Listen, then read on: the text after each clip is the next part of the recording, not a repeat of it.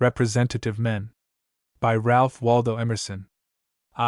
Uses of great men. It is natural to believe in great men. If the companions of our childhood should turn out to be heroes, and their condition regal, it would not surprise us. All mythology opens with demigods, and the circumstance is high and poetic, that is, their genius is paramount. In the legends of the Gautama, the first men ate the earth, and found it deliciously sweet. Nature seems to exist for the excellent. The world is upheld by the veracity of good men, they make the earth wholesome.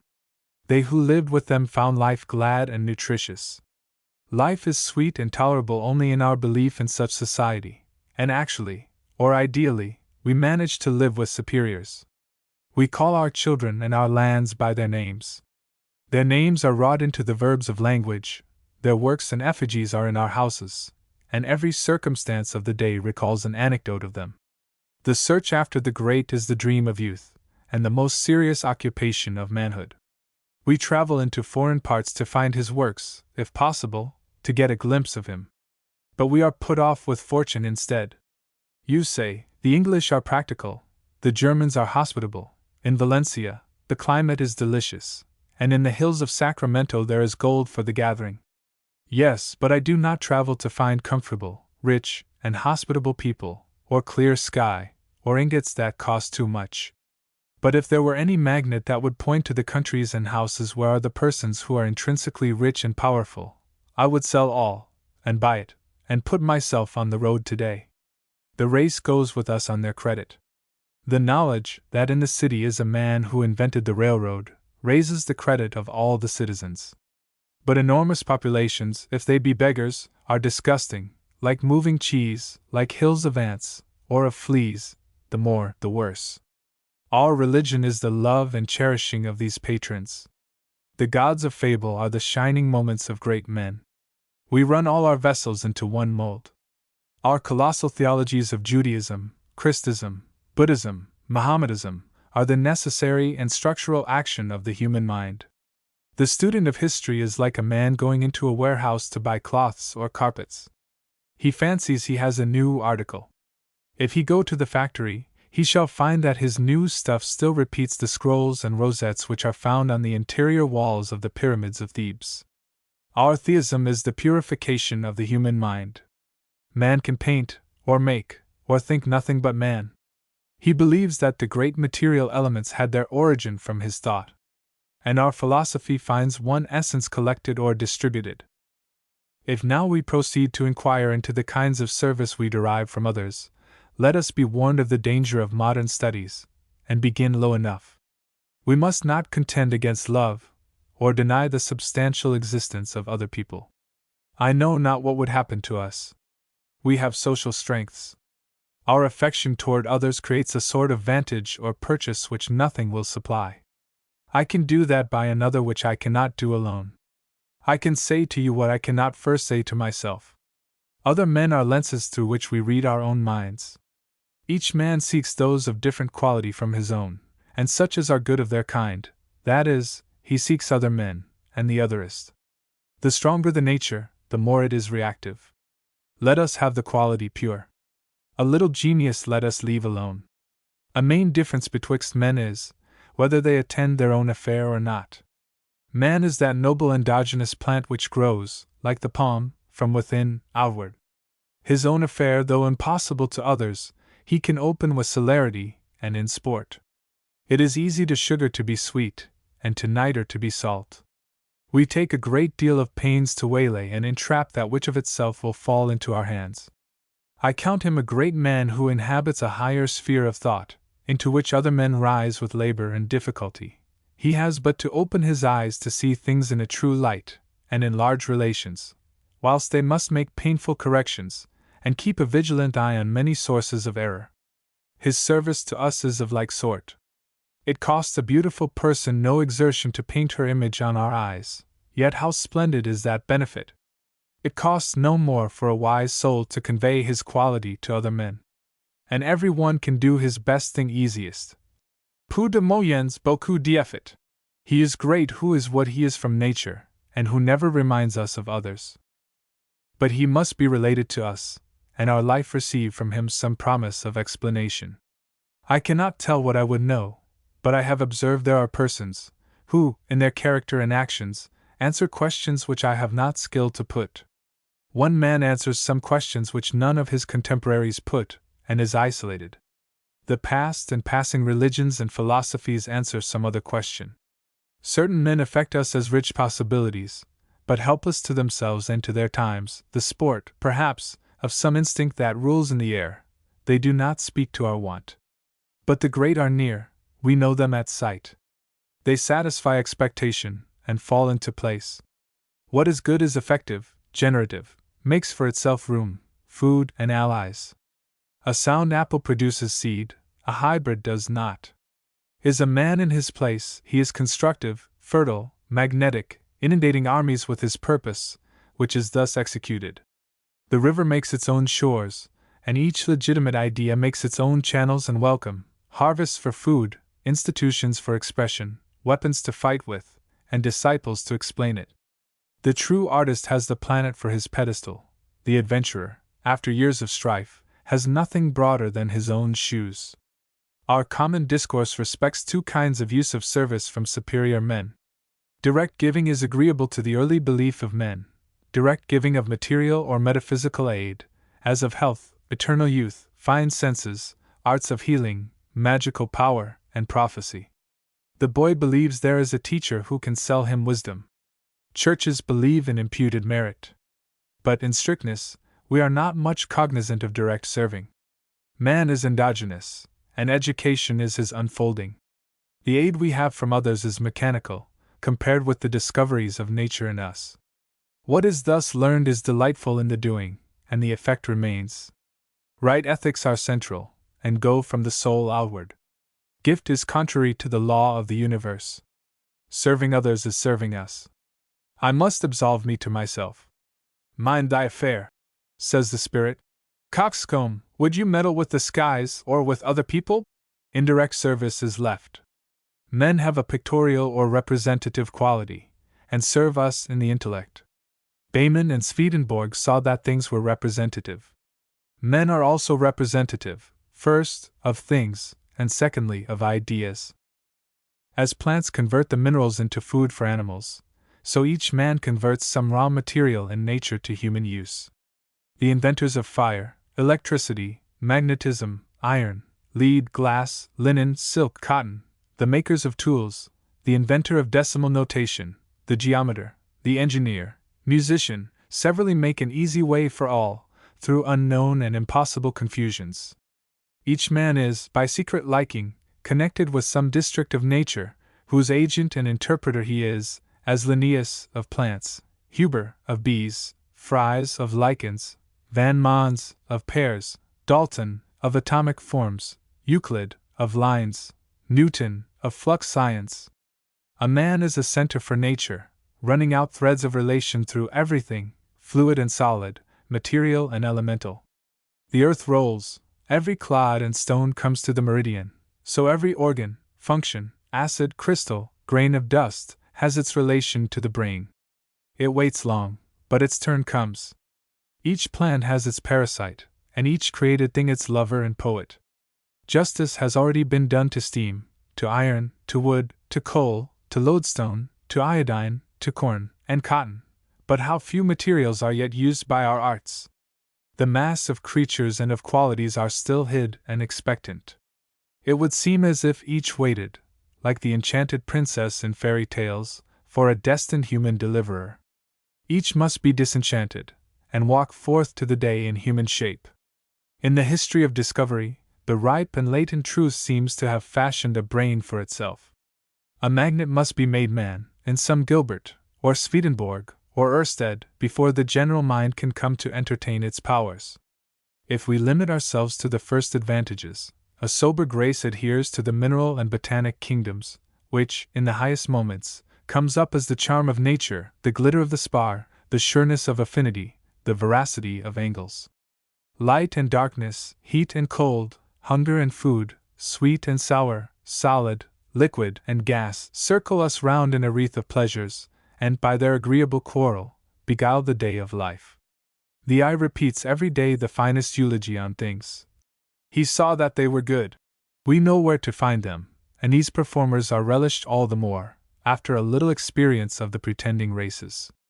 We are entitled, also, to higher advantages. Something is wanting to science, until it has been humanized. The table of logarithms is one thing, and its vital play, in botany, music, optics, and architecture another. There are advancements to numbers, anatomy, architecture, astronomy, little suspected at first, when, by union with intellect and will, they ascend into the life, and reappear in conversation, character, and politics. But this comes later. We speak now only of our acquaintance with them in their own sphere, and the way in which they seem to fascinate and draw to them some genius who occupies himself with one thing all his life long.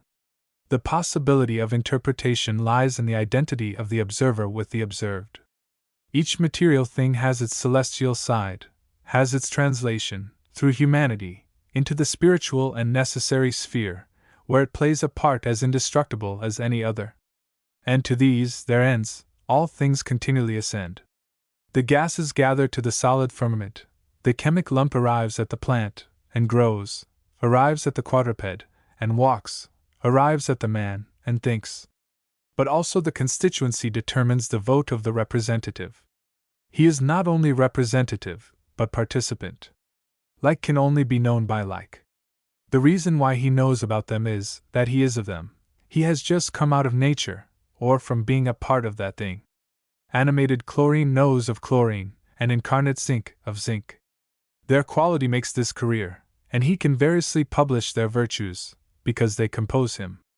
Man, made of the dust of the world, does not forget his origin, and all that is yet inanimate will one day speak and reason. Unpublished nature will have its whole secret told.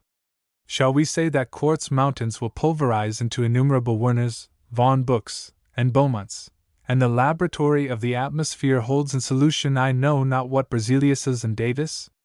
Thus, we sit by the fire, and take hold on the poles of the earth. This quasi-omnipresence supplies the imbecility of our condition. In one of those celestial days, when heaven and earth meet and adorn each other, it seems a poverty that we can only spend it once. We wish for 1,000 heads, 1,000 bodies, that we might celebrate its immense beauty in many ways and places. Is this fancy? Well, in good faith, we are multiplied by our proxies. How easily we adopt their labors!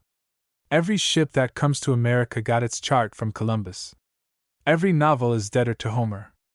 Every carpenter who shaves with a foreplane borrows the genius of a forgotten inventor. Life is girt all around with a zodiac of sciences, the contributions of men who have perished to add their point of light to our sky. Engineer, broker, jurist, physician, moralist, theologian, and every man, inasmuch as he has any science, is a definer and mapmaker of the latitudes and longitudes of our condition. These roadmakers on every hand enrich us. We must extend the area of life, and multiply our relations.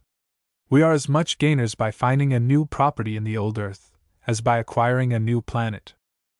We are too passive in the reception of these material or semi-material aids. We must not be sacks and stomachs. To ascend one step, we are better served through our sympathy. Activity is contagious.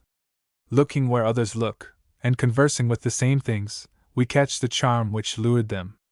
Napoleon said, "You must not fight too often with one enemy, or you will teach him all your art of war. Talk much with any man of vigorous mind, and we acquire very fast the habit of looking at things in the same light, and on each occurrence, we anticipate his thought. Men are helpful through the intellect and the affections. Other help, I find a false appearance. If you affect to give me bread and fire, I perceive that I pay for it the full price, and at last it leaves me as it found me, neither better nor worse. But all mental and moral force is a positive good. It goes out from you whether you will or not, and profits me whom you never thought of. I cannot even hear of personal vigor of any kind, great power of performance, without fresh resolution. We are emulous of all that man can do. Cecil sang of Sir Walter Raleigh. I know that he can toil terribly, is an electric touch. So are Clarendon's portraits of Hampden. who was of an industry and vigilance not to be tired out or wearied by the most laborious, and of parts not to be imposed on by the most subtle and sharp, and of a personal courage equal to his best parts. Of Falkland, who was so severe an adorer of truth, that he could as easily have given himself leave to steal, as to dissemble. We cannot read Plutarch, without a tingling of the blood, and I accept the saying of the Chinese Mencius. As age is the instructor of 100 ages. When the manners of Lu are heard of, the stupid become intelligent, and the wavering, determined. This is the moral of biography, yet it is hard for departed men to touch the quick like our own companions, whose names may not last as long. What is he whom I never think of? Whilst in every solitude are those who succor our genius, and stimulate us in wonderful manners. There is a power in love to divine another's destiny better than that other can, and by heroic encouragements, hold him to his task. What has friendship so signaled as its sublime attraction to whatever virtue is in us? We will never more think cheaply of ourselves, or of life. We are piqued to some purpose, and the industry of the diggers on the railroad will not again shame us. Under this head, too, falls that homage, very pure, as I think, which all ranks pay to the hero of the day, from Coriolanus and Gracchus, down to Pitt, Lafayette, Wellington, Webster, Lamartine. Hear the shouts in the street. The people cannot see him enough. They delight in a man. Here is a head and a trunk. What a front! What eyes! Atlantean shoulders, and the whole carriage heroic, with equal inward force to guide the great machine. This pleasure of full expression to that which, in their private experience, is usually cramped and obstructed, runs, also, much higher, and is the secret of the reader's joy in literary genius. Nothing is kept back. There is fire enough to fuse the mountain of ore. Shakespeare's principal merit may be conveyed, in saying that he, of all men, best understands the English language, and can say what he will. Yet these unchoked channels and floodgates of expression are only health or fortunate constitution. Shakespeare's name suggests other and purely intellectual benefits. Senates and sovereigns have no complement, with their medals, swords, and armorial coats, like the addressing to a human being thoughts out of a certain height, and presupposing his intelligence. This honor, which is possible in personal intercourse scarcely twice in a lifetime, genius perpetually pays, contented, if now and then, in a century, the proffer is accepted. The indicators of the values of matter are degraded to a sort of cooks and confectioners, on the appearance of the indicators of ideas. Genius is the naturalist or geographer of the supersensible regions, and draws on their map, and by acquainting us with new fields of activity, cools our affection for the old. These are at once accepted as the reality, of which the world we have conversed with is the show. We go to the gymnasium and the swimming school to see the power and beauty of the body. There is the like pleasure, and a higher benefit, from witnessing intellectual feats of all kinds, as feats of memory, of mathematical combination, great power of abstraction, the transmutings of the imagination, even versatility, and concentration, as these acts expose the invisible organs and members of the mind, which respond, member for member, to the parts of the body. For we thus enter a new gymnasium, and learn to choose men by their truest marks, taught, with Plato, to choose those who can, without aid from the eyes, or any other sense, proceed to truth and to being. Foremost among these activities are the somersaults, spells, and resurrections, wrought by the imagination. When this wakes, a man seems to multiply 10 times or 1,000 times his force. It opens the delicious sense of indeterminate size, and inspires an audacious mental habit. We are as elastic as the gas of gunpowder, and a sentence in a book, or a word dropped in conversation, sets free our fancy, and instantly our heads are bathed with galaxies, and our feet tread the floor of the pit. And this benefit is real, because we are entitled to these enlargements, and once having passed the bounds, shall never again be quite the miserable pedants we were.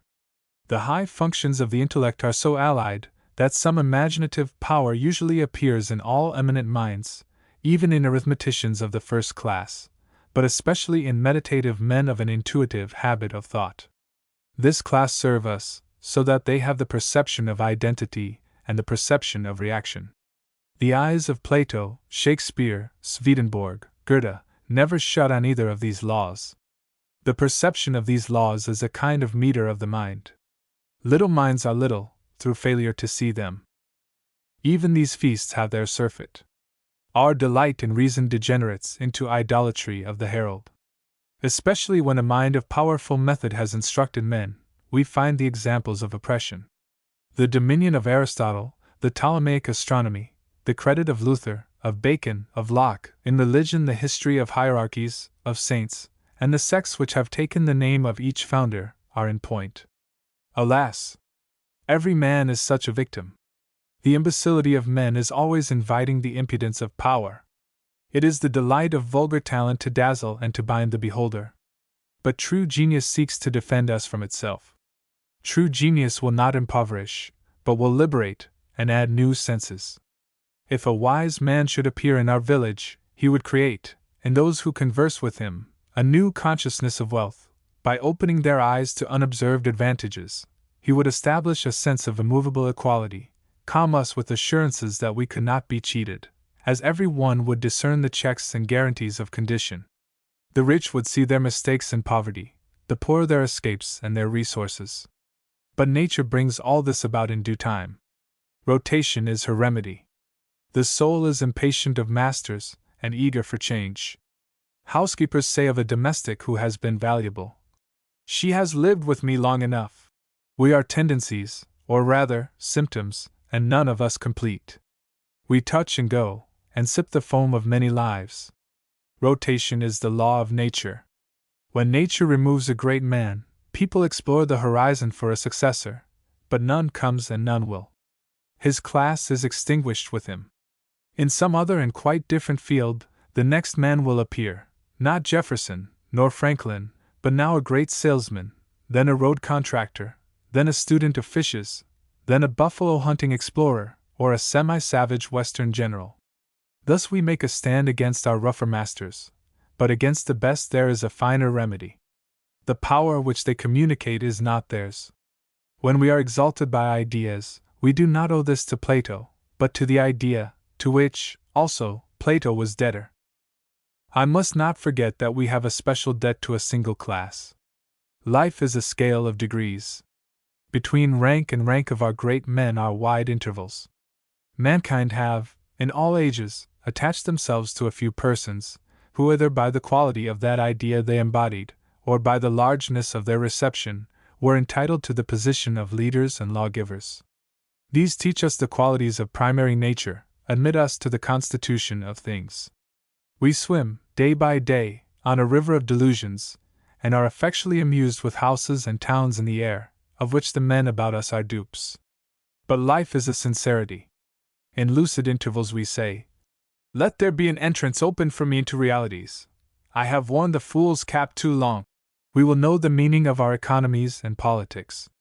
Give us the cipher, and if persons and things are scores of a celestial music, let us read off the strains. We have been cheated of our reason, yet there have been sane men, who enjoyed a rich and related existence. What they know for us. With each new mind, a new secret of nature transpires, nor can the Bible be closed, until the last great man is born. These men correct the delirium of the animal spirits, make us considerate, and engage us to new aims and powers. The veneration of mankind selects these for the highest place. Witness the multitude of statues, pictures, and memorials which recall their genius in every city, village, house, and ship. How to illustrate the distinctive benefit of ideas, the service rendered by those who introduce moral truths into the general mind? I am plagued, in all my living, with a perpetual tariff of prices. If I work in my garden, and prune an apple tree, I am well enough entertained, and could continue indefinitely in the like occupation. But it comes to mind that a day is gone, and I have got this precious nothing done. I go to Boston or New York, and run up and down on my affairs. They are sped, but so is the day. I am vexed by the recollection of this price I have paid for a trifling advantage. I remember the podiane, on which whoso sat should have his desire, but a piece of the skin was gone for every wish. I go to a convention of philanthropists. Do what I cannot keep my eyes off the clock. But if there should appear in the company some gentle soul who knows little of persons or parties, of Carolina or Cuba, but who announces a law that disposes these particulars, and so certifies me of the equity which checkmates every false player, bankrupts every self-seeker, and apprises me of my independence on any conditions of country, or time, or human body, that man liberates me. I forget the clock. I pass out of the sore relation to persons. I am healed of my hurts. I am made immortal by apprehending my possession of incorruptible goods. Here is great competition of rich and poor. We live in a market, where is only so much wheat, or wool, or land, and if I have so much more, every other must have so much less. I seem to have no good, without breach of good manners. Nobody is glad in the gladness of another, and our system is one of war, of an injurious superiority. Every child of the Saxon race is educated to wish to be first. It is our system, and a man comes to measure his greatness by the regrets, envies, and hatreds of his competitors. But in these new fields there is room. Here are no self-esteems, no exclusions. I admire great men of all classes, those who stand for facts, and for thoughts. I like rough and smooth, scourges of God, and darlings of the human race. I like the first Caesar, and Charles V. of Spain, and Charles XII. of Sweden, Richard Plantagenet, and Bonaparte in France. I applaud a sufficient man, an officer, equal to his office, captains, ministers, senators. I like a master standing firm on legs of iron, well-born, rich, handsome, eloquent, loaded with advantages, drawing all men by fascination into tributaries and supporters of his power. Sword and staff, or talents sword-like or staff-like, carry on the work of the world. But I find him greater, when he can abolish himself, and all heroes, by letting in this element of reason, irrespective of persons, this subtilizer, an irresistible upward force, into our thought, destroying individualism, the power so great, that the potentate is nothing. Then he is a monarch, who gives a constitution to his people, a pontiff, who preaches the equality of souls, and releases his servants from their barbarous homages, an emperor, who can spare his empire. But I intended to specify, with a little minuteness, 2 or 3 points of service. Nature never spares the opium or nepenthe, but wherever she mars her creature with some deformity or defect, lays her poppies plentifully on the bruise, and the sufferer goes joyfully through life, ignorant of the ruin, and incapable of seeing it, though all the world point their finger at it every day. The worthless and offensive members of society, whose existence is a social pest, invariably think themselves the most ill-used people alive, and never get over their astonishment at the ingratitude and selfishness of their contemporaries. Our globe discovers its hidden virtues, not only in heroes and archangels, but in gossips and nurses.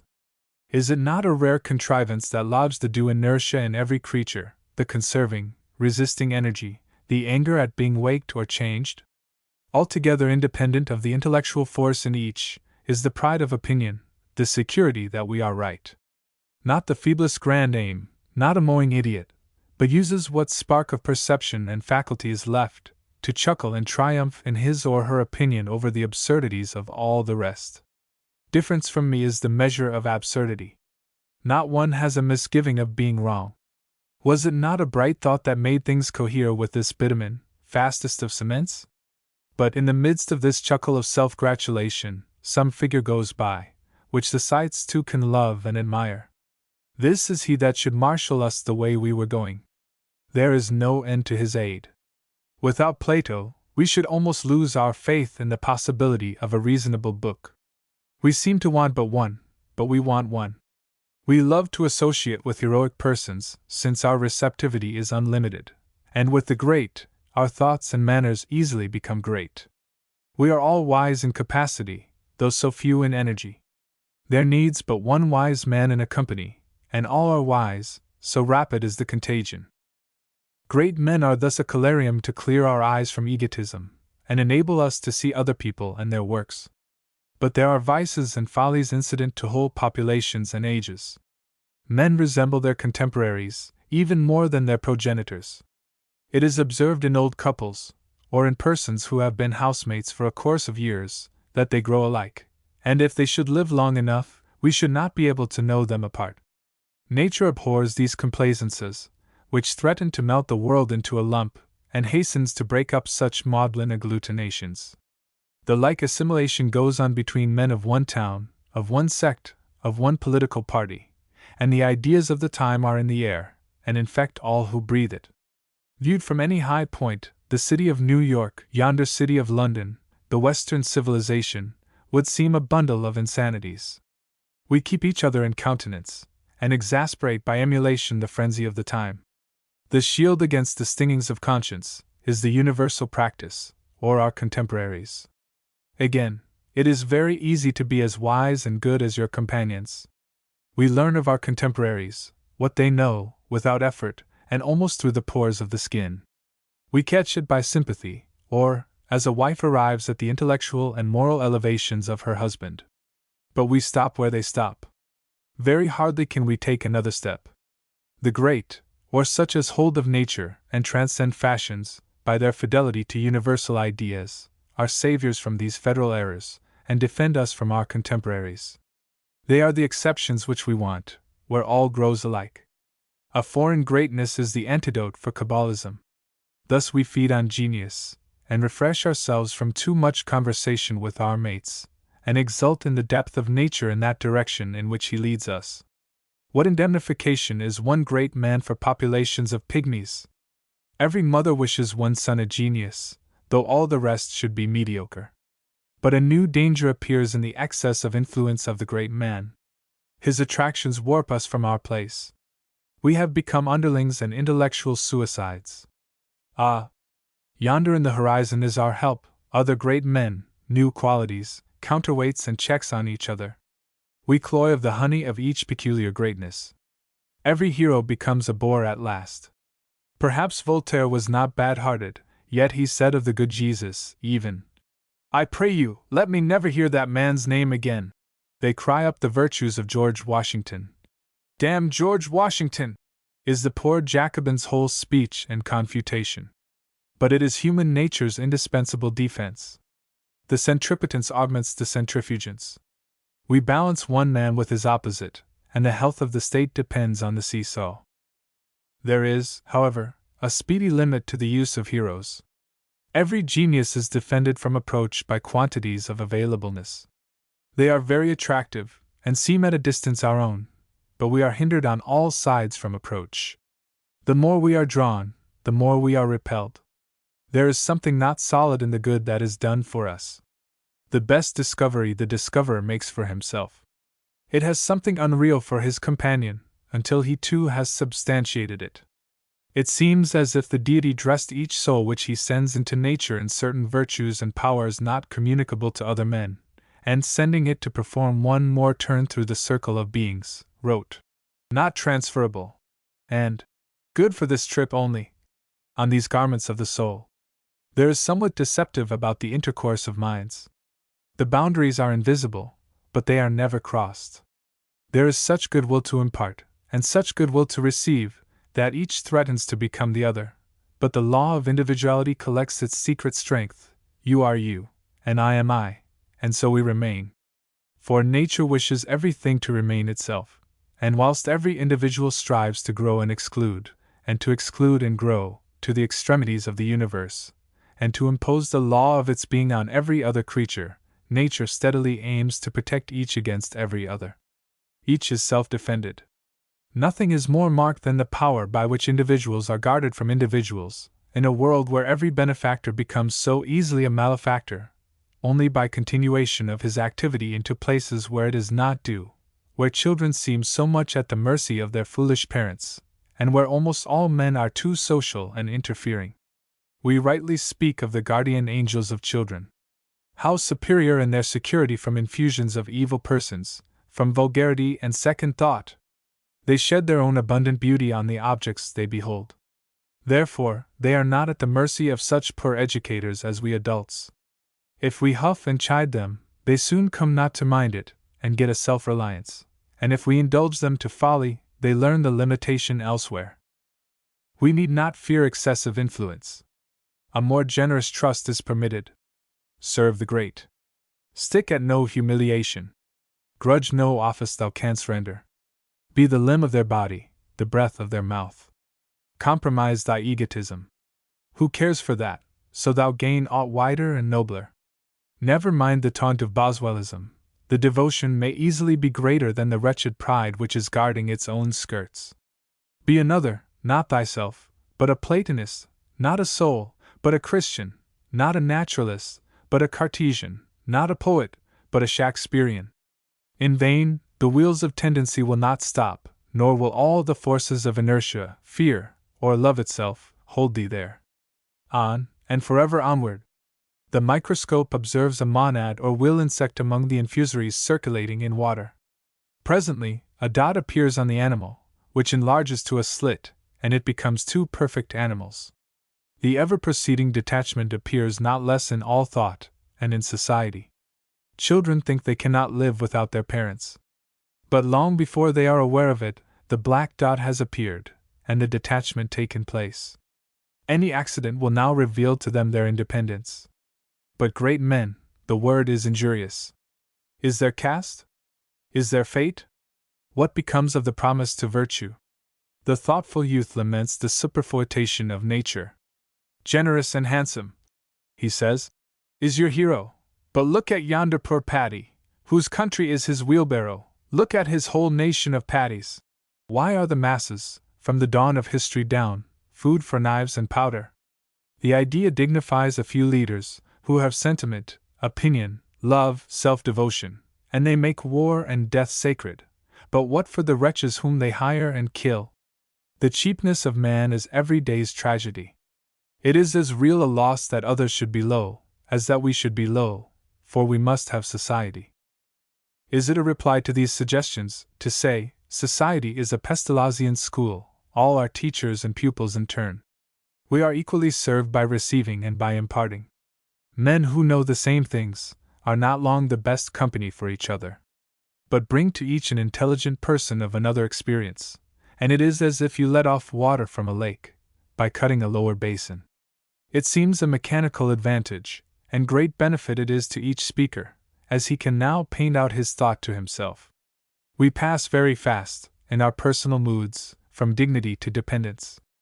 And if any appear never to assume the chair, but always to stand and serve, it is because we do not see the company in a sufficiently long period for the whole rotation of parts to come about. As to what we call the masses, and common men, there are no common men. All men are at last of a size, and true art is only possible on the conviction that every talent has its apotheosis somewhere. Fair play, and an open field, and freshest laurels to all who have won them. But heaven reserves an equal scope for every creature. Each is uneasy until he has produced his private ray unto the concave sphere, and beheld his talent also in its last nobility and exaltation. The heroes of the hour are relatively great, of a faster growth, or they are such, in whom, at the moment of success, a quality is ripe which is then in request. Other days will demand other qualities. Some rays escape the common observer, and want a finely adapted eye. Ask the great man if there be none greater. His companions are, and not the less great, but the more, that society cannot see them.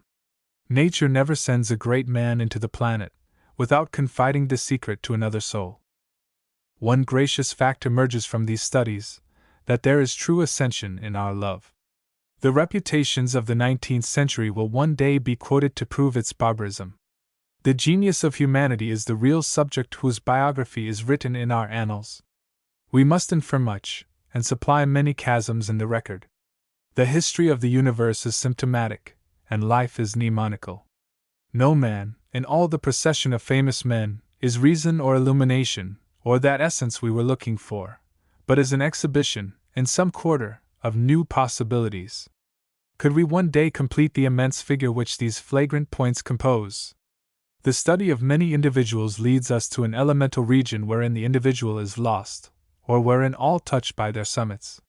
Thought and feeling, that break out there, cannot be impounded by any fence of personality. This is the key to the power of the greatest men, their spirit diffuses itself. A new quality of mind travels by night and by day, in concentric circles from its origin, and publishes itself by unknown methods. The union of all minds appears intimate. What gets admission to one cannot be kept out of any other. The smallest acquisition of truth or of energy, in any quarter, is so much good to the commonwealth of souls. If the disparities of talent and position vanish, when the individuals are seen in the duration which is necessary to complete the career of each, even more swiftly the seeming injustice disappears, when we ascend to the central identity of all the individuals, and know that they are made of the same substance which ordaineth and doeth. The genius of humanity is the right point of view of history. The qualities abide. The men who exhibit them have now more, now less, and pass away. The qualities remain on another brow. No experience is more familiar. Once you saw phoenixes, they are gone. The world is not therefore disenchanted. The vessels on which you read sacred emblems turn out to be common pottery, but the sense of the pictures is sacred, and you may still read them transferred to the walls of the world. For a time, our teachers serve us personally, as meters or milestones of progress. Once they were angels of knowledge, and their figures touched the sky. Then we drew near, saw their means, culture, and limits, and they yielded their places to other geniuses. Happy if a few names remain so high that we have not been able to read them nearer, and age and comparison have not robbed them of a ray. But at last we shall cease to look in men for completeness, and shall content ourselves with their social and delegated quality. All that respects the individual is temporary and prospective, like the individual himself, who is ascending out of his limits into a Catholic existence. We have never come at the true and best benefit of any genius, so long as we believe him an original force. In the moment when he ceases to help us as a cause, he begins to help us move as an effect. Then he appears as an exponent of a vaster mind and will. The opaque self becomes transparent with the light of the first cause. Yet, within the limits of human education and agency, we may say, great men exist that there may be greater men. The destiny of organized nature is amelioration, and who can tell its limits? It is for man to tame the chaos, on every side, whilst he lives, to scatter the seeds of science and of song, that climate, corn, animals, men may be milder, and the germs of love and benefit may be multiplied. 2. Plato, or the philosopher. Among books, Plato only is entitled to Omar's fanatical compliment to the Quran, when he said, "Burn the libraries, for their value is in this book." These sentences contain the culture of nations. These are the cornerstone of schools. These are the fountainhead of literatures. A discipline it is in logic, arithmetic, taste, symmetry, poetry, language, rhetoric, ontology, morals, or practical wisdom. There was never such range of speculation. Out of Plato come all things that are still written and debated among men of thought. Great havoc makes he among our originalities. We have reached the mountain from which all these drift boulders were detached. The Bible of the learned for 2,200 years, every brisk young man, who says in succession fine things to each reluctant generation, Boethius, Rabelais, Erasmus, Bruno, Locke, Rousseau, Alfieri, Coleridge, is some reader of Plato, translating into the vernacular, wittily, his good things. Even the men of grander proportions suffer some deduction from the misfortune, shall I say, of coming after this exhausting generalizer. St. Augustine, Copernicus, Newton, Bayman, Swedenborg, Goethe, are likewise his debtors, and must say after him. For it is fair to credit the broadest generalizer with all the particulars deducible from his thesis. Plato is philosophy, and philosophy, Plato, at once the glory and the shame of mankind, since neither Saxon nor Roman have availed to add any idea to his categories. No wife, no children had he, and the thinkers of all civilized nations are his posterity, and are tinged with his mind. How many great men nature is incessantly sending up out of night, to be his men, Platonists. The Alexandrians, a constellation of genius, the Elizabethans not less, Sir Thomas More, Henry Moore, John Hales, John Smith, Lord Bacon, Jeremy Taylor, Ralph Cudworth, Sydenham, Thomas Taylor, Marsilius Ficinus, and Picus Mirandula. Calvinism is in his Phaedo, Christianity is in it.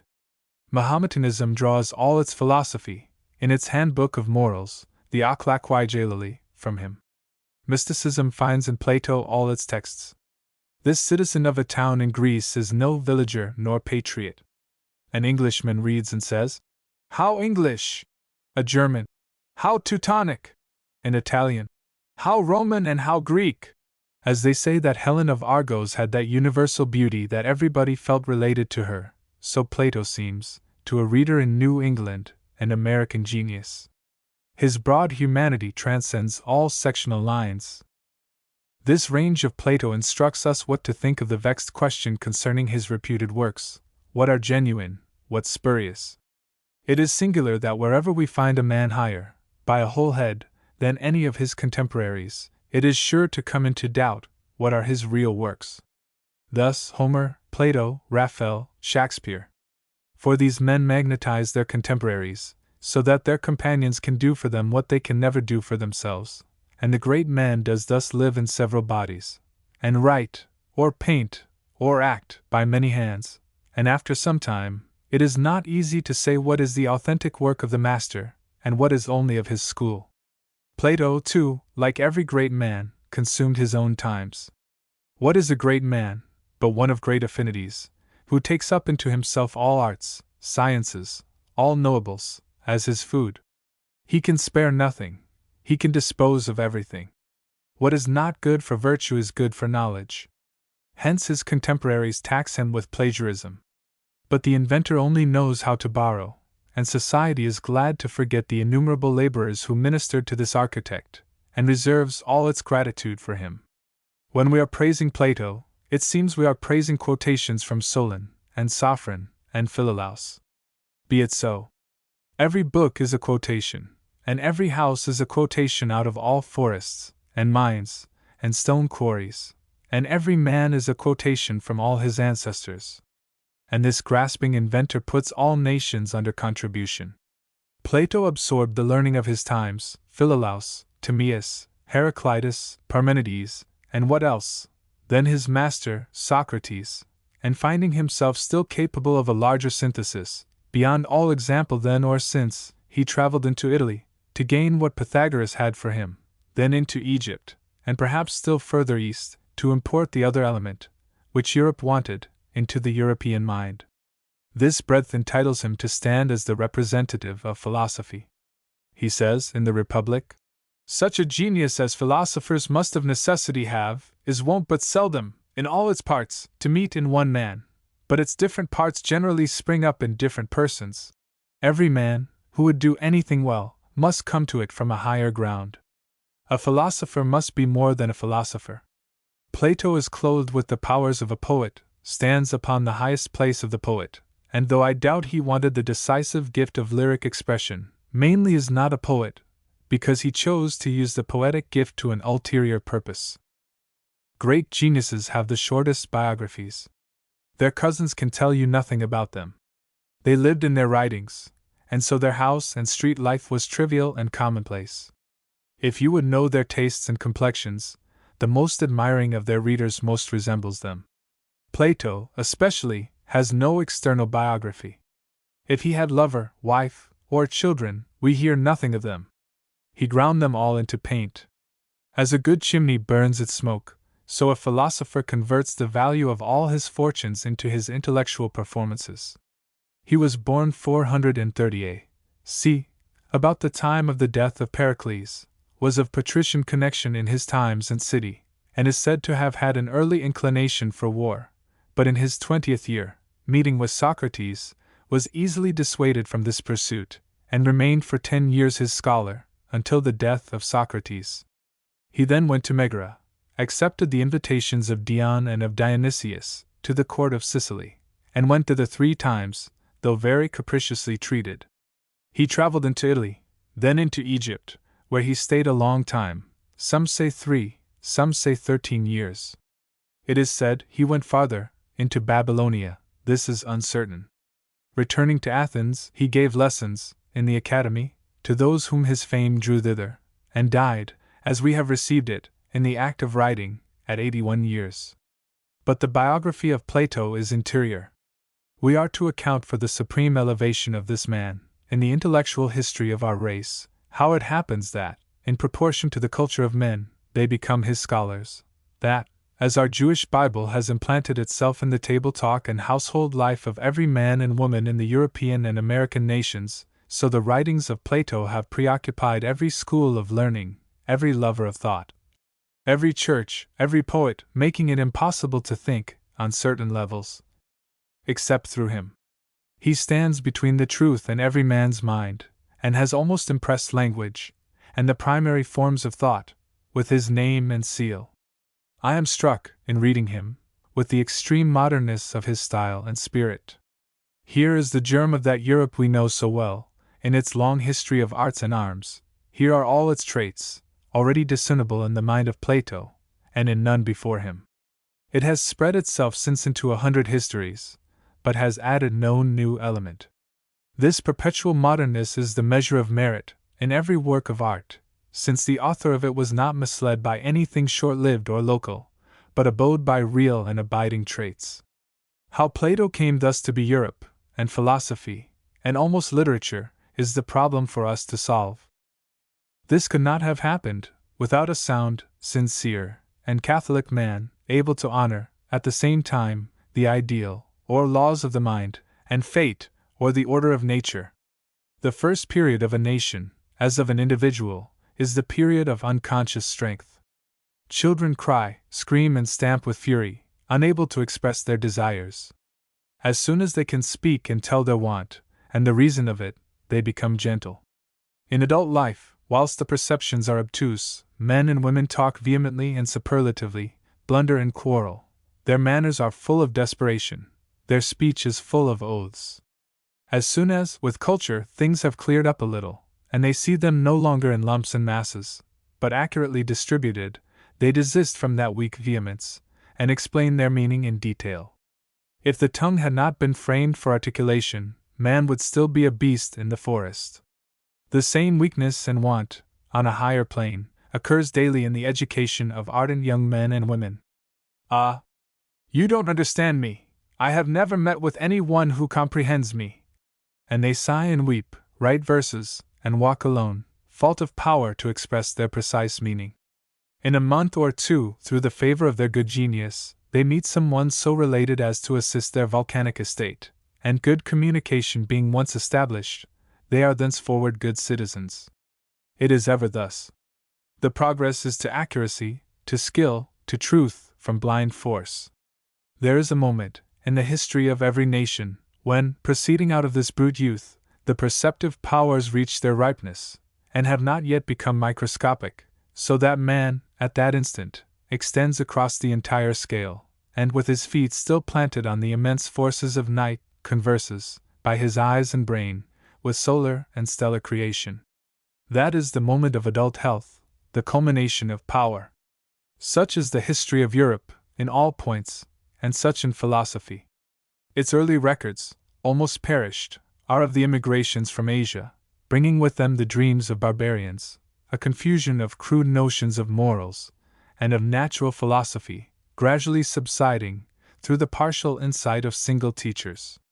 Before Pericles came the 7 wise masters, and we have the beginnings of geometry, metaphysics, and ethics. Then the partialists, deducing the origin of things from flux or water or from air, or from fire, or from mind. All mix with these causes mythologic pictures. At last comes Plato, the distributor, who needs no barbaric paint, or tattoo, or whooping, for he can define. He leaves with Asia the vast and superlative. He is the arrival of accuracy and intelligence. He shall be as a god to me, who can rightly divide and define. This defining is philosophy. Philosophy is the account which the human mind gives to itself of the constitution of the world. 2 cardinal facts lie forever at the base, the 1 and the 2. 1. Unity, or identity, and 2. Variety. We unite all things, by perceiving the law which pervades them, by perceiving the superficial differences, and the profound resemblances. But every mental act, this very perception of identity or oneness, recognizes the difference of things. Oneness and otherness. It is impossible to speak, or to think, without embracing both. The mind is urged to ask for one cause of many effects, then for the cause of that, and again the cause, diving still into the profound, self-assured that it shall arrive at an absolute and sufficient one, a one that shall be all. In the midst of the sun is the light, in the midst of the light is truth, and in the midst of truth is the imperishable being, say the Vedas. All philosophy, of East and West, has the same centripetence.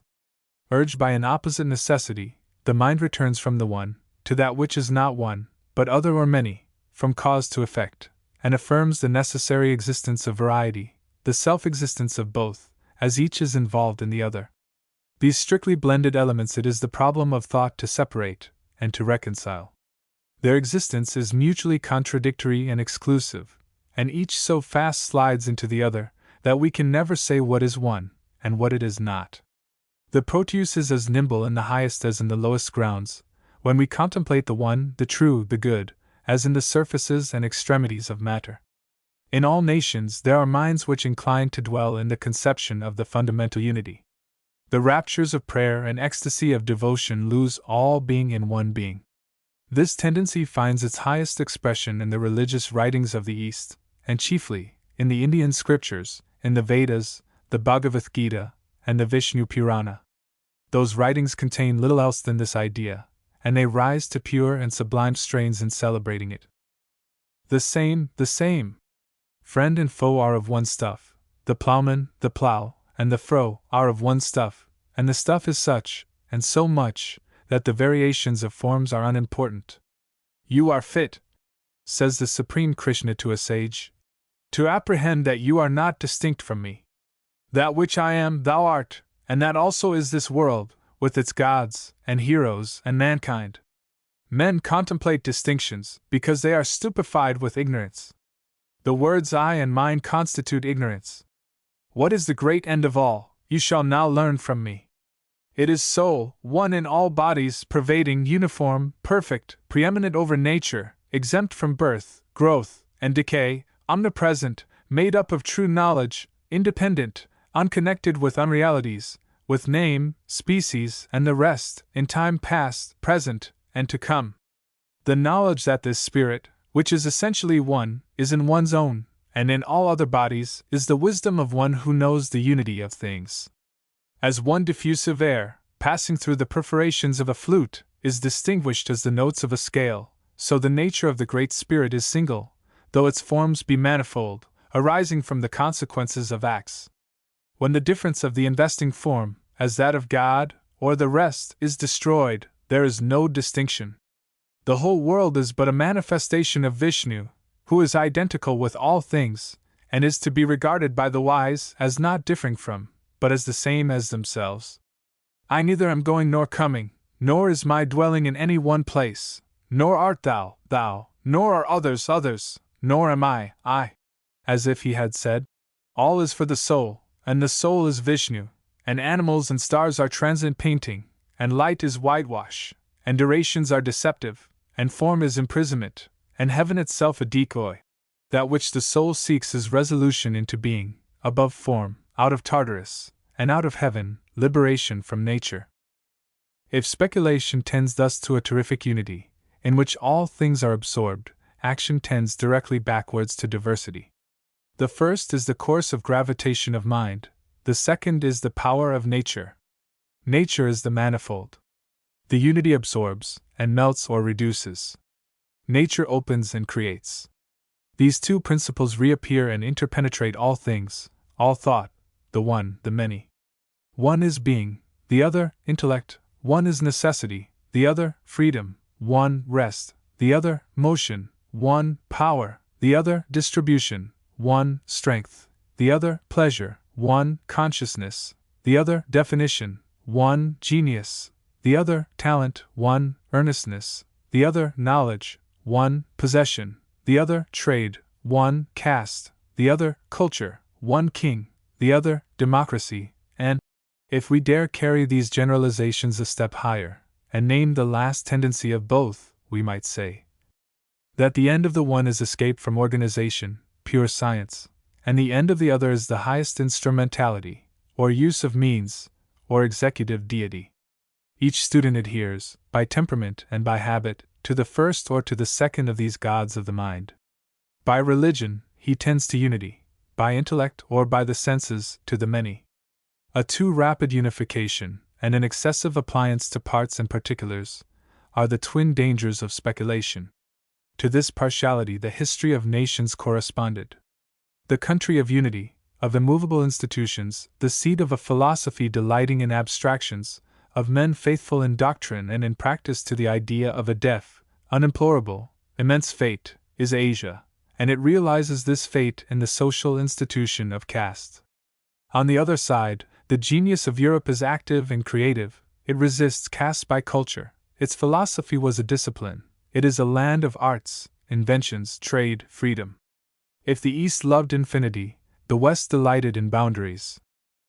European civility is the triumph of talent, the extension of system, the sharpened understanding, adaptive skill, delight in forms, delight in manifestation, incomprehensible results. Pericles, Athens, Greece, had been working in this element with the joy of genius not yet chilled by any foresight of the detriment of an excess. They saw before them no sinister political economy, no ominous Malthus, no Paris or London, no pitiless subdivision of classes, the doom of the pinmakers, the doom of the weavers, of dressers, of stockingers, of carters, of spinners, of colliers, no Ireland, no Indian caste superinduced by the efforts of Europe to throw it off. The understanding was in its health and prime. Art was in its splendid novelty. They cut the Pentelican marble as if it were snow, and their perfect works in architecture and sculpture seemed things of course, not more difficult than the completion of a new ship at the Medford Yards, or new mills at Lowell. These things are in course, and may be taken for granted. The Roman legion, Byzantine legislation, English trade, the saloons of Versailles, the cafes of Paris, the steam mill, steamboat, steam coach, may all be seen in perspective, the town meeting, the ballot box, the newspaper and cheap press. Meantime, Plato, in Egypt, and in Eastern pilgrimages, imbibed the idea of one deity, in which all things are absorbed. The unity of Asia, and the detail of Europe, the infinitude of the Asiatic soul, and the defining, result-loving, machine-making, surface-seeking, opera-going Europe, Plato came to join, and by contact to enhance the energy of each. The excellence of Europe and Asia are in his brain. Metaphysics and natural philosophy express the genius of Europe. He substructs the religion of Asia as the base. In short, a balanced soul was born, perceptive of the two elements. It is as easy to be great as to be small. The reason why we do not at once believe in admirable souls is because they are not in our experience. In actual life, they are so rare as to be incredible. But primarily, there is not only no presumption against them, but the strongest presumption in favor of their appearance. But whether voices were heard in the sky, or not, whether his mother or his father dreamed that the infant man-child was the son of Apollo, whether a swarm of bees settled on his lips, or not, a man who could see two sides of a thing was born. The wonderful synthesis so familiar in nature, the upper and the under side of the medal of Jove, the union of impossibilities, which reappears in every object, its real and its ideal power, was now, also, transferred entire to the consciousness of a man. The balanced soul came. If he loved abstract truth, he saved himself by propounding the most popular of all principles, the absolute good, which rules rulers, and judges the judge. If he made transcendental distinctions, he fortified himself by drawing all his illustrations from sources disdained by orators and polite conversers, from Mars and puppies, from pitchers and soup ladles, from cooks and criers, the shops of potters, horse doctors, butchers, and fishmongers.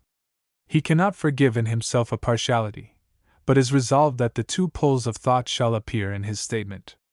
His arguments and his sentences are self-poised and spherical. The two poles appear, yes, and become two hands, to grasp and appropriate their own. Every great artist has been such by synthesis. Our strength is transitional, alternating, or, shall I say, a thread of two strands.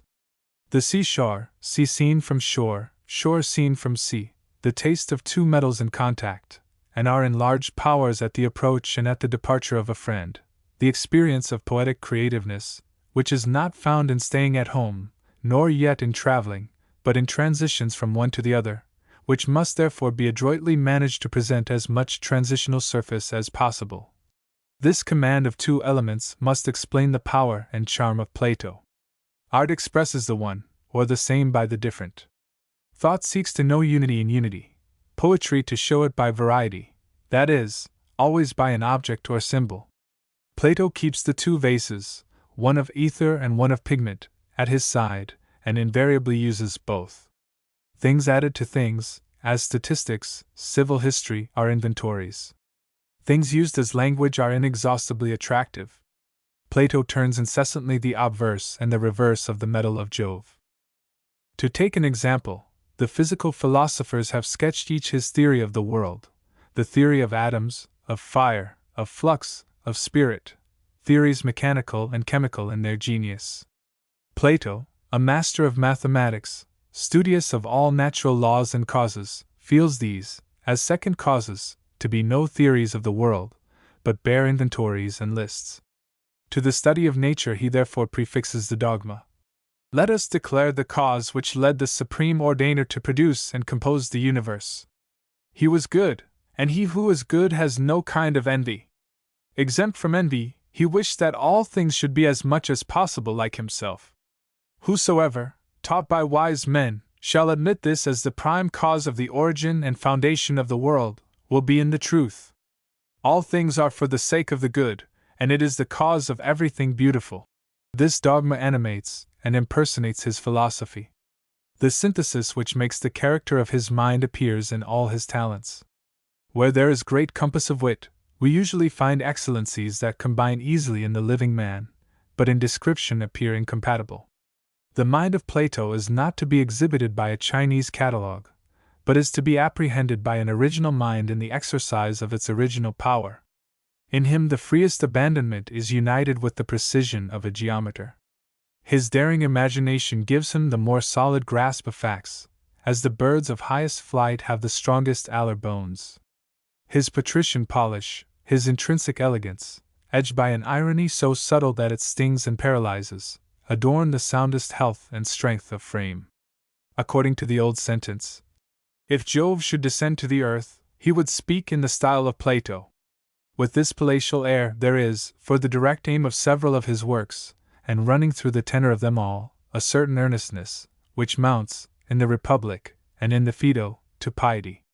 He has been charged with feigning sickness at the time of the death of Socrates. But the anecdotes that have come down from the times attest his manly interference before the people in his master's behalf, since even the savage cry of the assembly to Plato is preserved, and the indignation towards popular government, in many of his pieces, expresses a personal exasperation. He has a probity, a native reverence for justice and honor, and a humanity which makes him tender for the superstitions of the people. Add to this, he believes that poetry, prophecy, and the high insight arc from a wisdom of which man is not master, that the gods never philosophize, but by a celestial mania, these miracles are accomplished. Horsed on these winged steeds, he sweeps the dim regions, visits worlds which flesh cannot enter. He saw the souls in pain. He hears the doom of the judge.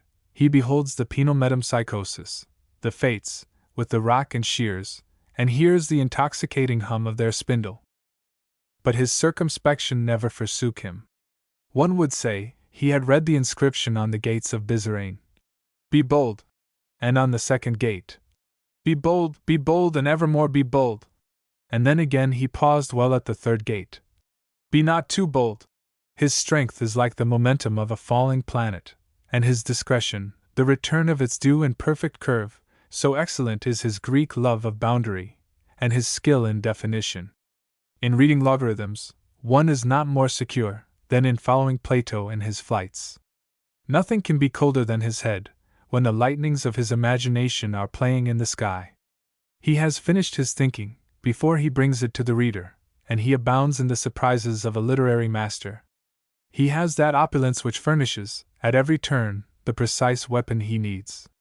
As the rich man wears no more garments, drives no more horses, sits in no more chambers than the poor, but has that one dress, or equipage, or instrument, which is fit for the hour and the need, so Plato, in his plenty, is never restricted, but has the fit word.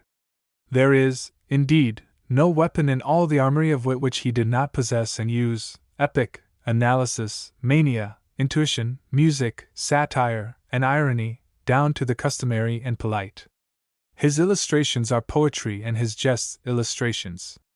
Socrates' profession of obstetric art is good philosophy, and his finding that word, cookery, and adulatory art, for rhetoric in the Gorgias, does us a substantial service still. No orator can measure an effect with him who can give good nicknames. What moderation, and understatement, and checking his thunder in mid-volley! He has good-naturedly furnished the courtier and citizen with all that can be said against the schools. For philosophy is an elegant thing, if any one modestly meddles with it, but if he is conversant with it more than is becoming, it corrupts the man.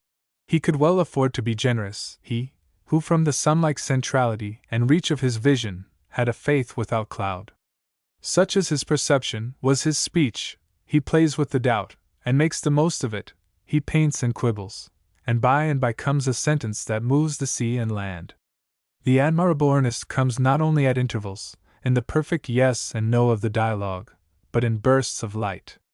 I, therefore, Callicles, am persuaded by these accounts, and consider how I may exhibit my soul before the judge in a healthy condition.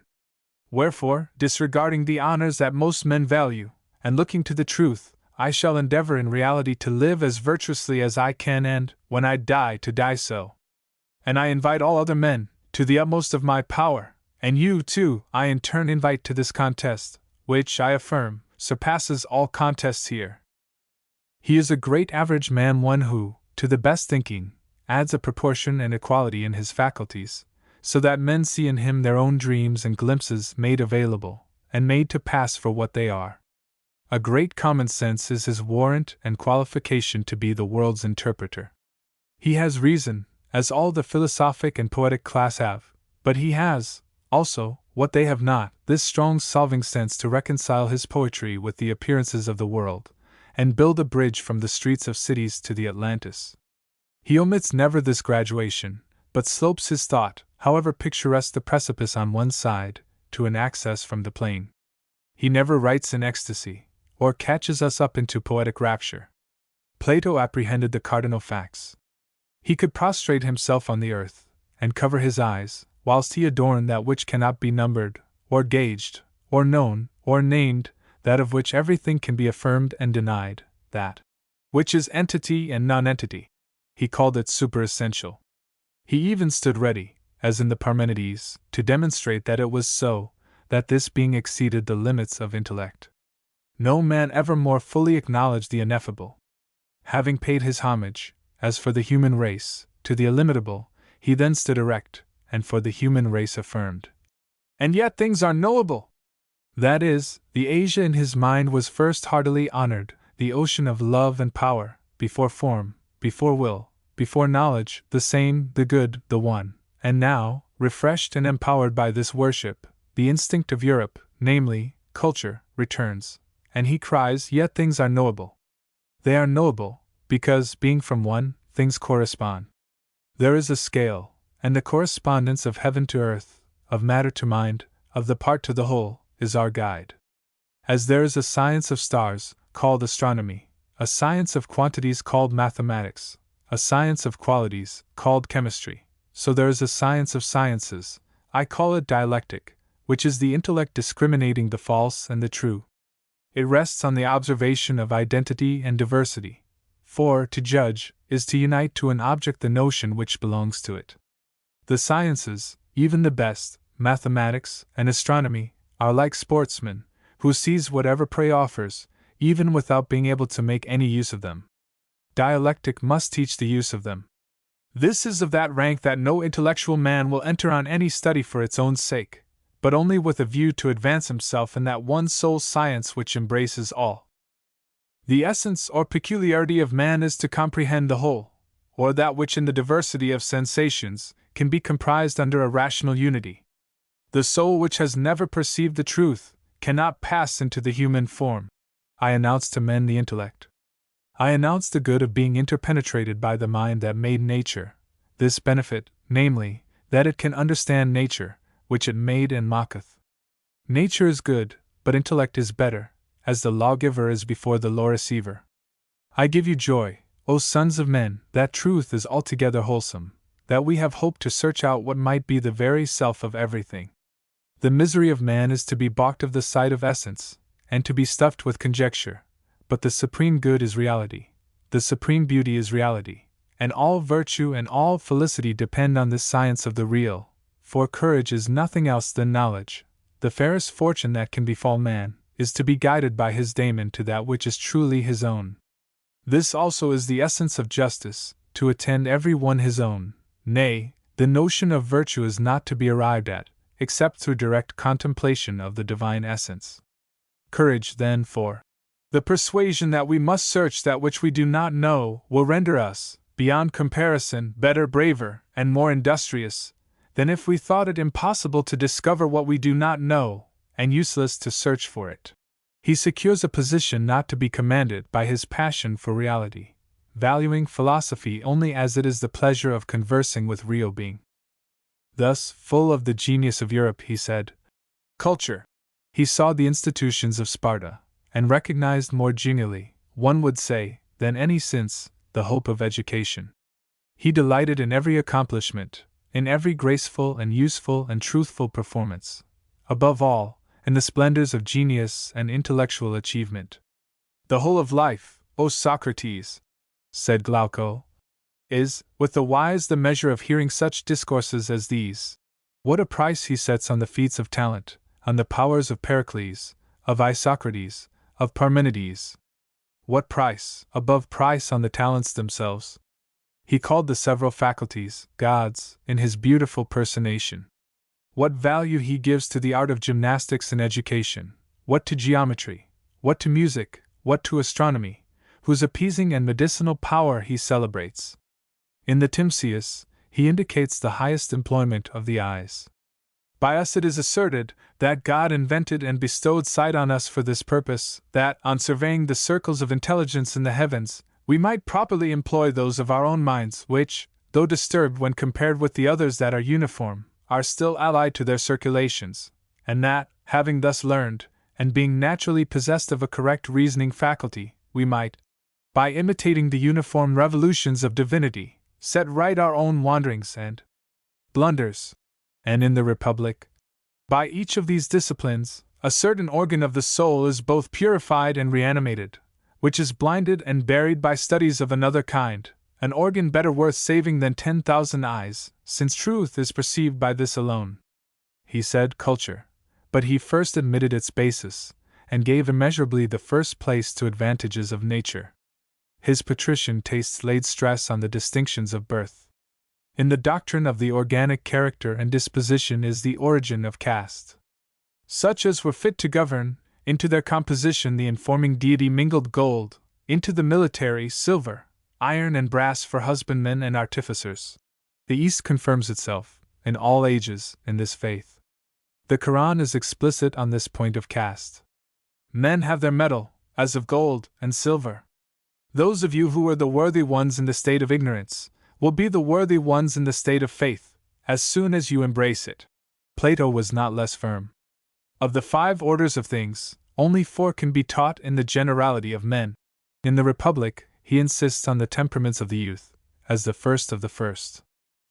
A happier example of the stress laid on nature is in the dialogue with the young Didges, who wishes to receive lessons from Socrates. Socrates declares that, if some have grown wise by associating with him, no thanks are due to him, but simply, whilst they were with him, they grew wise, not because of him. He pretends not to know the way of it. It is adverse to many, nor can those be benefited by associating with me, whom the demons oppose, so that it is not possible for me to live with ease. With many, however, he does not prevent me from conversing, who yet are not at all benefited by associating with me.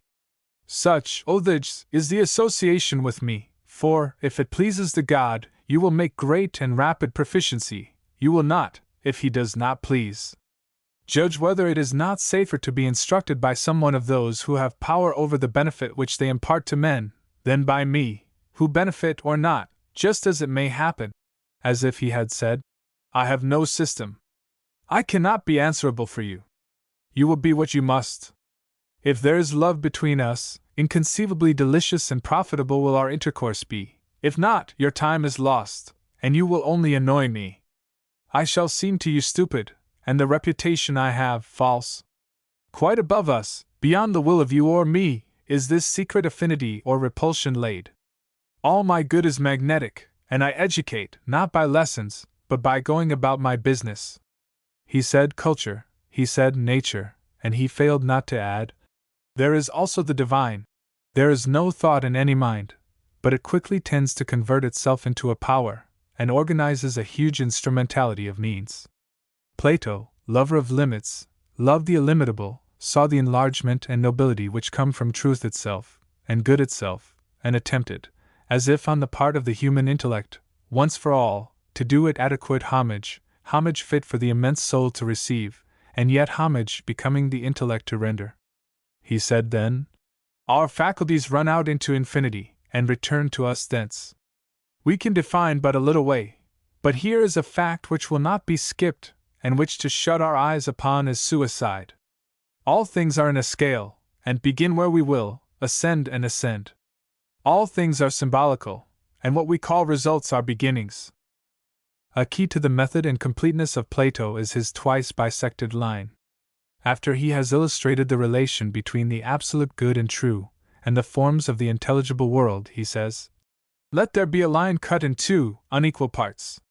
Cut again each of these two parts, one representing the visible, the other the intelligible world, and these two new sections, representing the bright part and the dark part of these worlds, you will have, for one of the sections of the visible world, images, that is, both shadows and reflections, for the other section, the objects of these images, that is, plants, animals, and the works of art and nature.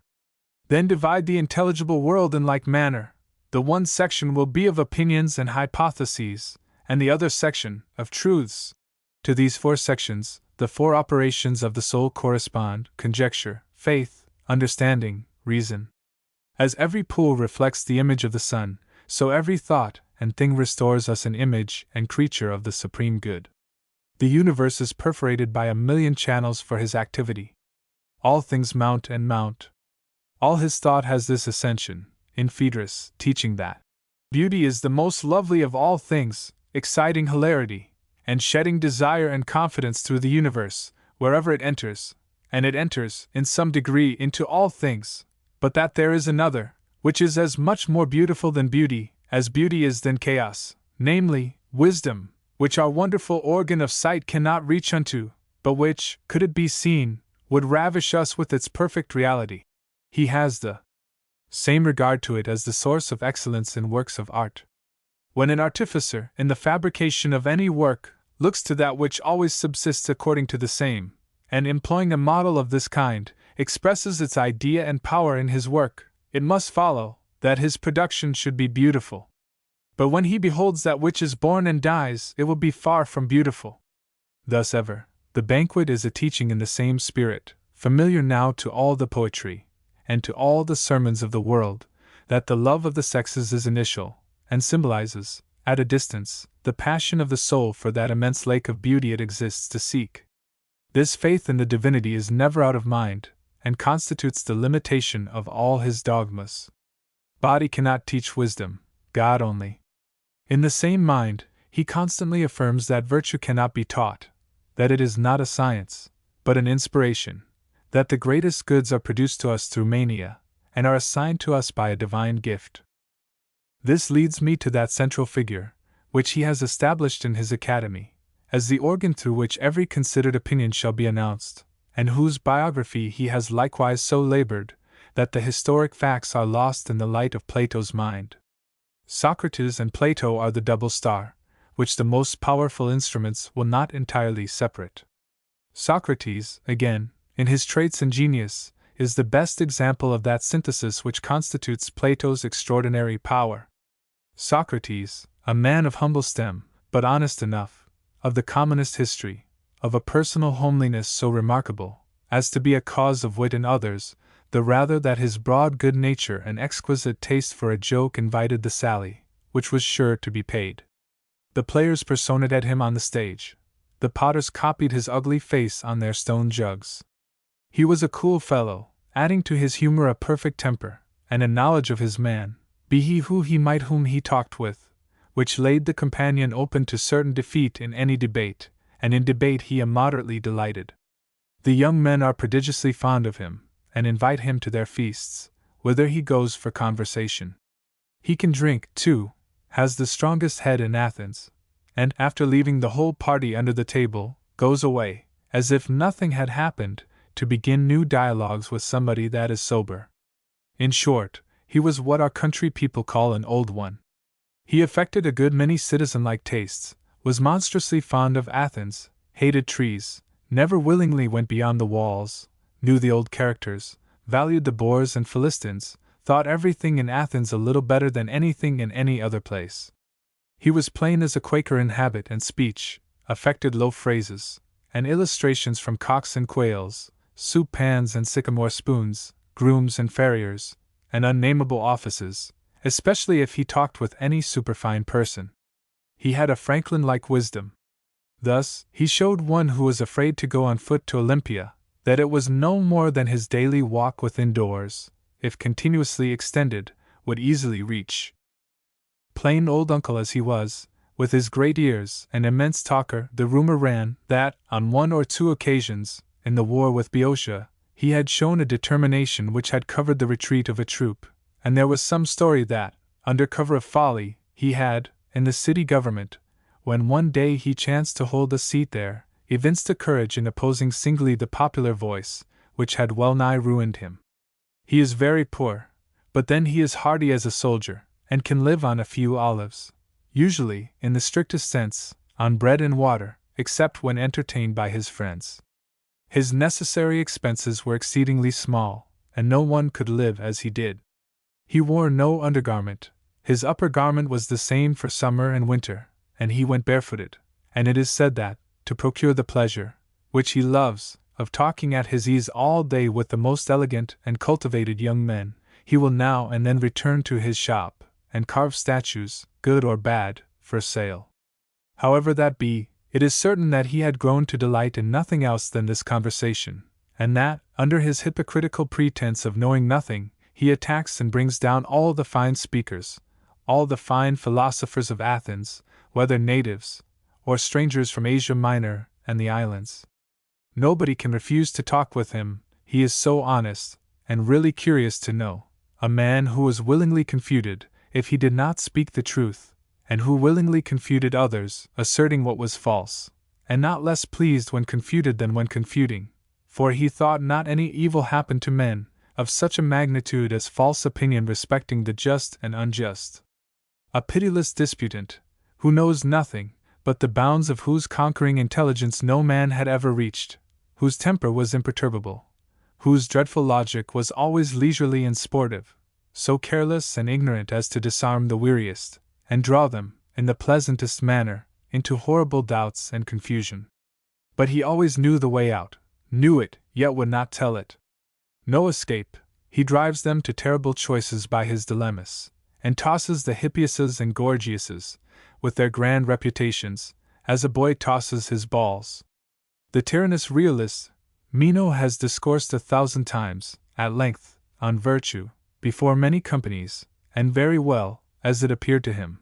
But at this moment, he cannot even tell what it is, this cramfish of a Socrates has so bewitched him.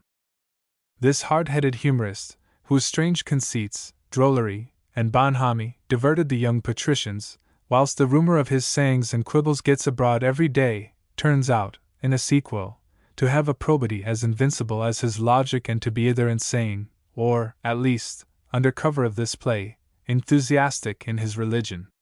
When accused before the judges of subverting the popular creed, he affirms the immortality of the soul, the future reward and punishment, and refusing to recant, in a caprice of the popular government, was condemned to die, and sent to the prison. Socrates entered the prison, and took away all ignominy from the place, which could not be a prison, whilst he was there. Crito bribed the jailer, but Socrates would not go out by treachery. Whatever inconvenience ensue, nothing is to be preferred before justice.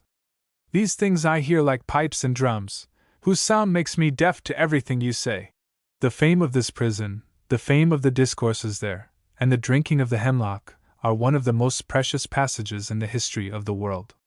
The rare coincidence, in one ugly body, of the droll and the martyr, the keen street and market debater with the sweetest saint known to any history at that time, had forcibly struck the mind of Plato, so capacious of these contrasts, and the figure of Socrates, by a necessity, placed itself in the foreground of the scene, as the fittest dispenser of the intellectual treasures he had to communicate. It was a rare fortune, that this Aesop of the mob, and this robed scholar, should meet, to make each other immortal in their mutual faculty. The strange synthesis, in the character of Socrates, capped the synthesis in the mind of Plato.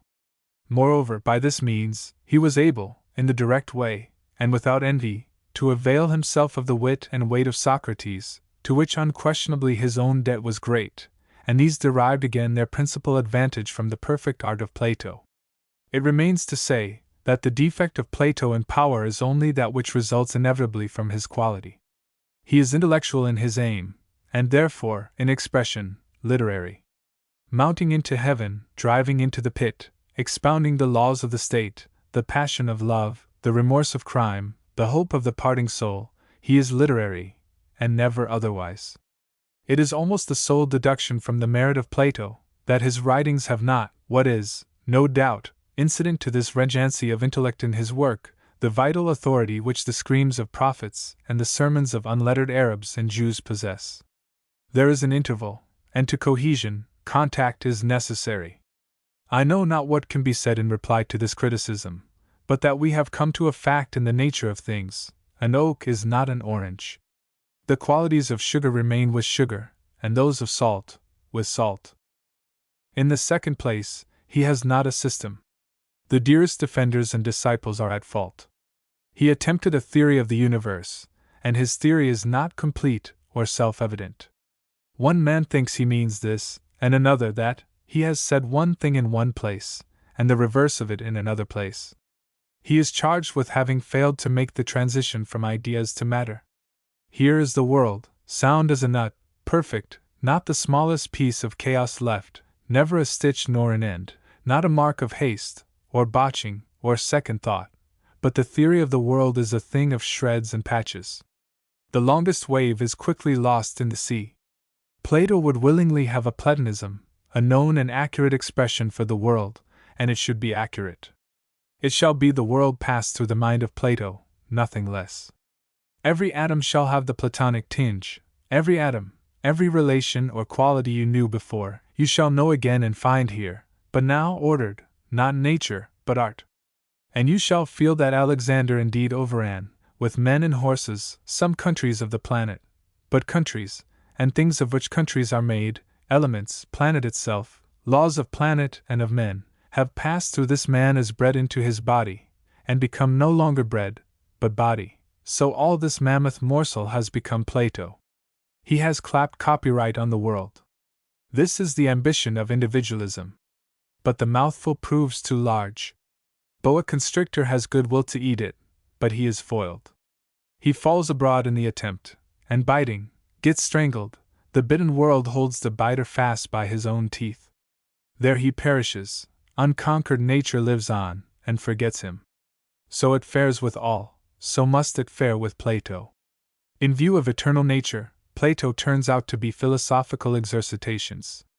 He argues on this side, and on that. The acutest German, the lovingest disciple, could never tell what Platonism was. Indeed, admirable texts can be quoted on both sides of every great question from him. These things we are forced to say, if we must consider the effort of Plato, or of any philosopher, to dispose of nature, which will not be disposed of.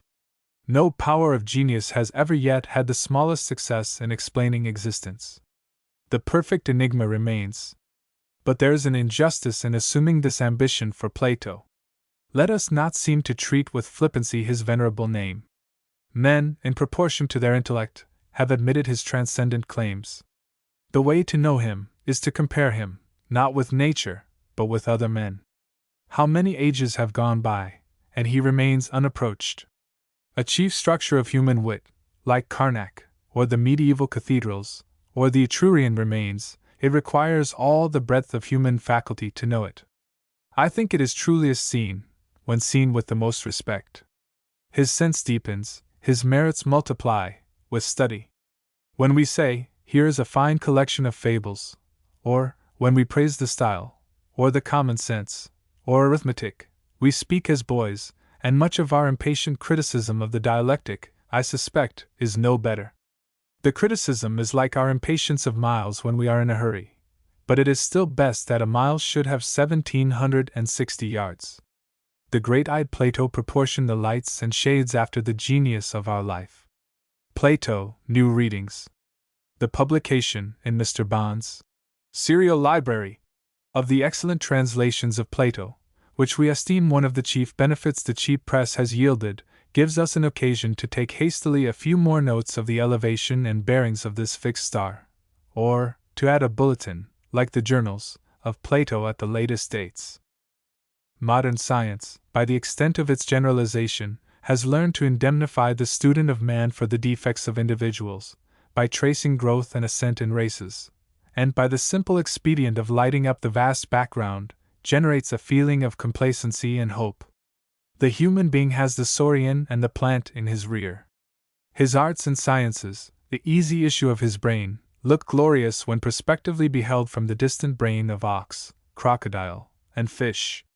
It seems as if nature, in regarding the geologic night behind her, when, in 5 or 6 millenniums, she had turned out 5 or 6 men, as Homer, Phidias, Menu, and Columbus, was nowise discontented with the result. These samples attested the virtue of the tree. These were a clear amelioration of trilobite and sorus, and a good basis for further proceeding. With this artist time and space are cheap, and she is insensible of what you say of tedious preparation. She waited tranquilly the flowing periods of paleontology, for the hour to be struck when man should arrive. Then periods must pass before the motion of the earth can be suspected, then before the map of the instincts and the cultivable powers can be drawn.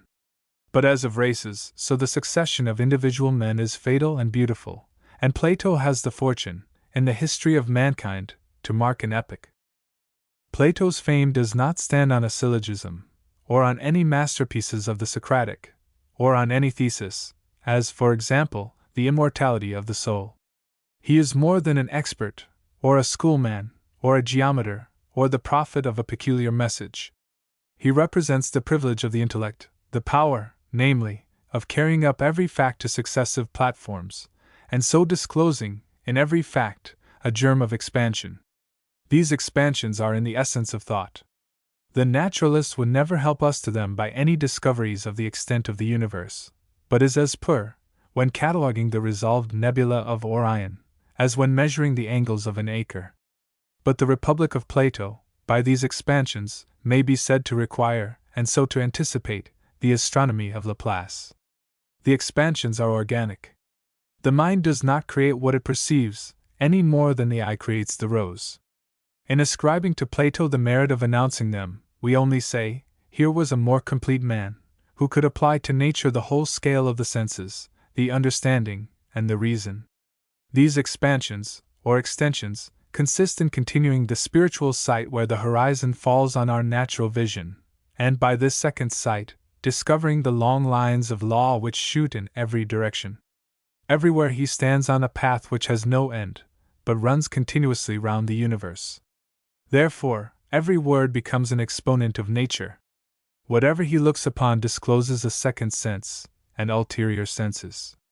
His perception of the generation of contraries, of death out of life, and life out of death, that law by which, in nature, decomposition is recomposition, and putrefaction and cholera are only signals of a new creation, his discernment of the little in the large, and the large in the small, studying the state in the citizen, and the citizen in the state, and leaving it doubtful whether he exhibited the Republic as an allegory on the education of the private soul, his beautiful definitions of ideas, of time, of form, of figure, of the line, sometimes hypothetically given, as his defining of virtue, courage, justice, temperance, his love of the apologue, and his apologues themselves, the cave of Trophonius, the ring of Gyges, the charioteer and 2 horses, the golden, silver, brass, and iron temperaments, Thoth and Thamus, and the visions of Hades and the Fates. Fables which have imprinted themselves in the human memory like the signs of the zodiac, his soliform eye and his boniform soul, his doctrine of assimilation, his doctrine of reminiscence, his clear vision of the laws of return or reaction, which secure instant justice throughout the universe, instanced everywhere, but specially in the doctrine. What comes from God to us, returns from us to God. And in Socrates' belief that the laws below are sisters of the laws above. More striking examples are his moral conclusions. Plato affirms the coincidence of science and virtue, for vice can never know itself and virtue, but virtue knows both itself and vice. The eye attested that justice was best, as long as it was profitable. Plato affirms that it is profitable throughout, that the profit is intrinsic, though the just conceal his justice from gods and men, that it is better to suffer injustice than to do it, that the sinner ought to covet punishment, that the lie was more hurtful than homicide, and that ignorance, or the involuntary lie, was more calamitous than involuntary homicide, that the soul is unwillingly deprived of true opinions, and that no man sins willingly, that the order of proceeding of nature was from the mind to the body, and, though a sound body cannot restore an unsound mind, yet a good soul can, by its virtue, render the body the best possible. The intelligent have a right over the ignorant, namely, the right of instructing them. The right punishment of one out of tune is to make him play in tune. The fine which the good, refusing to govern, ought to pay is to be governed by a worse man, that his guards shall not handle gold and silver, but shall be instructed that there is gold and silver in their souls, which will make men willing to give them everything which they need. This second sight explains the stress laid on geometry. He saw that the globe of earth was not more lawful and precise than was the supersensible, that a celestial geometry was in place there, as a logic of lines and angles here below, that the world was throughout mathematical, the proportions are constant of oxygen, azote, and lime. There is just so much water, and slate, and magnesia, not less are the proportions constant of moral elements. This eldest Goethe, hating varnish and falsehood, delighted in revealing the real at the base of the accidental, in discovering connection, continuity, and representation everywhere, hating insulation, and appears like the god of wealth among the cabins of vagabonds, opening power and capability in everything he touches. Ethical science was new and vacant when Plato could write thus. Of all whose arguments are left to the men of the present time, no one has ever yet condemned injustice, or praised justice, otherwise than as respects the repute, honors, and emoluments arising therefrom, while, as respects either of them in itself, and subsisting by its own power in the soul of the possessor, and concealed both from gods and men, no one has yet sufficiently investigated, either in poetry or prose writings, how, namely, that the one is the greatest of all the evils that the soul has within it, and justice the greatest good.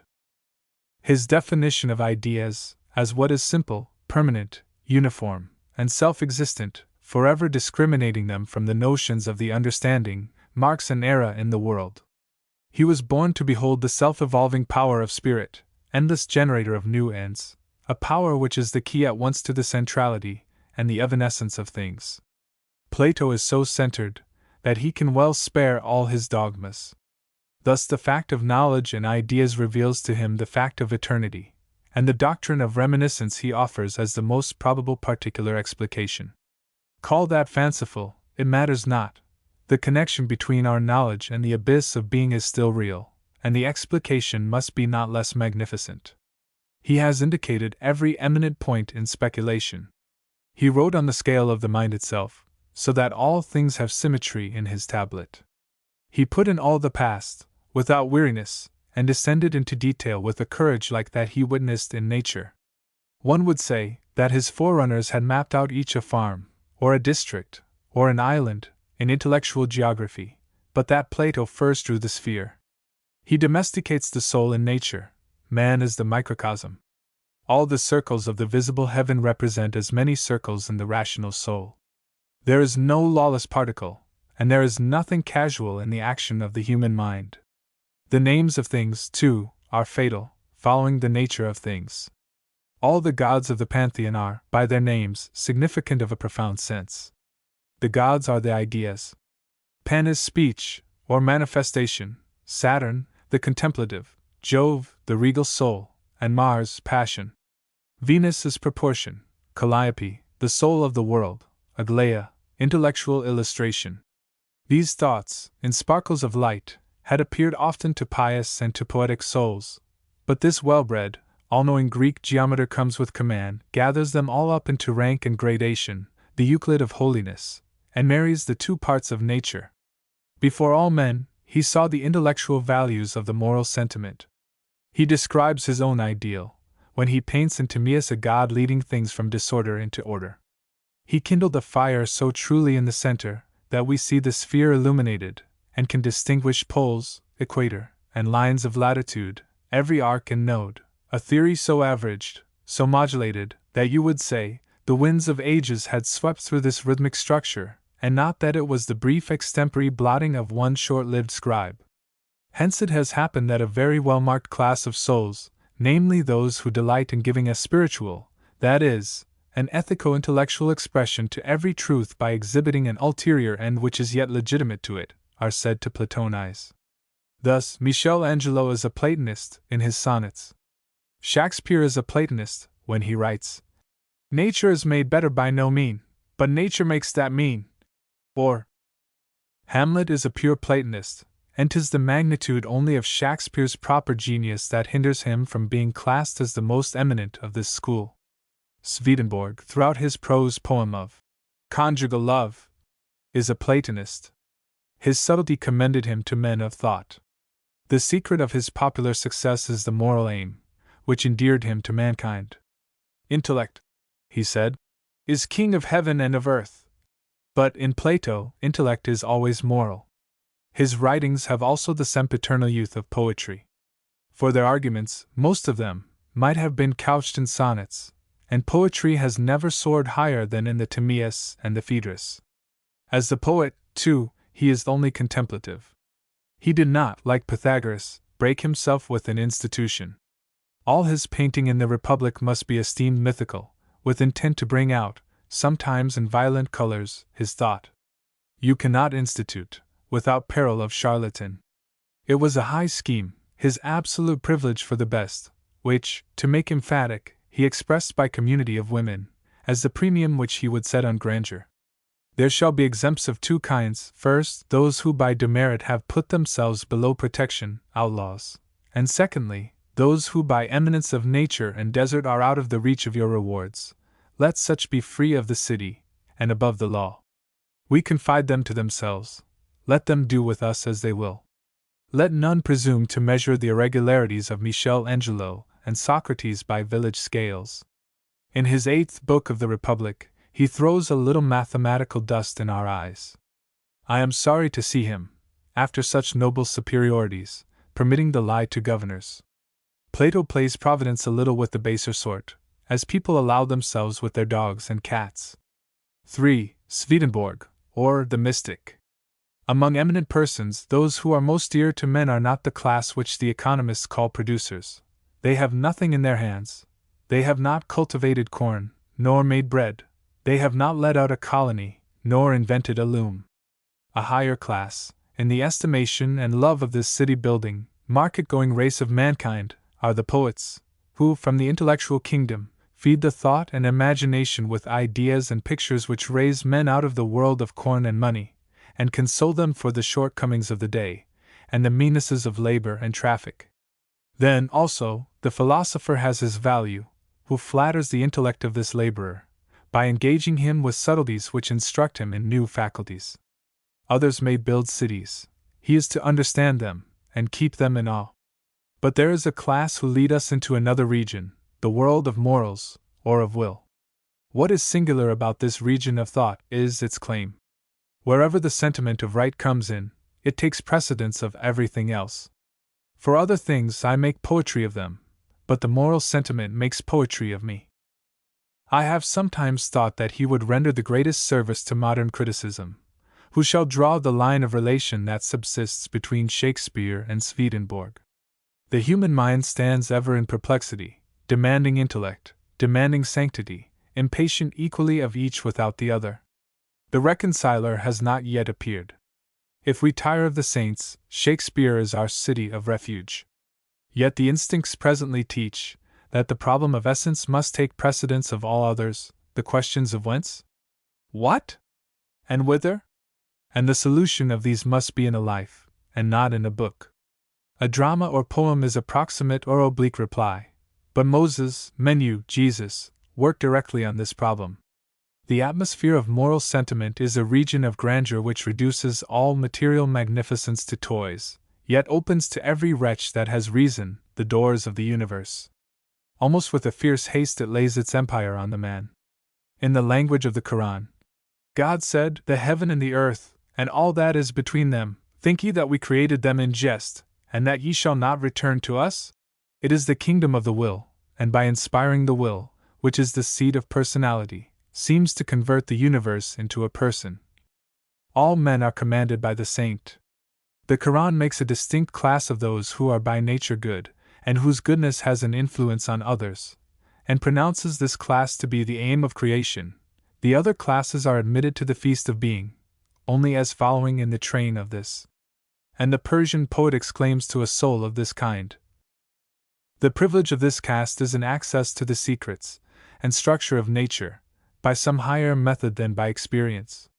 In common parlance, what one man is said to learn by experience, a man of extraordinary sagacity is said, without experience, to divine.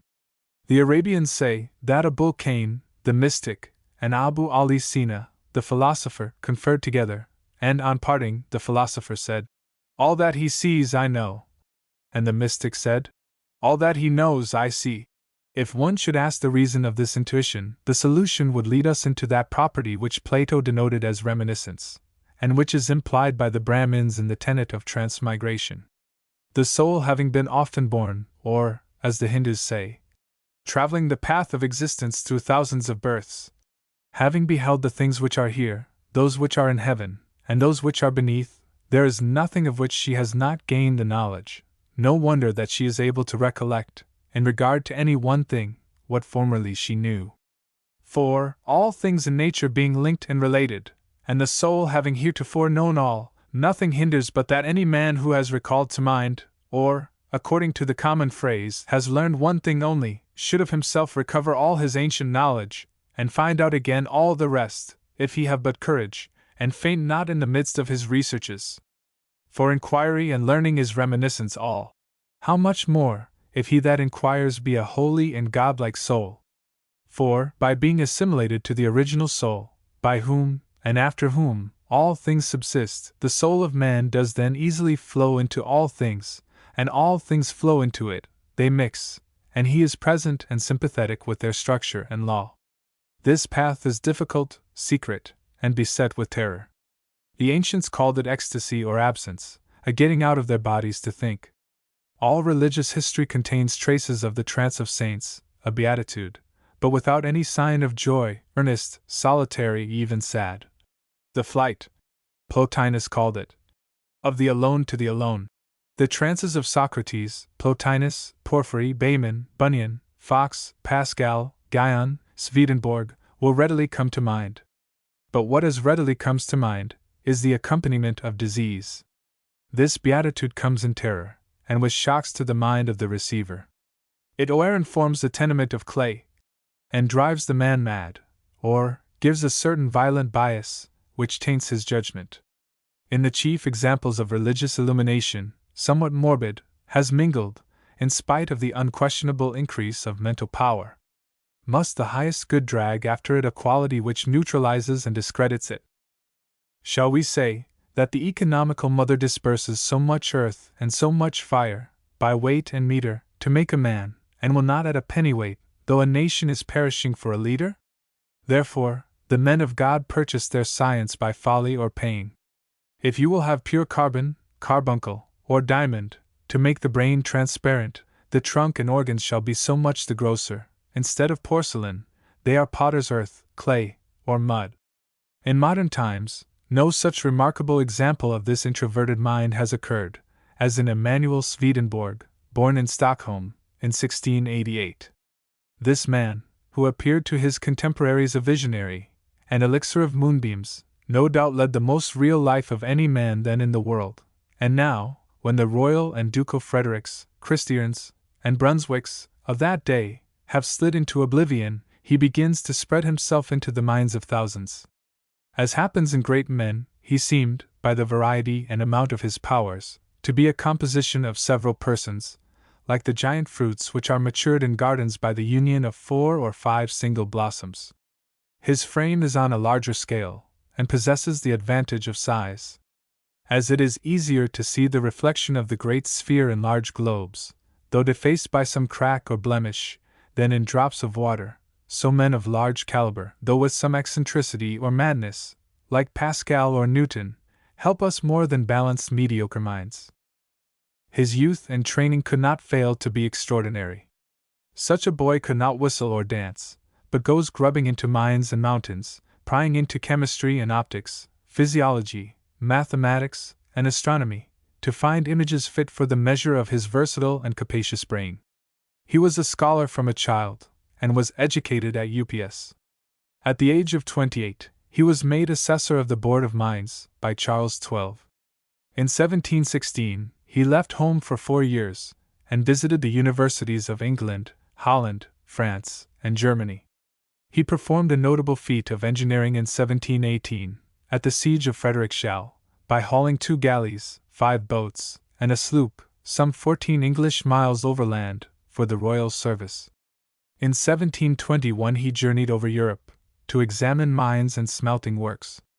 He published, in 1716, his Daedalus Hyperboreus, and from this time, for the next 30 years, was employed in the composition and publication of his scientific works. With the like force, he threw himself into theology. In 1743, when he was 54 years old, what is called his illumination began. All his metallurgy, and transportation of ships overland, was absorbed into this ecstasy. He ceased to publish any more scientific books, withdrew from his practical labors, and devoted himself to the writing and publication of his voluminous theological works, which were printed at his own expense, or at that of the Duke of Brunswick, or other prince, at Dresden, Leipzig, London, or Amsterdam. Later, he resigned his office of assessor. The salary attached to this office continued to be paid to him during his life. His duties had brought him into intimate acquaintance with King Charles XII, by whom he was much consulted and honored. The like favor was continued to him by his successor. At the Diet of 1751, Count Hopkins says the most solid memorials on finance were from his pen. In Sweden, he appears to have attracted a marked regard.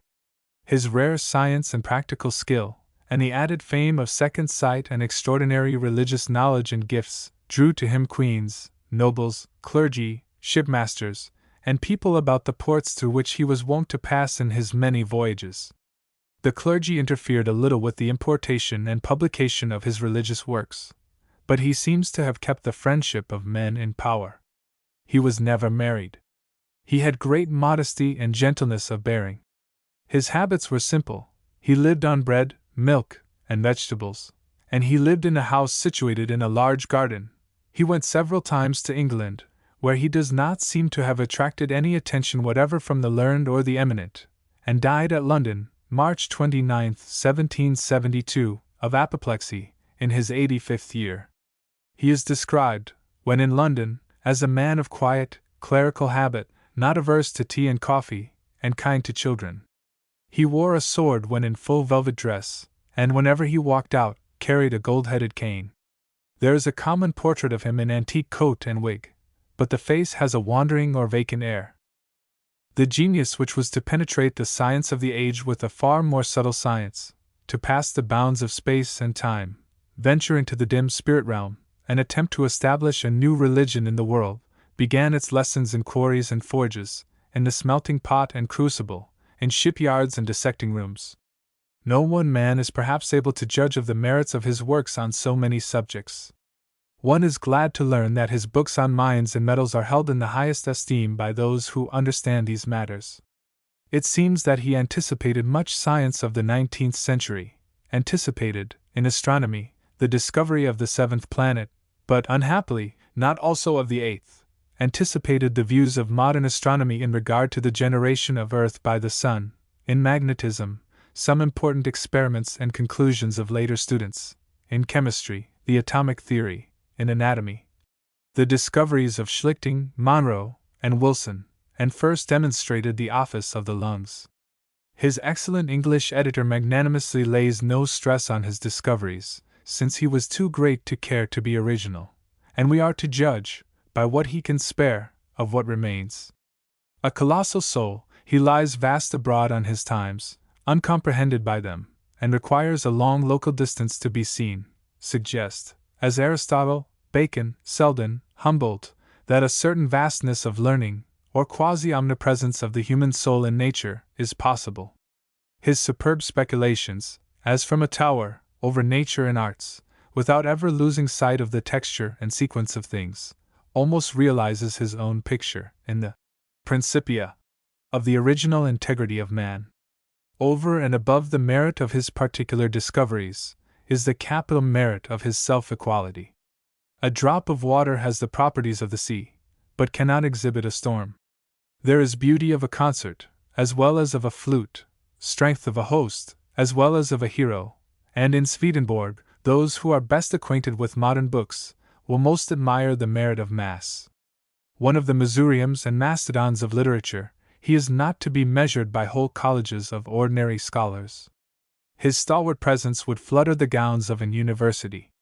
Our books are false by being fragmentary.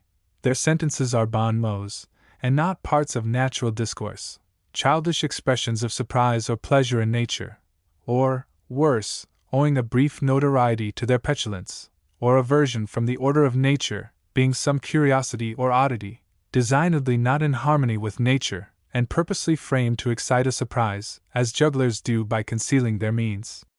But Swedenborg is systematic, and respective of the world in every sentence.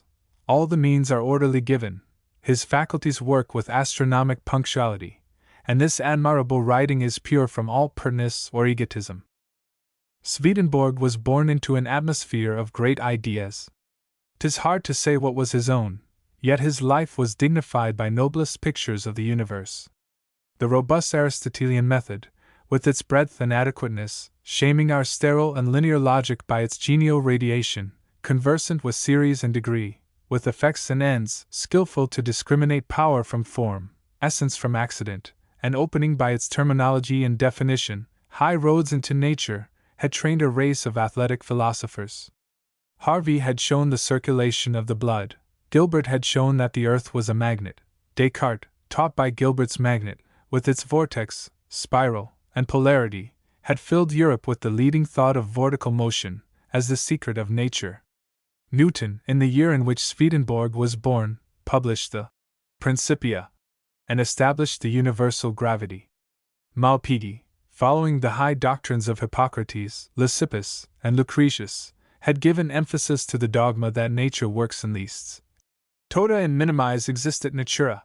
Unrivaled dissectors, Swammerdam, Leeuwenhoek, Winslow, Eustachius, Heister, Vesalius, Boerhaave, had left nothing for scalpel or microscope to reveal in human or comparative anatomy.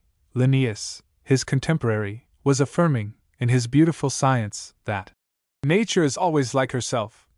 And lastly, the nobility of method, the largest application of principles, had been exhibited by Leibniz and Christian Wolff, in cosmology, whilst Locke and Grotius had drawn the moral argument.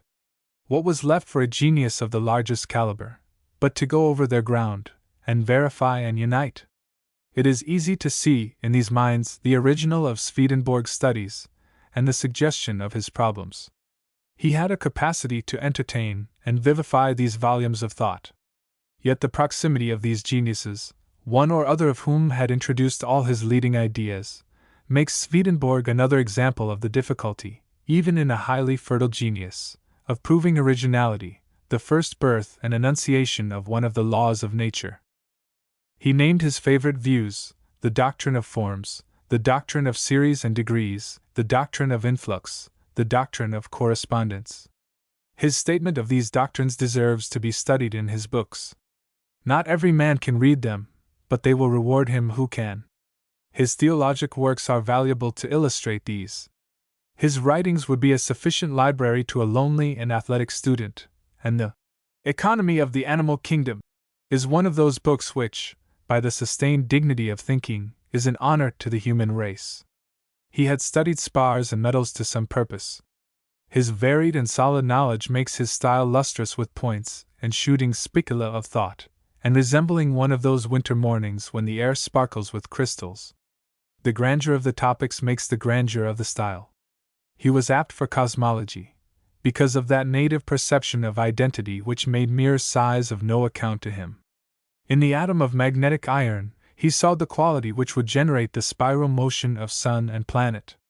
The thoughts in which he lived were the universality of each law in nature, the Platonic doctrine of the scale or degrees, the version or conversion of each into other, and so the correspondence of all the parts, the fine secret that little explains large, and large, little, the centrality of man in nature, and the connection that subsists throughout all things. He saw that the human body was strictly universal, or an instrument through which the soul feeds and is fed by the whole of matter, so that he held, in exact antagonism to the skeptics, that the wiser a man is, the more will he be a worshipper of the deity. In short, he was a believer in the identity philosophy, which he held not idly, as the dreamers of Berlin or Boston, but which he experimented with and established through years of labor, with the heart and strength of the rudest Viking that his rough Sweden ever sent to battle. This theory dates from the oldest philosophers, and derives perhaps its best illustration from the newest. It is this, that nature iterates her means perpetually on successive planes. In the old aphorism, nature is always self-similar. In the plant, the eye or germinative point opens to a leaf, then to another leaf, with the power of transforming the leaf into radicle, stamen, pistil, petal, bract, sepal, or seed. The whole art of the plant is still to repeat leaf on leaf without end, the more or less of heat, light, moisture, and food, determining the form it shall assume. In the animal, nature makes a vertebra, or a spine of vertebrae, and helps herself still by a new spine, with a limited power of modifying its form, spine on spine, to the end of the world. A poetic anatomist, in our own day, teaches that a snake, being a horizontal line, and man, being an erect line, constitute a right angle, and between the lines of this mystical quadrant, all animate beings find their place, and he assumes the hairworm, the spanworm, or the snake, as the type of prediction of the spine. Manifestly, at the end of the spine, nature puts out smaller spines, as arms; at the end of the arms, new spines, as hands; at the other end, she repeats the process, as legs and feet. At the top of the column, she puts out another spine, which doubles or loops itself over, as a spanworm, into a ball, and forms the skull, with extremities again, the hands being now the upper jaw, the feet the lower jaw, the fingers and toes being represented this time by upper and lower teeth. This new spine is destined to high uses. It is a new man on the shoulders of the last. It can almost shed its trunk, and manage to live alone, according to the Platonic idea in the Timaeus. Within it, on a higher plane, all that was done in the trunk repeats itself. Nature recites her lesson once more in a higher mood. The mind is a finer body, and resumes its functions of feeding, digesting, absorbing, excluding, and generating, in a new and ethereal element. Here, in the brain, is all the process of alimentation repeated, and the acquiring, comparing, digesting, and assimilating of experience. Here again is the mystery of generation repeated. In the brain are male and female faculties. Here is marriage, here is fruit. And there is no limit to this ascending scale, but series on series. Everything, at the end of one use, is taken up into the next, each series punctually repeating every organ and process of the last. We are adapted to infinity. We are hard to please, and love nothing which ends, and in nature is no end. But everything, at the end of one use, is lifted into a superior, and the ascent of these things climbs into demonic and celestial natures. Creative force, like a musical composer, goes on unweariedly repeating a simple air or theme now high, now low, in solo, in chorus, 10,000 times reverberated, till it fills earth and heaven with the chant. Gravitation, as explained by Newton, is good, but grandeur, when we find chemistry only an extension of the law of masses into particles, and that the atomic theory shows the action of chemistry to be mechanical also. Metaphysics shows us a sort of gravitation, operative also in the mental phenomena, and the terrible tabulation of the French statists brings every piece of whim and humor to be reducible also to exact numerical rations. If one man in 20,000, or in 30,000, eats shoes, or marries his grandmother, then, in every 20,000, or 30,000, is found one man who eats shoes, or marries his grandmother. What we call gravitation, and fancy ultimate, is one fork of a mightier stream, for which we have yet no name. Astronomy is excellent, but it must come up into life to have its full value, and not remain there in globes and spaces. The globule of blood gyrates around its own axis in the human veins, as the planet in the sky, and the circles of intellect relate to those of the heavens. Each law of nature has the like universality: eating, sleep or hibernation, rotation, generation, metamorphosis, vortical motion, which is seen in eggs as in planets. These grand rhymes or returns in nature, the dear, best-known face startling us at every turn, under a mask so unexpected that we think it the face of a stranger, and carrying up the semblance into divine forms, delighted the prophetic eye of Swedenborg, and he must be reckoned a leader in that revolution, which, by giving to science an idea, has given to an aimless accumulation of experiments, guidance and form, and a beating heart. I own, with some regret, that his printed works amount to about 50 stout octaves, his scientific works being about half of the whole number, and it appears that a mass of manuscript still unedited remains in the Royal Library at Stockholm. The scientific works have just now been translated into English, in an excellent edition. Swedenborg printed these scientific books in the 10 years from 1734 to 1744, and they remained from that time neglected, and now, after their century is complete, he has at last found a pupil in Mr. Wilkinson, in London, a philosophic critic, with a co-equal vigor of understanding and imagination comparable only to Lord Bacon's, who has produced his master's buried books to the day, and transferred them, with every advantage, from their forgotten Latin into English, to go round the world in our commercial and conquering tongue. This startling reappearance of Swedenborg, after 100 years, in his pupil, is not the least remarkable fact in his history. Aided, it is said, by the munificence of Mr. Clissold, and also by his literary skill, this piece of poetic justice is done. The admirable preliminary discourses with which Mr. Wilkinson has enriched these volumes throw all the contemporary philosophy of England into shade, and leave me nothing to say on their proper grounds. The Animal Kingdom is a book of wonderful merits. It was written with the highest end, to put science and the soul, long estranged from each other, at one again. It was an anatomist's account of the human body, in the highest style of poetry. Nothing can exceed the bold and brilliant treatment of a subject usually so dry and repulsive. He saw nature breathing through an everlasting spiral, with wheels that never dry, on axles that never creak, and sometimes sought to uncover those secret recesses where nature is sitting at the fires in the depths of her laboratory, whilst the picture comes recommended by the hard fidelity with which it is based on practical anatomy. It is remarkable that this sublime genius decides, peremptorily for the analytic, against the synthetic method, and in a book whose genius is a daring poetic synthesis, claims to confine himself to a rigid experience. He knows, if he only, the flowing of nature, and how wise was that old answer of Amasis to him who bade him drink up the sea. Yes, willingly, if you will stop the rivers that flow in. Few knew as much about nature and her subtle manners, or expressed more subtly her goings. He thought as large a demand is made on our faith by nature, as by miracles. He noted that in her proceeding from first principles through her several subordinations, there was no state through which she did not pass, as if her path lay through all things. For as often as she betakes herself upward from visible phenomena, or, in other words, withdraws herself inward, she instantly, as it were, disappears, while no one knows what has become of her or whither she is gone, so that it is necessary to take science as a guide in pursuing her steps. The pursuing the inquiry under the light of an end or final cause gives wonderful animation, a sort of personality to the whole writing. This book announces his favorite dogmas.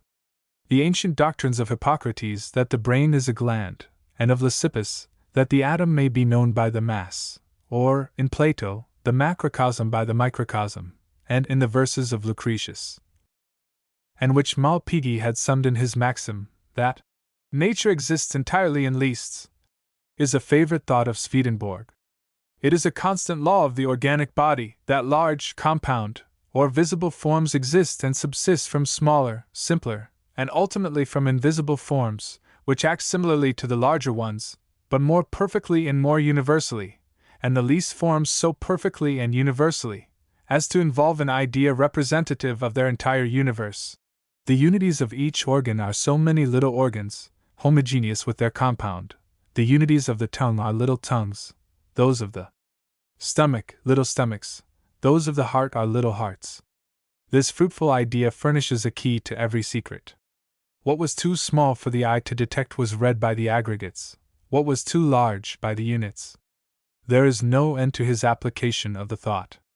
Hunger is an aggregate of very many little hungers, or losses of blood by the little veins all over the body.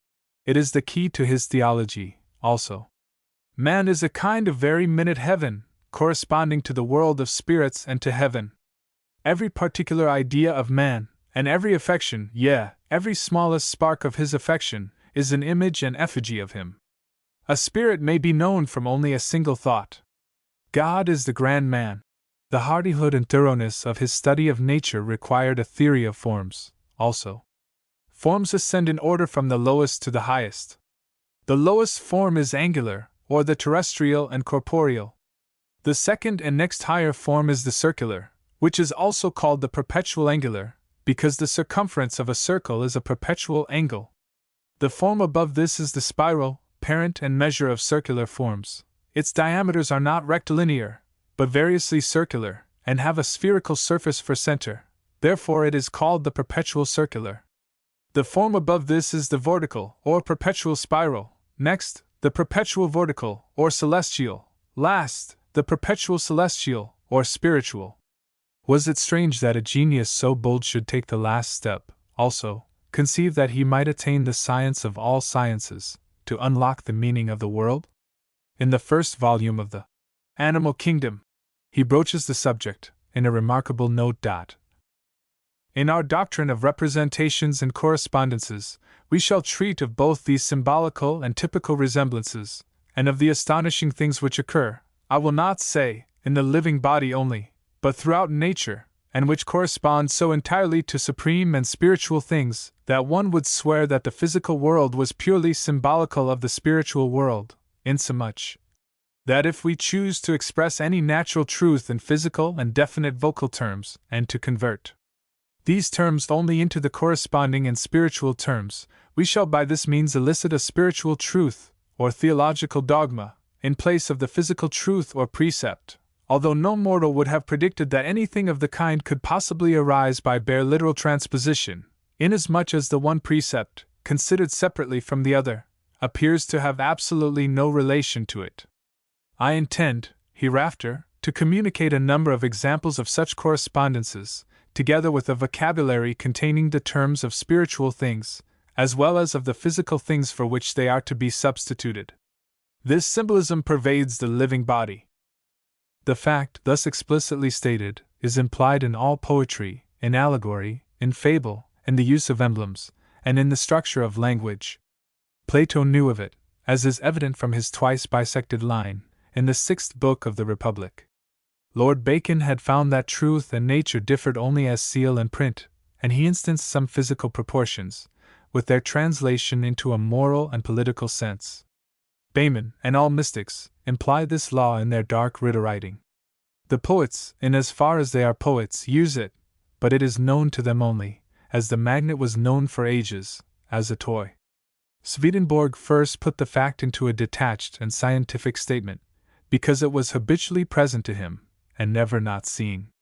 It was involved, as we explained already, in the doctrine of identity and iteration, because the mental series exactly tallies with the material series. It required an insight that could rank things in order and series, or rather, it required such rightness of position that the poles of the eye should coincide with the axis of the world.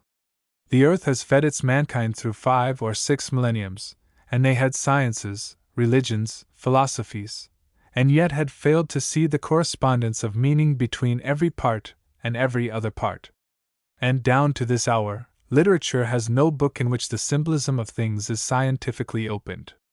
One would say that, as soon as men had the first hint that every sensible object, animal, rock, river, air, nay, space and time, subsists not for itself, nor finally to a material end, but as a picture language, to tell another story of beings and duties, other science would be put by, and a science of such grand presage would absorb all faculties, that each man would ask of all objects what they mean.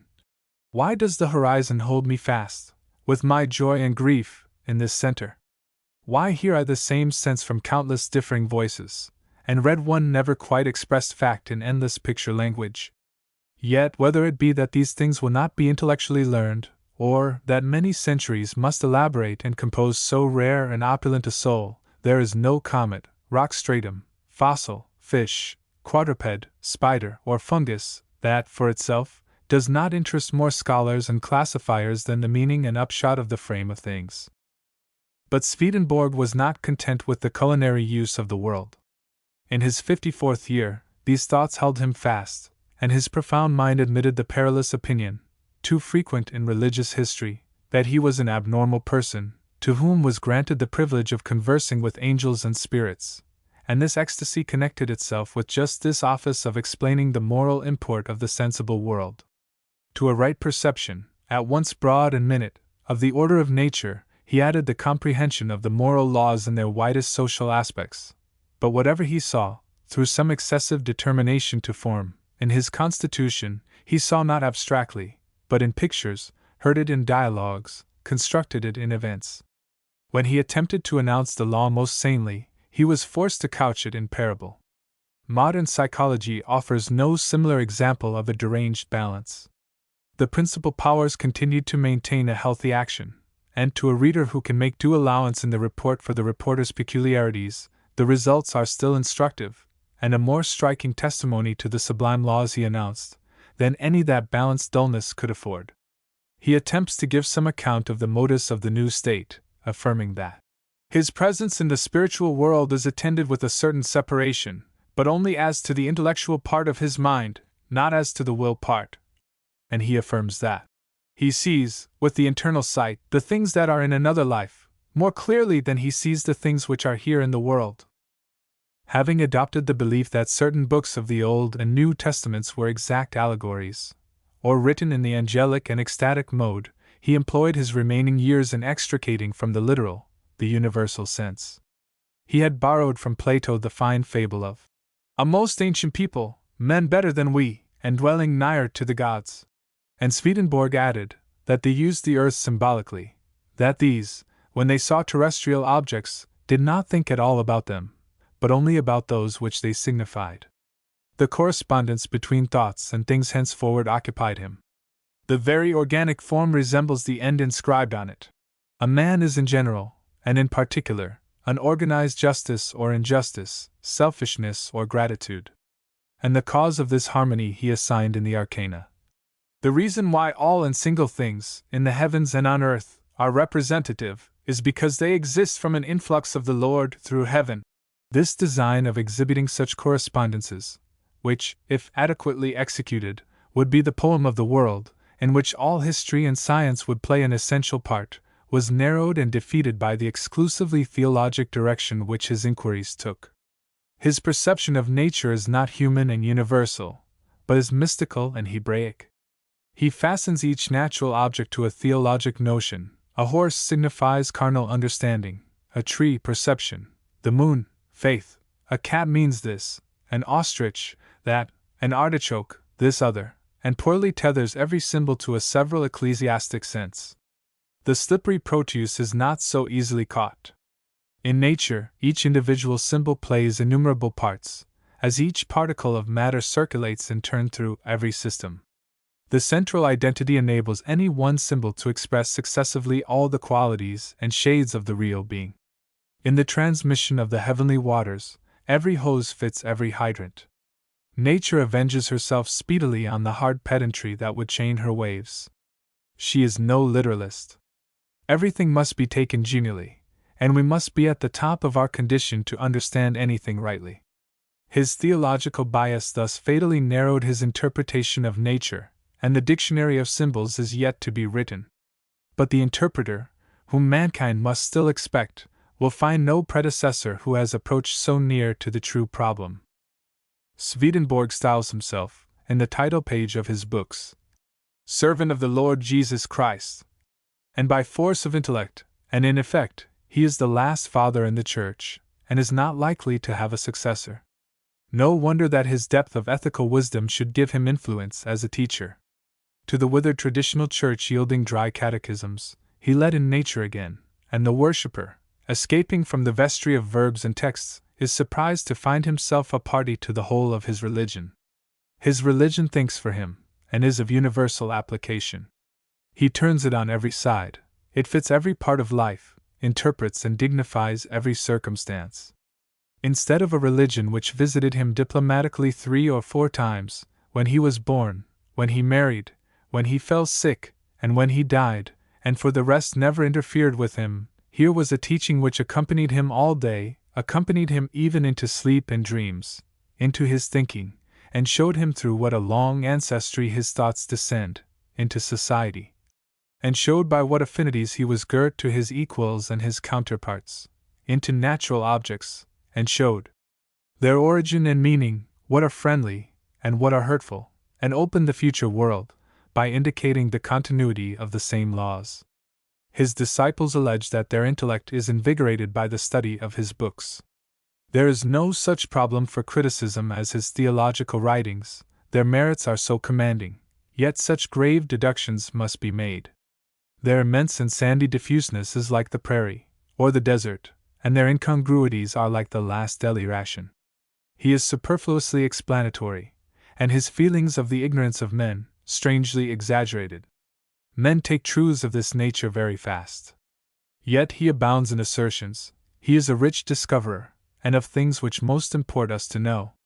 His thought dwells in essential resemblances, like the resemblance of a house to the man who built it. He saw things in their law, in likeness of function, not of structure. There is an invariable method and order in his delivery of his truth, the habitual proceeding of the mind from inmost to outmost. What earnestness and weightiness, his eye never roving, without one swell of vanity, or one look to self, in any common form of literary pride. A theoretic or speculative man, but whom no practical man in the universe could affect to scorn. Plato is a gownsman. His garment, though of purple, and almost skywoven, is an academic robe, and hinders action with its voluminous folds. But this mystic is awful to Caesar. Lycurgus himself would bow. The moral insight of Swedenborg, the correction of popular errors, the announcement of ethical laws, take him out of comparison with any other modern writer, and entitle him to a place, vacant for some ages, among the lawgivers of mankind. That slow but commanding influence which he has acquired, like that of other religious geniuses, must be excessive also, and have its tides before it subsides into a permanent amount. Of course, what is real and universal cannot be confined to the circle of those who sympathize strictly with his genius, but will pass forth into the common stock of wise and just thinking. The world has a sure chemistry, by which it attracts what is excellent in its children, and lets fall the infirmities and limitations of the grandest mind. That metempsychosis which is familiar in the old mythology of the Greeks, collected in Ovid, and in the Indian transmigration, and is their objective, or really takes place in bodies by alien will, in Swedenborg's mind, has a more philosophic character.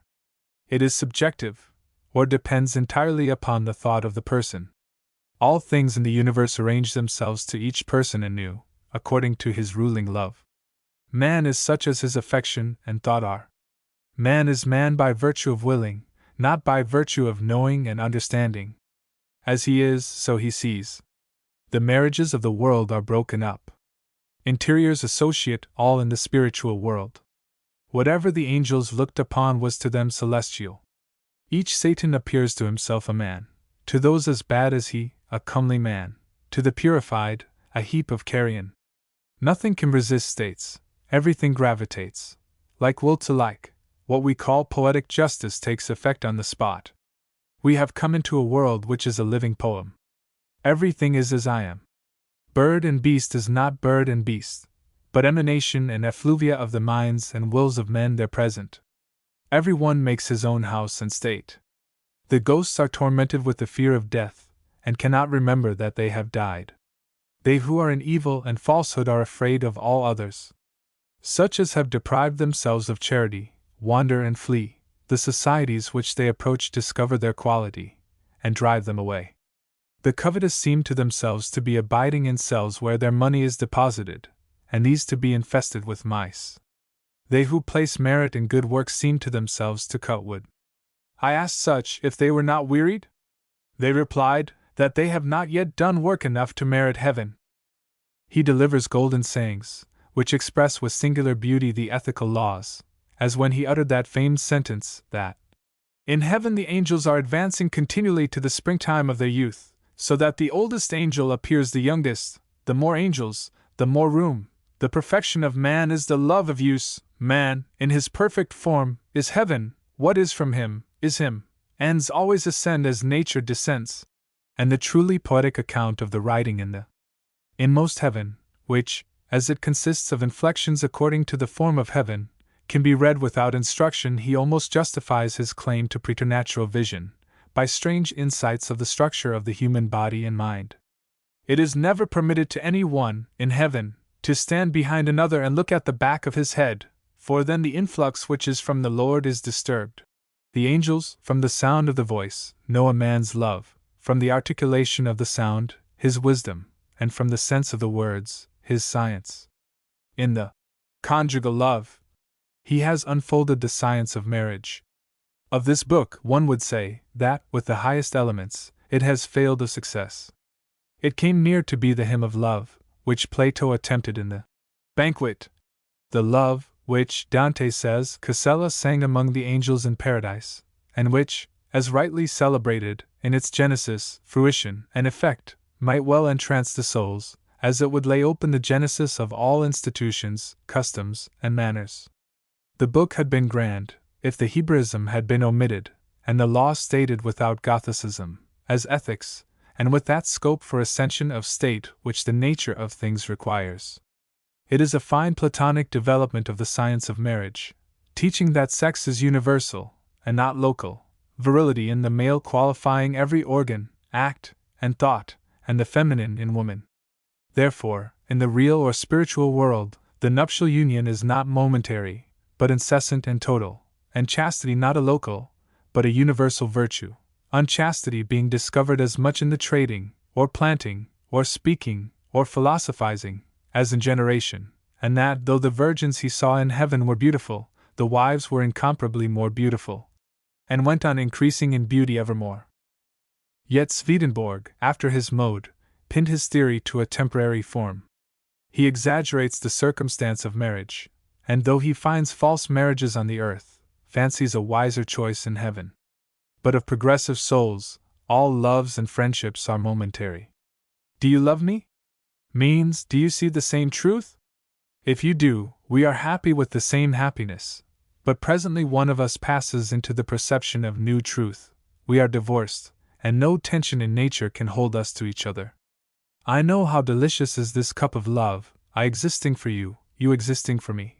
But it is a child's clinging to his toy, an attempt to eternize the fireside and nuptial chamber, to keep the picture alphabet through which our first lessons are prettily conveyed.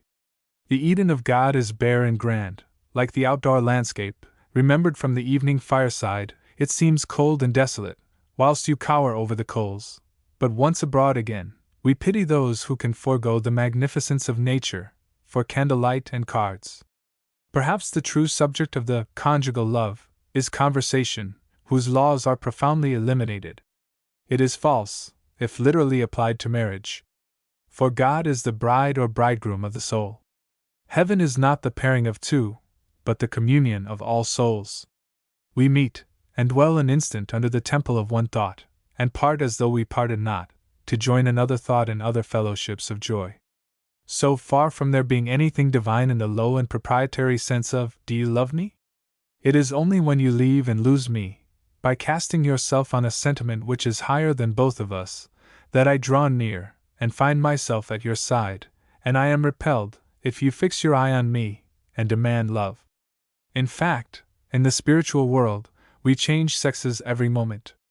You love the worth in me, then I am your husband, but it is not me, but the worth, that fixes the love, and that worth is a drop of the ocean of worth that is beyond me.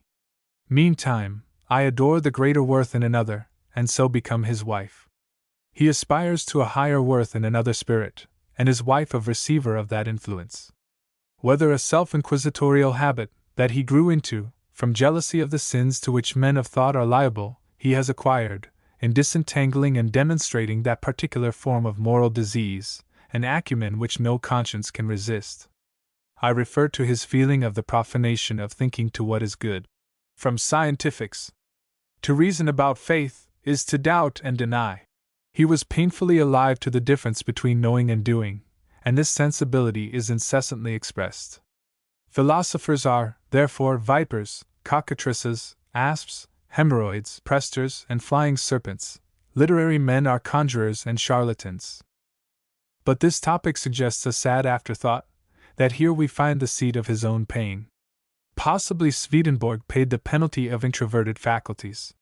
Success, or a fortunate genius, seems to depend on a happy adjustment of heart and brain, on a due proportion, hard to hit, of moral and mental power, which, perhaps, obeys the law of those chemical ratios which make a proportion in volumes necessary to combination, as when gases will combine in certain fixed rates, but not at any rate.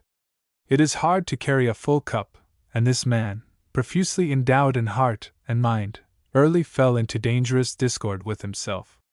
In his animal kingdom, he surprises us, by declaring that he loved analysis, and not synthesis, and now, after his 50th year, he falls into jealousy of his intellect, and though aware that truth is not solitary, nor is goodness solitary, but both must ever mix and marry, he makes war on his mind, takes the part of the conscience against it, and on all occasions traduces and blasphemes it. The violence is instantly avenged. Beauty is disgraced, love is unlovely, when truth, the half part of heaven, is denied, as much as when a bitterness in men of talent leads to satire, and destroys the judgment. He is wise, but wise in his own despite. There is an air of infinite grief, and the sound of wailing, all over and through this lurid universe. A vampire sits in the seat of the prophet, and turns with gloomy appetite to the images of pain. Indeed, a bird does not more readily weave its nest, or a mole bore into the ground, than this seer of souls substructs a new hell and pit, each more abominable than the last, round every new crew of offenders. He was let down through a column that seemed of brass, but it was formed of angelic spirits, that he might descend safely amongst the unhappy, and witness the vastation of souls, and heard there, for a long continuance, their lamentations. He saw their tormentors, who increase and strain pangs to infinity. He saw the hell of the jugglers, the hell of the assassins, the hell of the lascivious, the hell of robbers, who kill and boil men, the infernal ton of the deceitful, the excrementitious. Hells, the hell of the revengeful, whose faces resembled a round, broad cake, and their arms rotate like a wheel. Except Rabelais and Dean Swift, nobody ever had such science of filth and corruption. These books should be used with caution. It is dangerous to sculpture these evanescing images of thought. True in transition, they become false if fixed. It requires, for his just apprehension, almost a genius equal to his own. But when his visions become the stereotyped language of multitudes of persons, of all degrees of age and capacity, they are perverted.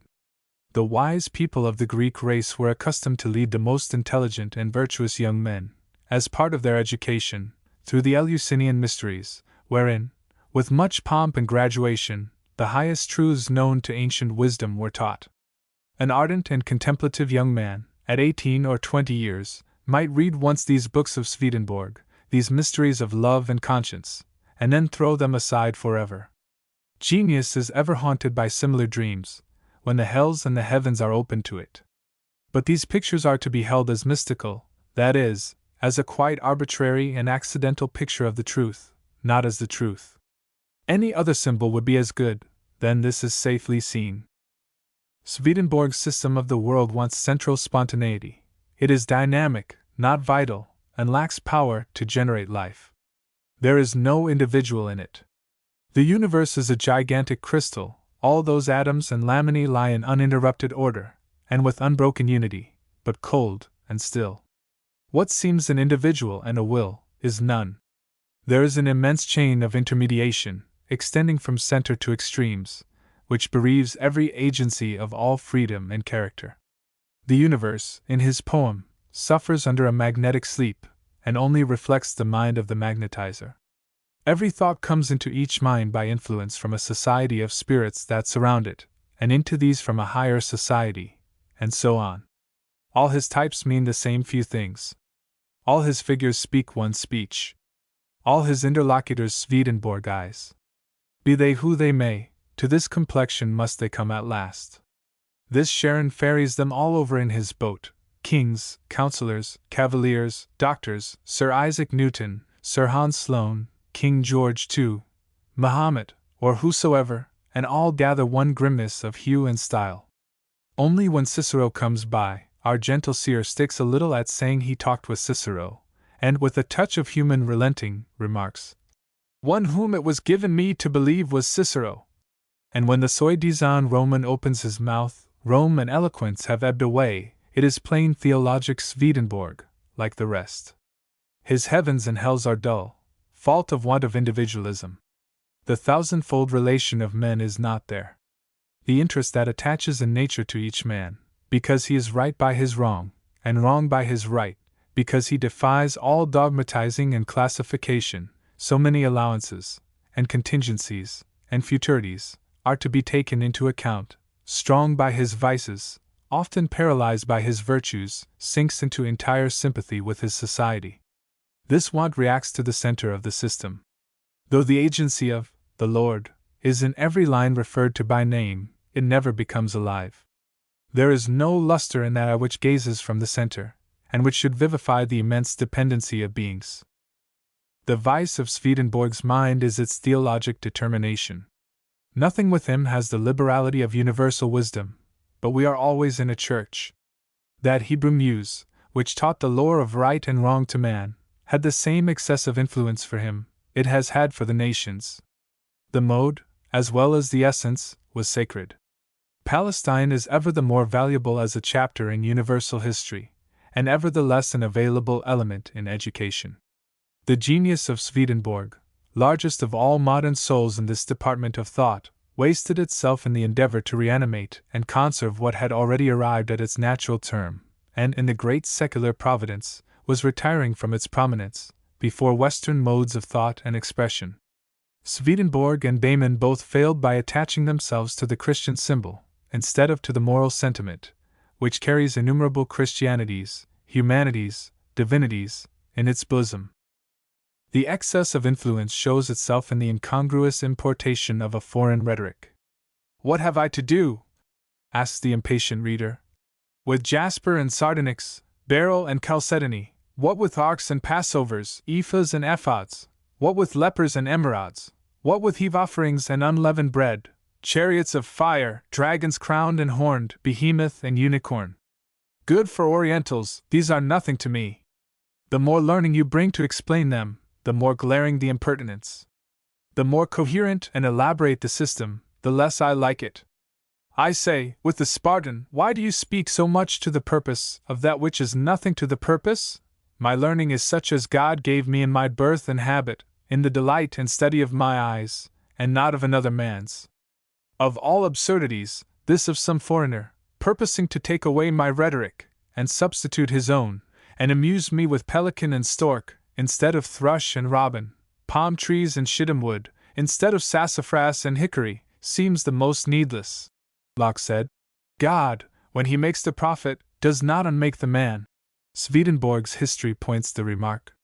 The parish disputes, in the Swedish church, between the friends and foes of Luther and Melanchthon, concerning faith alone and works alone, intrude themselves into his speculations upon the economy of the universe and of the celestial societies.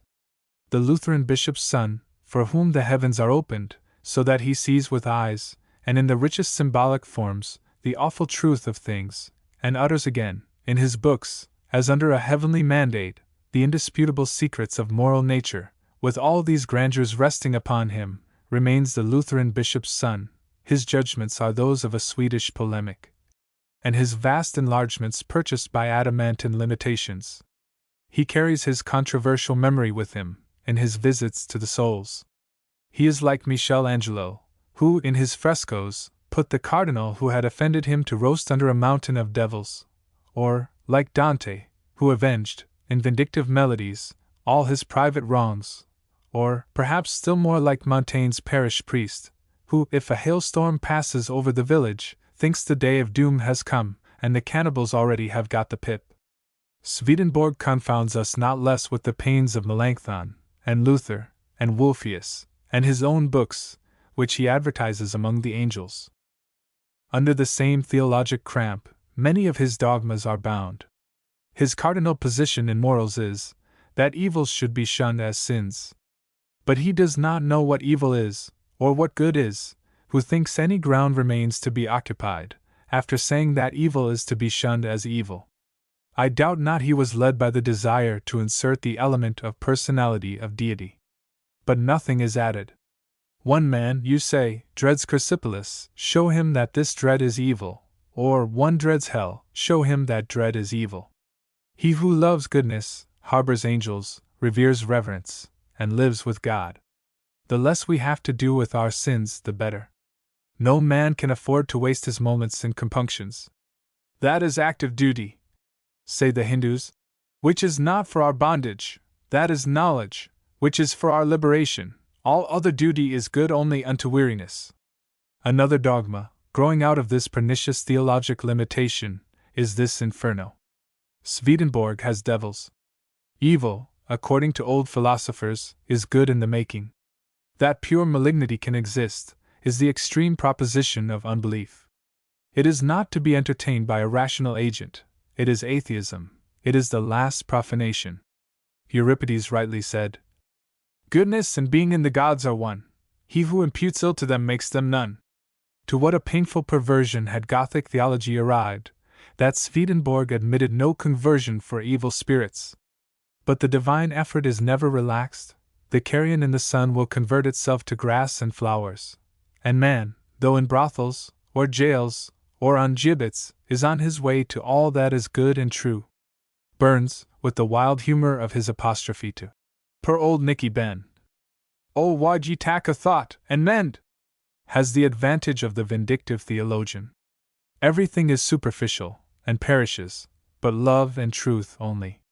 The largest is always the truest sentiment, and we feel the more generous spirit of the Indian Vishnu. I am the same to all mankind. There is not one who is worthy of my love or hatred. They who serve me with adoration, I am in them, and they in me. If one whose ways are altogether evil serve me alone, he is as respectable as the just man. He is altogether well employed. He soon becometh of a virtuous spirit, and obtaineth eternal happiness. For the anomalous pretension of revelations of the other world, only his probity and genius can entitle it to any serious regard. His revelations destroy their credit by running into detail.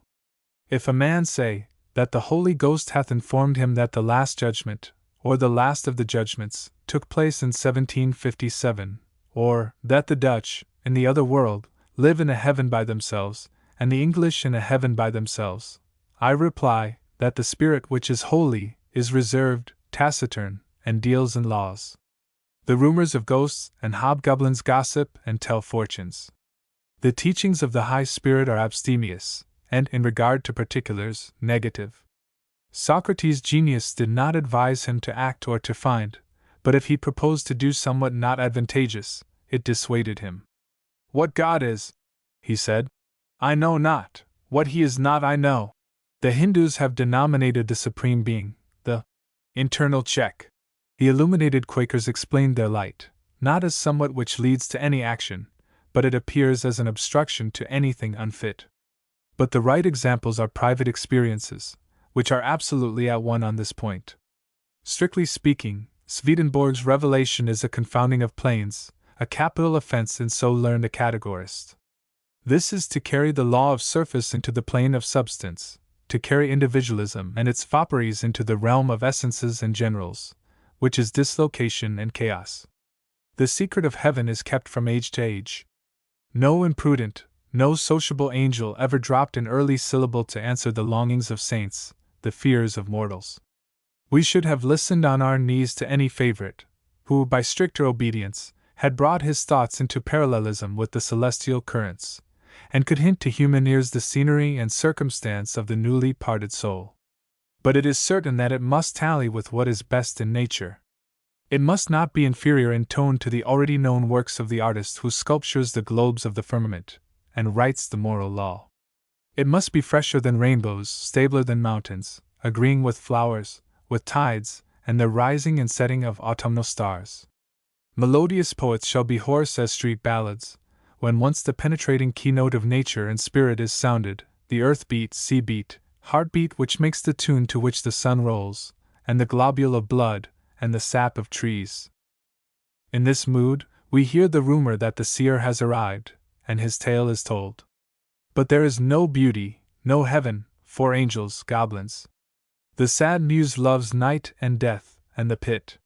His inferno is mesmeric. His spiritual world bears the same relation to the generosities and joys of truth, of which human souls have already made us cognizant, as a man's bad dreams bear to his ideal life. It is indeed very like, in its endless power of lurid pictures, to the phenomena of dreaming, which nightly turns many an honest gentleman, benevolent but dyspeptic, into a wretch skulking like a dog about the outer yards and kennels of creation. When he mounts into the heavens, I do not hear its language. A man should not tell me that he has walked among the angels. His proof is, that his eloquence makes me one. Shall the archangels be less majestic and sweet than the figures that have actually walked the earth? These angels that Swedenborg paints give us no very high idea of their discipline and culture. They are all country parsons. Their heaven is a fete champetre, an evangelical picnic, or French distribution of prizes to virtuous peasants. Strange, scholastic, didactic, passionless, bloodless man, who denotes classes of souls as a botanist disposes of a carex, and visits doleful hells as a stratum of chalk or hornblende. He has no sympathy. He goes up and down the world of men, a modern Rhadamanthus in gold-headed cane and peruke, and with nonchalance, and the air of a referee, distributing souls. The warm, many-weathered, passionate-peopled world is to him a grammar of hieroglyphs, or an emblematic Freemason's procession. How different is Jacob Behmen! He is tremulous with emotion, and listens awestruck, with the gentlest humanity, to the teacher whose lessons he conveys, and when he asserts that, in some sort, love is greater than God, his heart beats so high that the thumping against his leathern coat is audible across the centuries. 'Tis a great difference. Behmen is healthily and beautifully wise, notwithstanding the mystical narrowness and incommunicableness. Swedenborg is disagreeably wise, and with all his accumulated gifts, paralyzes and repels. It is the best sign of a great nature that it opens a foreground, and like the breath of morning landscapes, invites us onward. Swedenborg is retrospective, nor can we divest him of his mattock and shroud. Some minds are forever restrained from descending into nature, others are forever prevented from ascending out of it. With the force of many men, he could never break the umbilical cord which held him to nature, and he did not rise to the platform of pure genius. It is remarkable that this man, who by his perception of symbols saw the poetic construction of things, and the primary relation of mind to matter, remained entirely devoid of the whole apparatus of poetic expression, which that perception creates. He knew the grammar and rudiments of the mother tongue. How could he not read off one strain into music? Was he like Saadi, who, in his vision, designed to fill his lap with the celestial flowers, as presents for his friends, but the fragrance of the roses so intoxicated him, that the skirt dropped from his hands? Or is reporting a breach of the manners of that heavenly society? Or was it that he saw the vision intellectually, and hence that chiding of the intellectual that pervades his books? Be it as it may, his books have no melody, no emotion, no humor, no relief to the dead prosaic level. In his profuse and accurate imagery is no pleasure, for there is no beauty. We wander forlorn in a lack-luster landscape. No bird ever sang in all these gardens of the dead. The entire want of poetry in so transcendent a mind betokens the disease, and, like a hoarse voice in a beautiful person, is a kind of warning. I think sometimes he will not be read longer. His great name will turn a sentence. His books have become a monument. His laurels so largely mixed with cypress, a charnel breath so mingles with the temple incense, that boys and maids will shun the spot. Yet, in this immolation of genius and fame at the shrine of conscience, is a merit sublime beyond praise. He lived to purpose, he gave a verdict.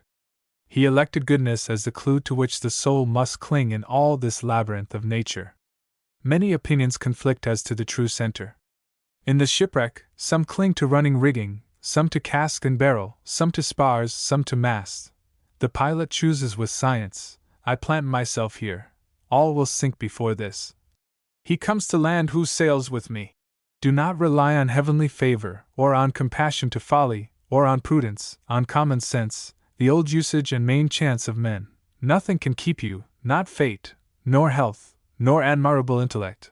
None can keep you, but rectitude only, rectitude forever and ever, and with a tenacity that never swerved in all his studies, inventions, dreams, he adheres to this brave choice.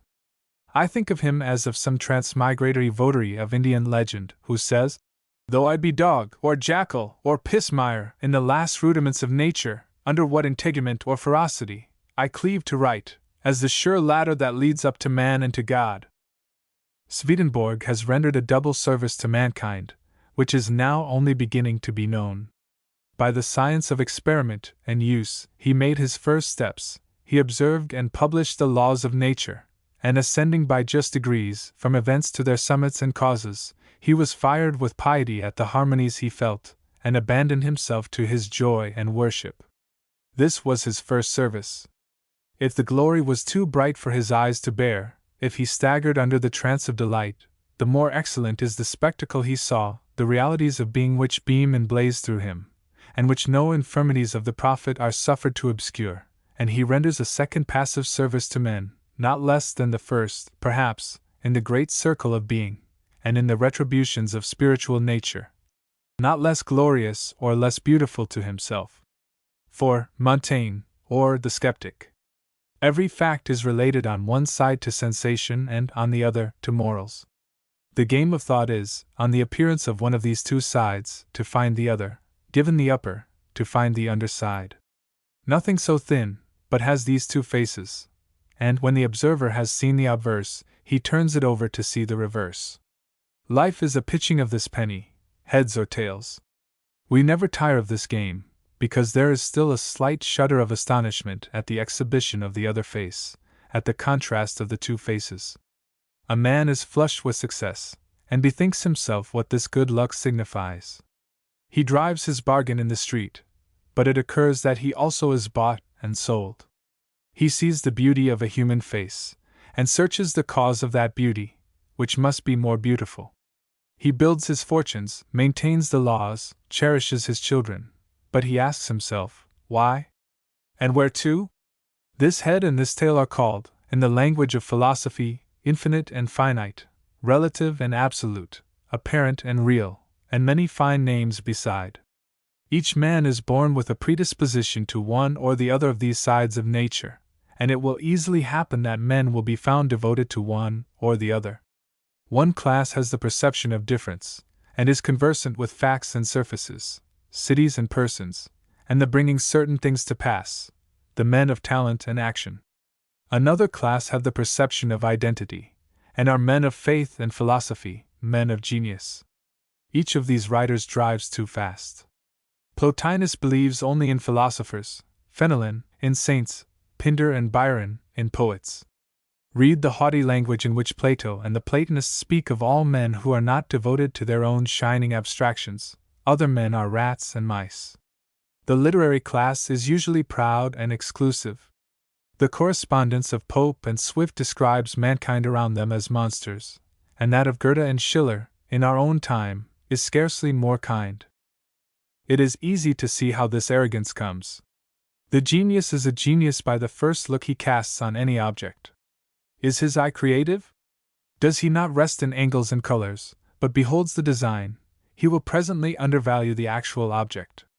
In powerful moments, his thought has dissolved the works of art and nature into their causes, so that the works appear heavy and faulty. He has a conception of beauty which the sculptor cannot embody. Picture, statue, temple, railroad, steam engine, existed first in an artist's mind, without flaw, mistake, or friction, which impaired the executed models. So did the church, the state, college, court, social circle, and all the institutions. It is not strange that these men, remembering what they have seen and hoped of ideas, should affirm disdainfully the superiority of ideas. Having at some time seen that the happy soul will carry all the arts in power, they say, why cumber ourselves with superfluous realizations? And like dreaming beggars, they assume to speak and act as if these values were already substantiated. On the other part, the men of toil and trade and luxury, the animal world, including the animal in the philosopher and poet also, and the practical world, including the painful drudgeries which are never excused to philosopher or poet any more than to the rest, weigh heavily on the other side. The trade in our streets believes in no metaphysical causes, thinks nothing of the force which necessitated traders and a trading planet to exist, no, but sticks to cotton, sugar, wool, and salt. The ward meetings, on election days, are not softened by any misgivings of the value of these ballotings. Hot life is streaming in a single direction. To the men of this world, to the animal strength and spirits, to the men of practical power, whilst immersed in it, the man of ideas appears out of his reason. They alone have reason. Things always bring their own philosophy with them, that is, prudence. No man acquires property without acquiring with it a little arithmetic, also. In England, the richest country that ever existed, property stands for more, compared with personal ability, than in any other. After dinner, a man believes less, denies more, verities have lost some charm.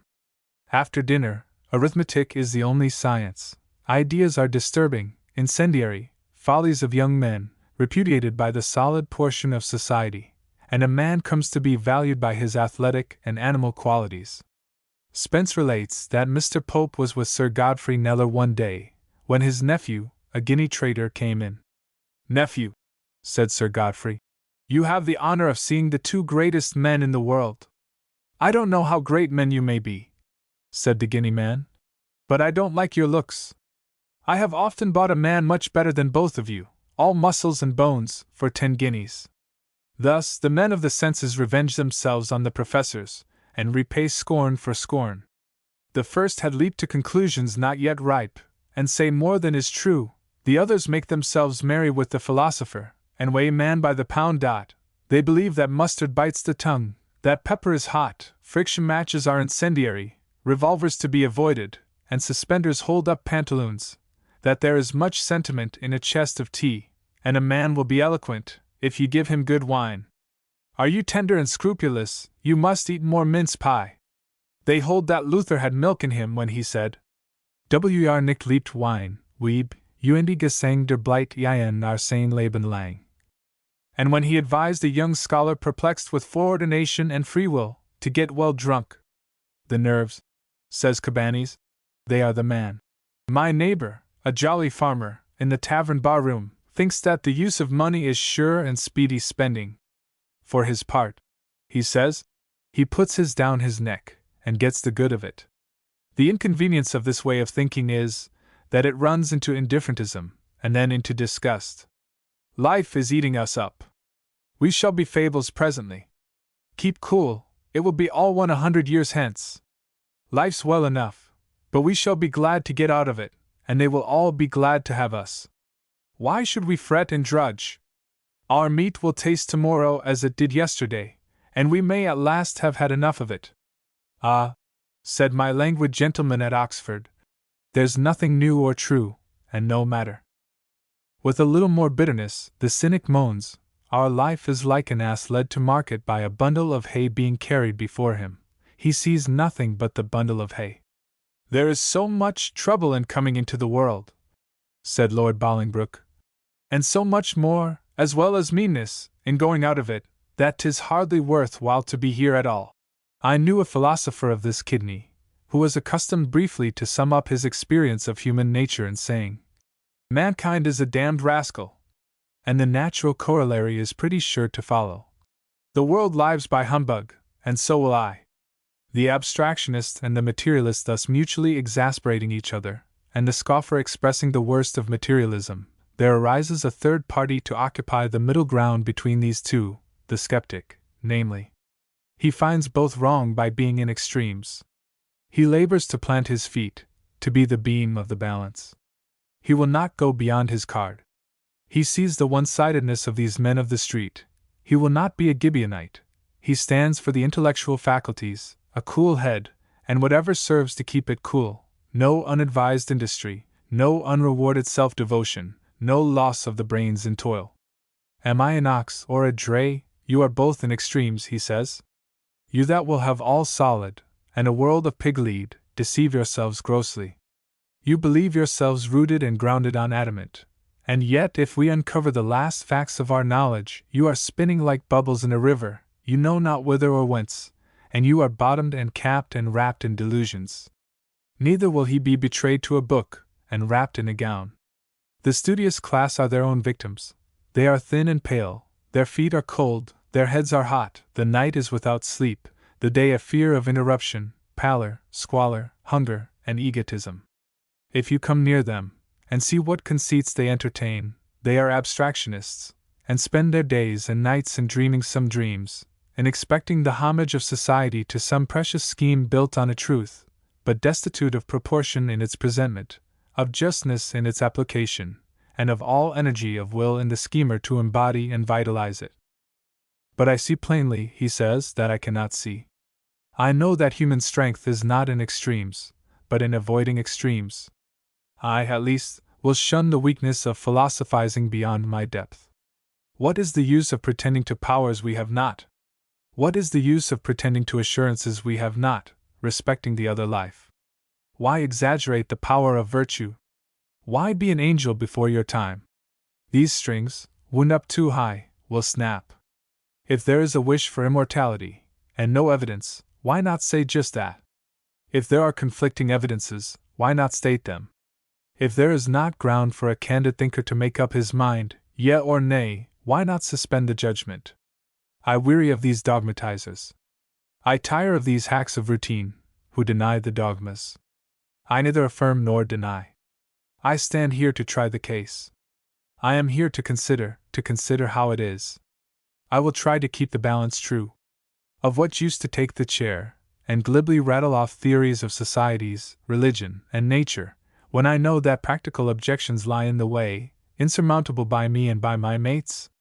Why so talkative in public, when each of my neighbors can pin me to my seat by arguments I cannot refute?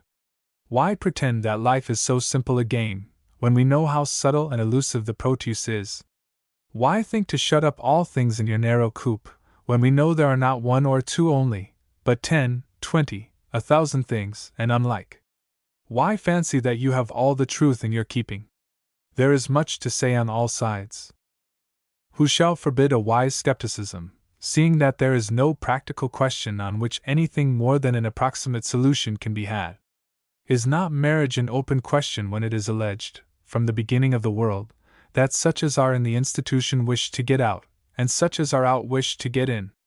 And the reply of Socrates to him who asked whether he should choose a wife still remains reasonable. That, whether he should choose one or not, he would repent it. Is not the state a question? All society is divided in opinion on the subject of the state. Nobody loves it, great numbers dislike it, and suffer conscientious scruples to allegiance, and the only defense set up is the fear of doing worse and disorganizing. Is it otherwise with the Church? Or, to put any of the questions which touch mankind nearest, shall the young man aim at a leading part in law, in politics, in trade? It will not be pretended that a success in either of these kinds is quite coincident with what is best and inmost in his mind. Shall he, then, cutting the stays that hold him fast to the social state, put out to sea with no guidance but his genius? There is much to say on both sides. Remember the open question between the present order of competition and the friends of attractive and associated labor. The generous minds embrace the proposition of labor shared by all. It is the only honesty. Nothing else is safe. It is from the poor man's hut alone that strength and virtue come, and yet, on the other side, it is alleged that labor impairs the form and breaks the spirit of man, and the laborers cry unanimously, "We have no thoughts." Culture, how indispensable! I cannot forgive you the want of accomplishment, and yet, culture will instantly destroy that chiefest beauty of spontaneousness. Excellent is culture for a savage, but once let him read in the book, and he is no longer able not to think of Plutarch's heroes. In short, since true fortitude of understanding consists in not letting what we know be embarrassed by what we do not know, we ought to secure those advantages which we can command, and not risk them by clutching after the airy and unattainable. Come, no chimeras! Let us go abroad, let us mix in affairs, let us learn, and get, and have, and climb. Men are a sort of moving plants, and, like trees, receive a great part of their nourishment from the air. If they keep too much at home, they pine. Let us have a robust, manly life. Let us know what we know, for certain.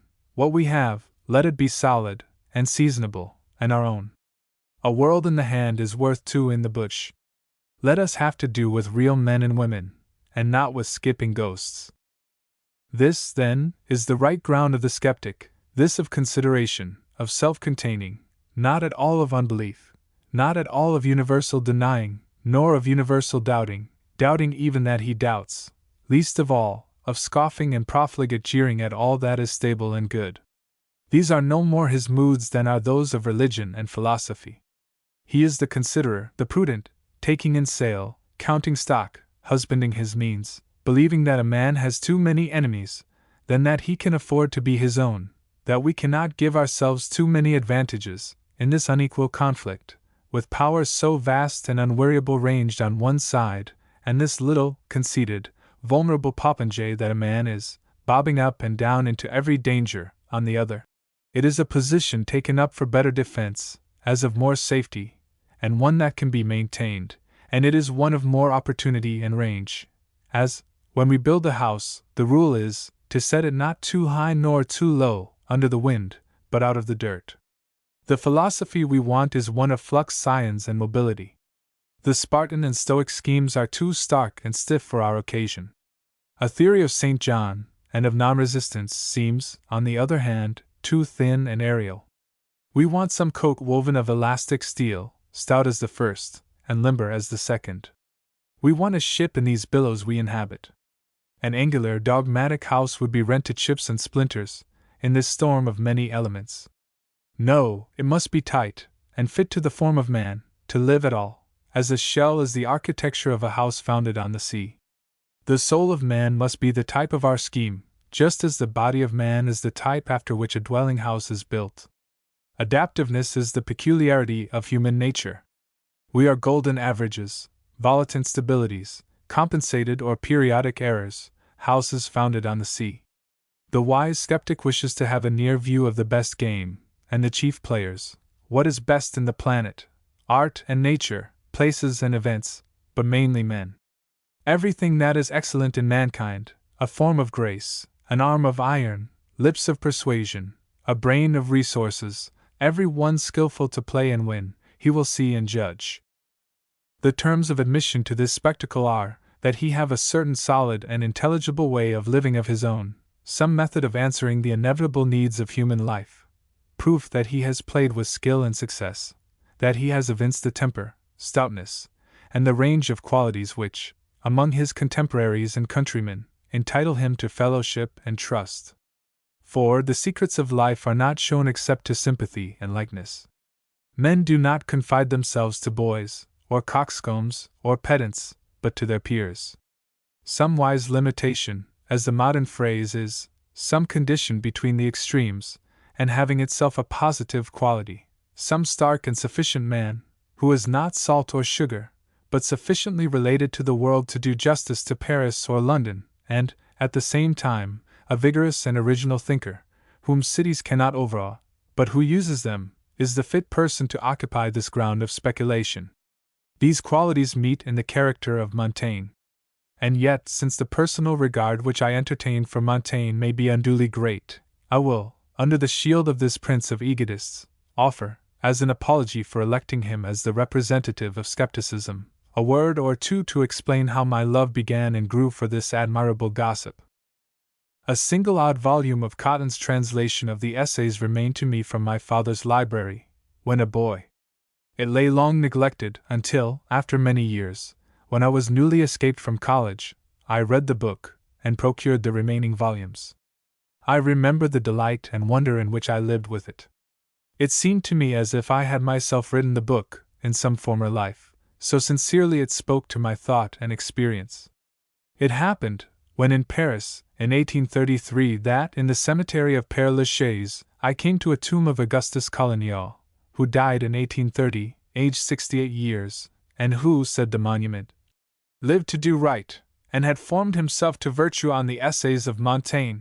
Some years later, I became acquainted with an accomplished English poet, John Sterling, and in prosecuting my correspondence, I found that, from a love of Montaigne, he had made a pilgrimage to his chateau, still standing near Castellan, in Périgord, and after 250 years, had copied from the walls of his library the inscriptions which Montaigne had written there. That journal of Mr. Sterling's, published in the Westminster Review, Mr. Hazlitt has reprinted in the prolegomeny to his edition of the Essays. I heard with pleasure that one of the newly discovered autographs of William Shakespeare was in a copy of Floriot's translation of Montaigne. It is the only book which we certainly know to have been in the poet's library. And oddly enough, the duplicate copy of Floriot, which the British Museum purchased, with a view of protecting the Shakespeare autograph, as I was informed in the museum, turned out to have the autograph of Ben Jonson in the flyleaf. Leigh Hunt relates of Lord Byron, that Montaigne was the only great writer of past times whom he read with avowed satisfaction. Other coincidences, not needful to be mentioned here, concurred to make this old Gascon still new and immortal for me.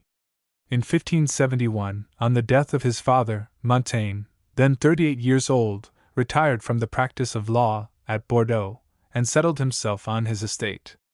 Though he had been a man of pleasure, and sometimes a courtier, his studious habits now grew on him, and he loved the compass, staidness, and independence of the country gentleman's life. He took up his economy in good earnest, and made his farms yield the most. Downright and plain dealing, and abhorring to be deceived or to deceive, he was esteemed in the country for his sense and probity. In the civil wars of the League, which converted every house into a fort, Montaigne kept his gates open, and his house without defense. All parties freely came and went, his courage and honor being universally esteemed. The neighboring lords and gentry brought jewels and papers to him for safekeeping. Gibbon reckons, in these bigoted times, but two men of liberality in France, Henry IV. and Montaigne. Montaigne is the frankest and honestest of all writers. His French freedom runs into grossness, but he has anticipated all censures by the bounty of his own confessions. In his times, books were written to one sex only, and almost all were written in Latin, so that, in a humorist, a certain nakedness of statement was permitted, which our manners, of a literature addressed equally to both sexes, do not allow.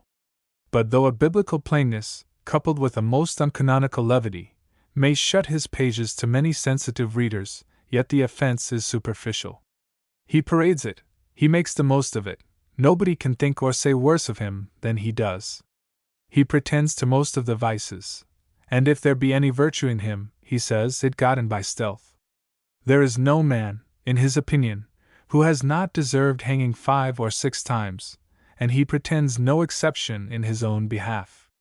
5 or 6 as ridiculous stories, 2, he says, can be told of me, as of any man living. But with all this really superfluous frankness, the opinion of an invincible probity grows into every reader's mind. When I the most strictly and religiously confess myself, I find that the best virtue I have has in it some tincture of vice, and I am afraid that Plato, in his purest virtue, who am as sincere and perfect a lover of virtue of that stamp as any other whatever, if he had listened, and laid his ear close to himself, would have heard some jarring sound of human mixture, but faint and remote, and only to be perceived by himself. Here is an impatience and fastidiousness at color or pretense of any kind. He has been in courts so long as to have conceived a furious disgust at appearances. He will indulge himself with a little cursing and swearing. He will talk with sailors and gypsies, use flash and street ballads. He has stayed indoors till he is deadly sick. He will to the open air, though it rain bullets. He has seen too much of gentlemen of the long robe, until he wishes for cannibals, and is so nervous by factitious life, that he thinks, the more barbarous man is, the better he is. He likes his saddle. You may read theology, and grammar, and metaphysics elsewhere. Whatever you get here, shall smack of the earth and of real life, sweet, or smart, or stinging. He makes no hesitation to entertain you with the records of his disease, and his journey to Italy is quite full of that matter. He took and kept this position of equilibrium. Over his name, he drew an emblematic pair of scales, and wrote, Que sais-je? Under it. As I look at his effigy opposite the title page, I seem to hear him say, You may play old paws if you will, you may rail and exaggerate, I stand here for truth, and will not, for all the states, and churches, and revenues, and personal reputations of Europe, overstate the dry fact as I see it.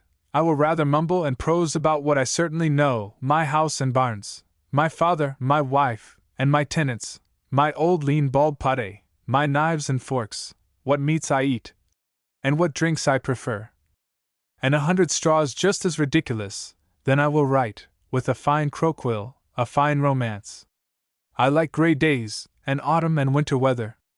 I am grey and autumnal myself, and think and undress, and old shoes that do not pinch my feet, and old friends who do not constrain me, and plain topics where I do not need to strain myself and pump my brains, the most suitable. Our condition as men is risky and ticklish enough. One cannot be sure of himself and his fortune an hour, but he may be whisked off into some pitiable or ridiculous plight. Why should I vapor and play the philosopher, instead of ballasting, the best I can, this dancing balloon? So, at least, I live within compass, keep myself ready for action, and can shoot the gulf, at last, with decency. If there be anything farcical in such a life, the blame is not mine. Let it lie at fate's and nature's door. The essays, therefore, are an entertaining soliloquy on every random topic that comes into his head, treating everything without ceremony, yet with masculine sense. There have been men with deeper insight, but one would say, never a man with such abundance of thoughts. He is never dull, never insincere, and has the genius to make the reader care for all that he cares for. The sincerity and marrow of the man reaches to his sentences. I know not anywhere the book that seems less written. It is the language of conversation transferred to a book. Cut these words, and they would bleed. They are vascular and alive. One has the same pleasure in it that we have in listening to the necessary speech of men about their work, when any unusual circumstance give momentary importance to the dialogue. For blacksmiths and teamsters do not trip in their speech, it is a shower of bullets.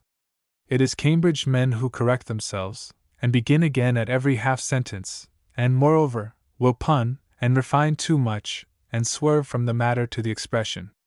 Montaigne talks with shrewdness, knows the world, and books, and himself, and uses the positive degree, never shrieks, or protests, or praise, no weakness, no convulsion, no superlative, does not wish to jump out of his skin, or play any antics, or annihilate space or time, but is stout and solid, tastes every moment of the day, likes pain, because it makes him feel himself, and realize things. As we pinch ourselves to know that we are awake. He keeps the plane, he rarely mounts or sinks, likes to feel solid ground, and the stones underneath. His writing has no enthusiasms, no aspiration, contented, self-respecting, and keeping the middle of the road. There is but one exception, in his love for Socrates. In speaking of him, for once his cheek flushes, and his style rises to passion. Montaigne died of a quinsy, at the age of 60, in 1592. When he came to die, he caused the Mass to be celebrated in his chamber. At the age of 33, he had been married. But, he says, might I have had my own will, I would not have married Wisdom herself, if she would have had me. But 'tis to much purpose to evade it, the common custom and use of life will have it so. Most of my actions are guided by example, not choice. In the hour of death he gave the same weight to custom. Que sais-je? What do I know? This book of Montaigne the world has endorsed, by translating it into all tongues, and printing 75 editions of it in Europe, and that, too, a circulation somewhat chosen, namely, among courtiers, soldiers, princes, men of the world, and men of wit and generosity. Shall we say that Montaigne has spoken wisely, and given the right and permanent expression of the human mind, on the conduct of life? We are natural believers. Truth, or the connection between cause and effect, alone interests us. We are persuaded that a thread runs through all things, all worlds are strung on it, as beads, and men, and events, and life come to us, only because of that thread, they pass and repass, only that we may know the direction and continuity of that line. A book or statement which goes to show that there is no line, but random and chaos, a calamity out of nothing, a prosperity and no account of it, a hero born from a fool from a hero, dispirits us. Seen or unseen, we believe the tie exists. Talent makes counterfeit ties, genius finds the real ones. We hearken to the man of science, because we anticipate the sequence in natural phenomena which he uncovers. We love whatever affirms, connects, preserves, and dislike what scatters or pulls down. One man appears whose nature is to all men's eyes conserving and constructive. His presence supposes a well-ordered society, agriculture, trade, large institutions, and empire. If these did not exist, they would begin to exist through his endeavors. Therefore, he cheers and comforts men, who feel all this in him very readily. The nonconformist and the rebel say all manner of unanswerable things against the existing republic, but discover to our sense no plan of house or state of their own. Therefore, though the town, and state, and way of living, which our counselor contemplated, might be a very modest or musty prosperity, yet men rightly go for him, and reject the reformer, so long as he comes only with axe and crowbar. But though we are natural conservers and causationists, and reject a sour, doompish unbelief, the skeptical class, which Montaigne represents, have reason, and every man, at some time, belongs to it. Every superior mind will pass through this domain of equilibration, I should rather say, will know how to avail himself of the checks and balances in nature, as a natural weapon against the exaggeration and formalism of bigots and blockheads.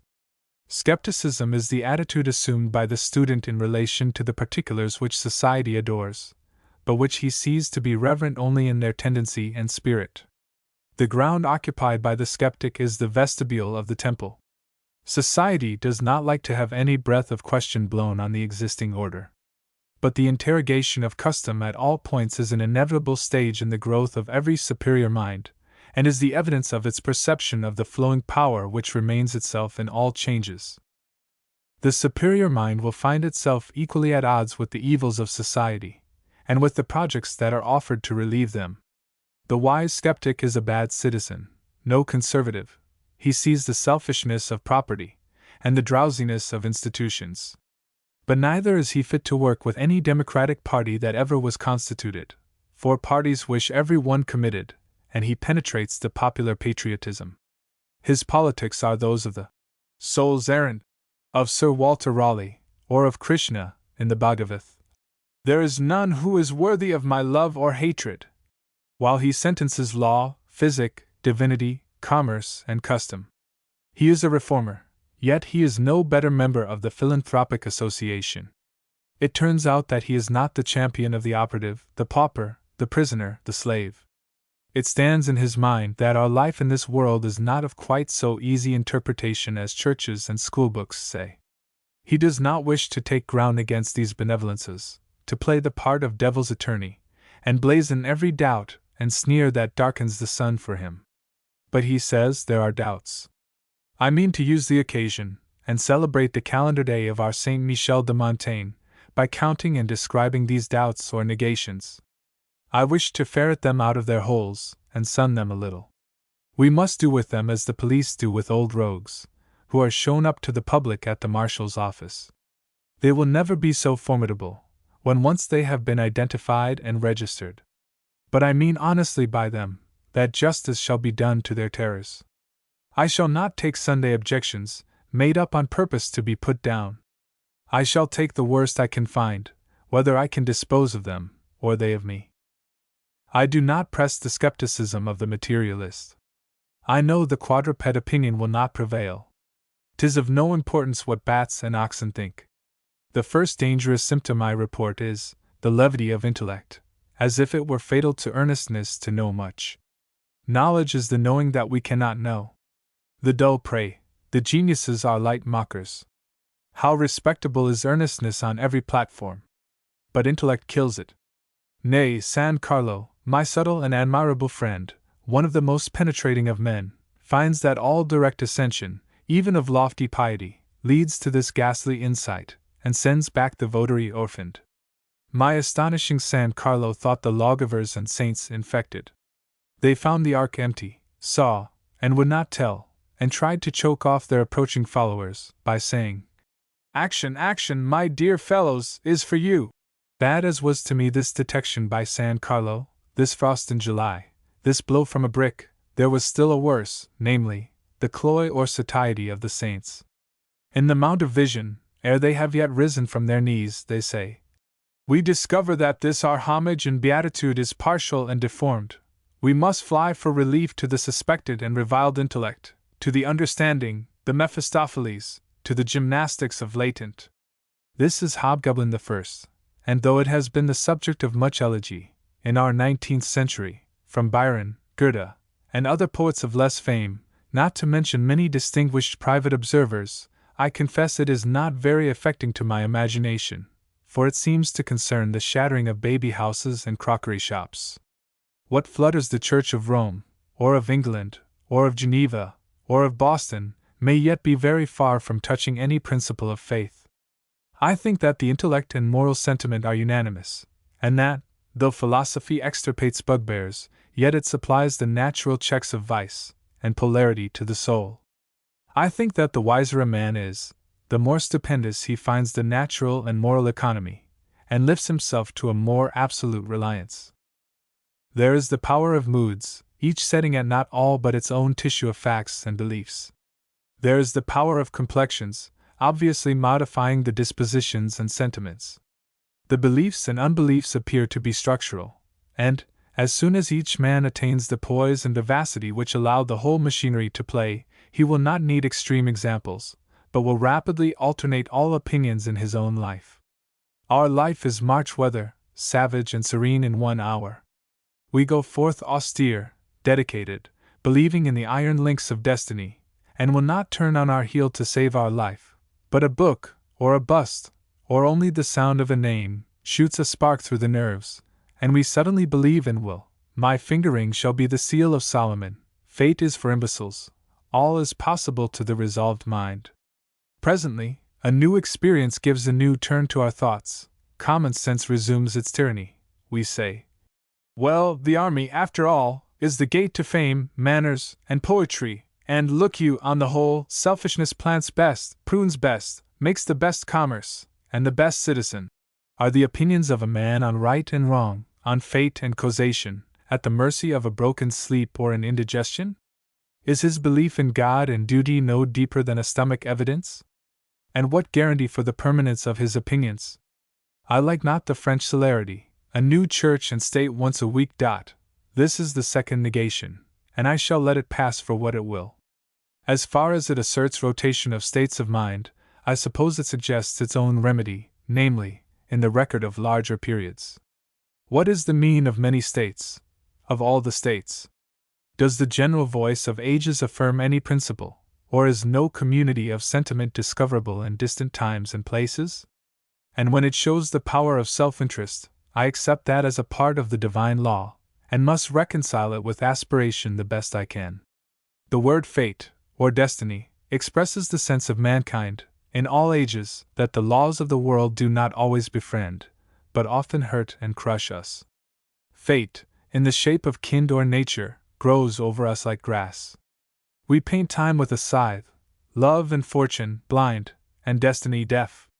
We have too little power of resistance against this ferocity which champs us up. What front can we make against these unavoidable, victorious, maleficent forces? What can I do against the influence of race in my history? What can I do against hereditary and constitutional habits, against scrofula, lymph impotence? Against climate, against barbarism, in my country? I can reason down or deny everything, except this perpetual belly. Feed he must and will, and I cannot make him respectable. But the main resistance which the affirmative impulse finds, and one including all others, is in the doctrine of the illusionists.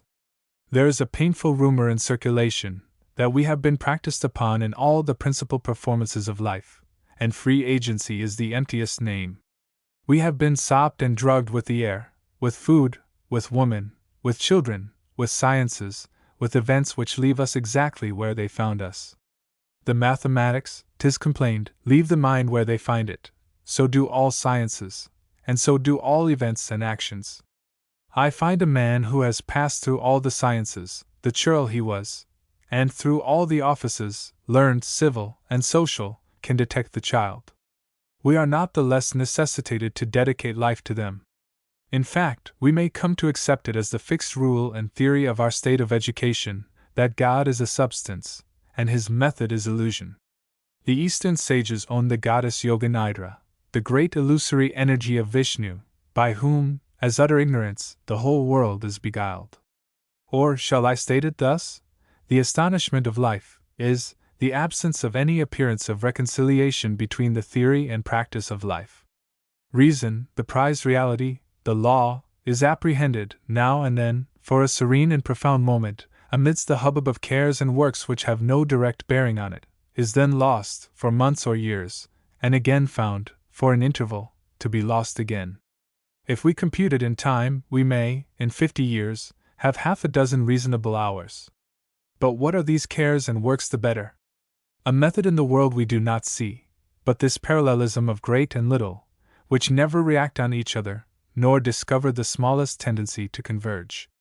Experiences, fortunes, governings, readings, writings are nothing to the purpose, as when a man comes into the room, it does not appear whether he has been fed on yams or buffalo, he has contrived to get so much bone and fiber as he wants, out of rice or out of snow. So vast is the disproportion between the sky of law and the pismire of performance under it, that, whether he is a man of worth or a sot, is not so great a matter as we say. Shall I add, as one juggle of this enchantment, the stunning non-intercourse law which makes cooperation impossible? The young spirit pants to enter society. But all the ways of culture and greatness lead to solitary imprisonment. He has been often balked. He did not expect a sympathy with his thought from the village, but he went with it to the chosen and intelligent, and found no entertainment for it, but mere misapprehension, distaste, and scoffing. Men are strangely mistimed and misapplied, and the excellence of each is an inflamed individualism which separates him more. There are these, and more than these diseases of thought, which our ordinary teachers do not attempt to remove. Now shall we, because a good nature inclines us to virtue's side, say, there are no doubts, and lie for the right? Is life to be led in a brave or in a cowardly manner? And is not the satisfaction of the doubts essential to all manliness? Is the name of virtue to be a barrier to that which is virtue? Can you not believe that a man of earnest and burly habit may find small good in tea, essays, and catechism, and want a rougher instruction, want men, labor, trade, farming, war, hunger, plenty, love, hatred, doubt, and terror, to make things plain to him, and has he not a right to insist on being convinced in his own way? When he is convinced, he will be worth the pains. Belief consists in accepting the affirmations of the soul, unbelief in denying them. Some minds are incapable of skepticism. The doubts they profess to entertain are rather a civility or accommodation to the common discourse of their company.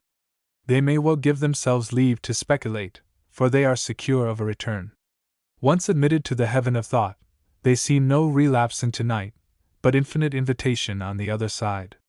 Heaven is within heaven, and sky over sky, and they are encompassed with divinities. Others there are, to whom the heaven is brass, and it shuts down to the surface of the earth.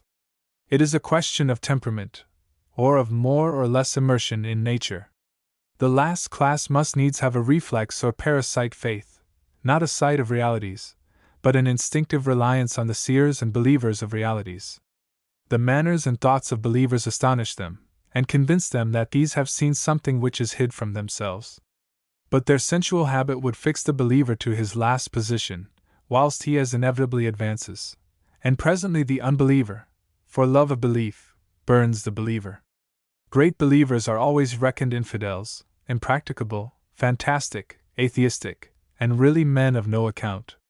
The spiritualist finds himself driven to express his faith by a series of skepticisms.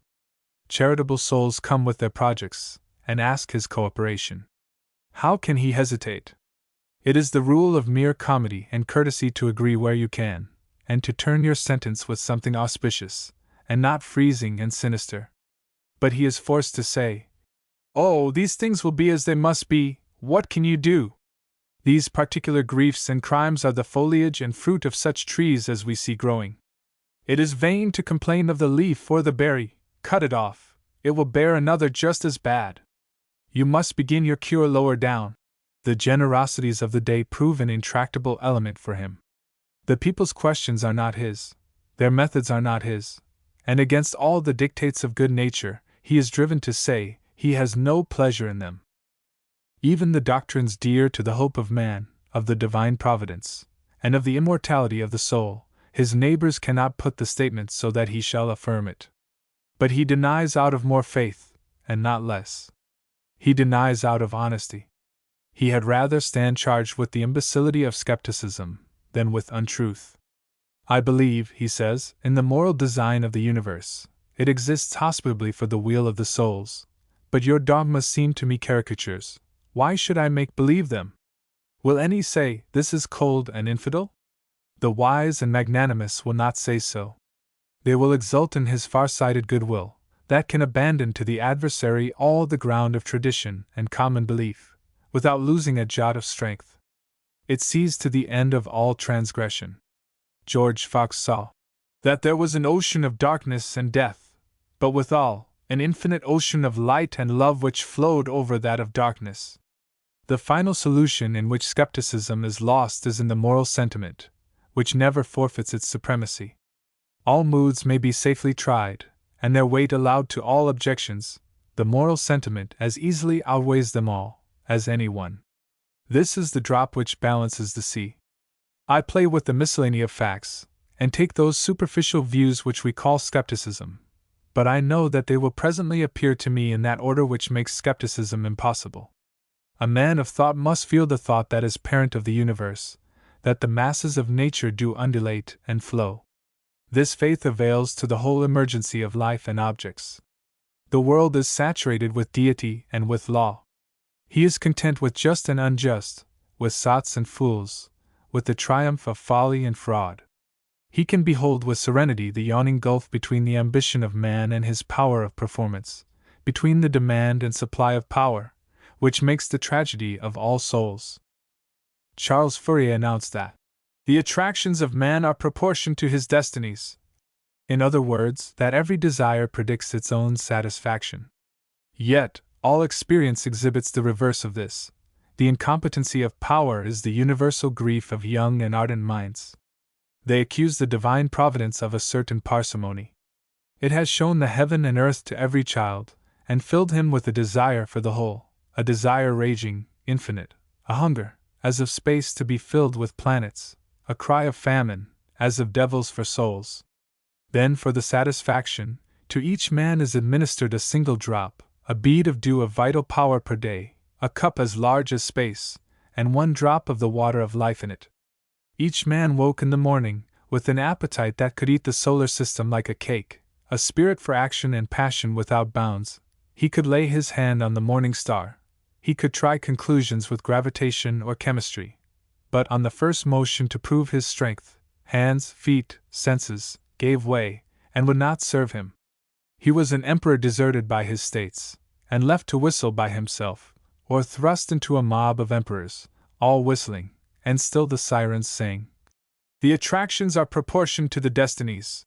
In every house, in the heart of each maiden, and of each boy, in the soul of the soaring saint, this chasm is found, between the largest promise of ideal power and the shabby experience. The expansive nature of truth comes to our succor, elastic, not to be surrounded. Man helps himself by larger generalizations. The lesson of life is practically to generalize, to believe what the years and the centuries say against the hours, to resist the usurpation of particulars, to penetrate to their catholic sense. Things seem to say one thing, and say the reverse. The appearance is immoral, the result is moral. Things seem to tend downward, to justify despondency, to promote rogues, to defeat the just, and by knaves as by martyrs, the just cause is carried forward. Although knaves win in every political struggle, although society seems to be delivered over from the hands of one set of criminals into the hands of another set of criminals, as fast as the government is changed, and the march of civilization is a train of felonies, yet general ends are somehow answered. We see, now, events forced on, which seem to retard or retrograde the civility of ages. But the world spirit is a good swimmer, and storms and waves cannot drown him. He snaps his finger at laws, and so, throughout history, heaven seems to affect low and poor means. Through the years and the centuries, through evil agents, through toys and atoms, a great and beneficent tendency irresistibly streams. Let a man learn to look for the permanent in the mutable and fleeting. Let him learn to bear the disappearance of things he was wont to reverence, without losing his reverence. Let him learn that he is here, not to work, but to be worked upon, and that, though abyss open under abyss, and opinion displace opinion, all are at last contained in the eternal cause. V. Shakespeare, or the poet. Great men are more distinguished by range and extent than by originality. If we require the originality which consists in weaving, like a spider, their web from their own bowels, in finding clay, and making bricks and building the house, no great men are original. Nor does valuable originality consist in unlikeness to other men. The hero is in the press of nights, and the thick of events, and seeing what men want, and sharing their desire, he adds the needful length of sight and of arm, to come at the desired point. The greatest genius is the most indebted man. A poet is no rattlebrain, saying what comes uppermost, and because he says everything, saying, at last, something good, but a heart in unison with his time and country.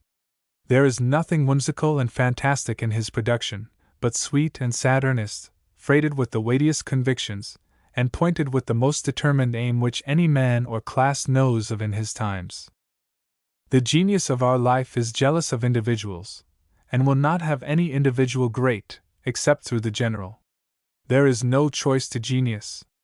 A great man does not wake up on some fine morning, and say, I am full of life, I will go to sea, and find an Antarctic continent, today I will square the circle, I will ransack botany, and find a new food for man, I have a new architecture in my mind, I foresee a new mechanic power.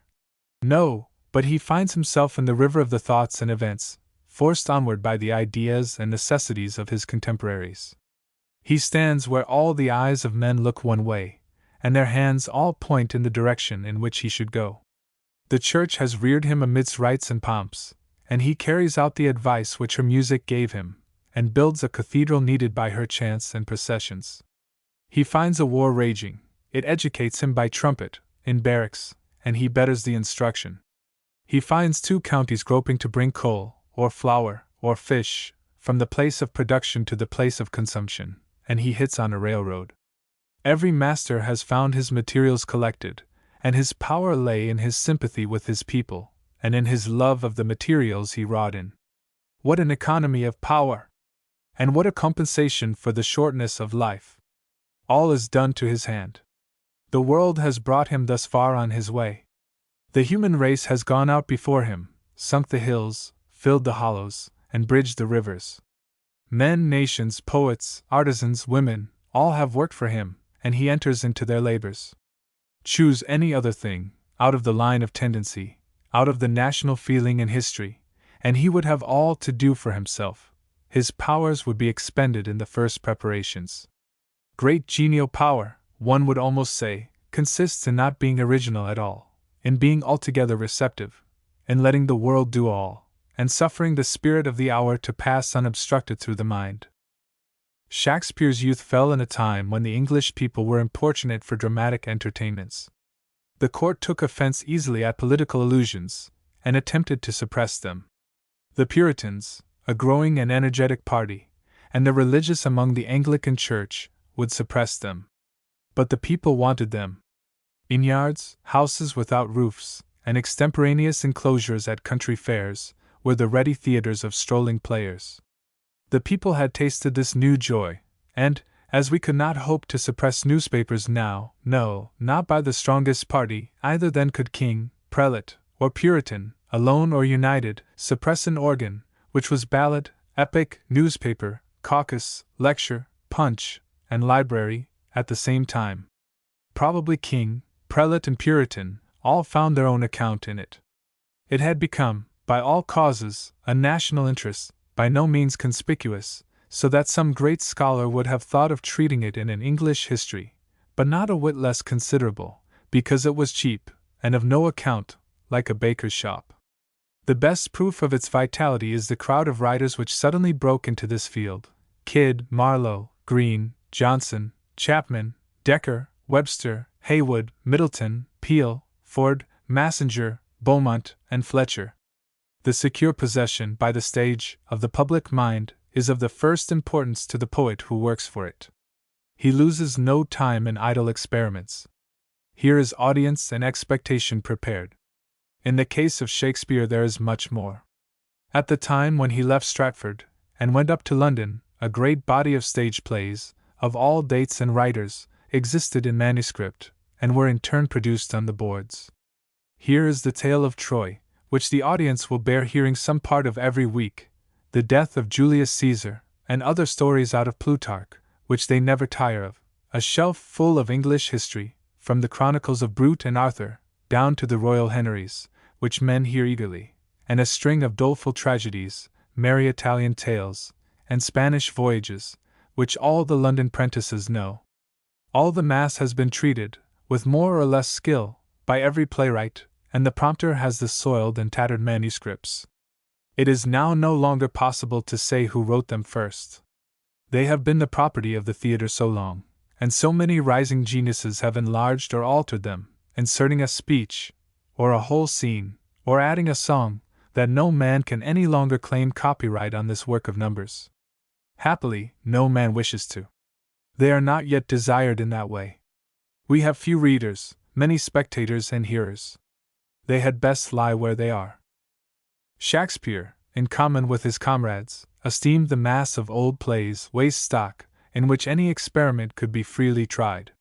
Had the prestige which hedges about a modern tragedy existed, nothing could have been done.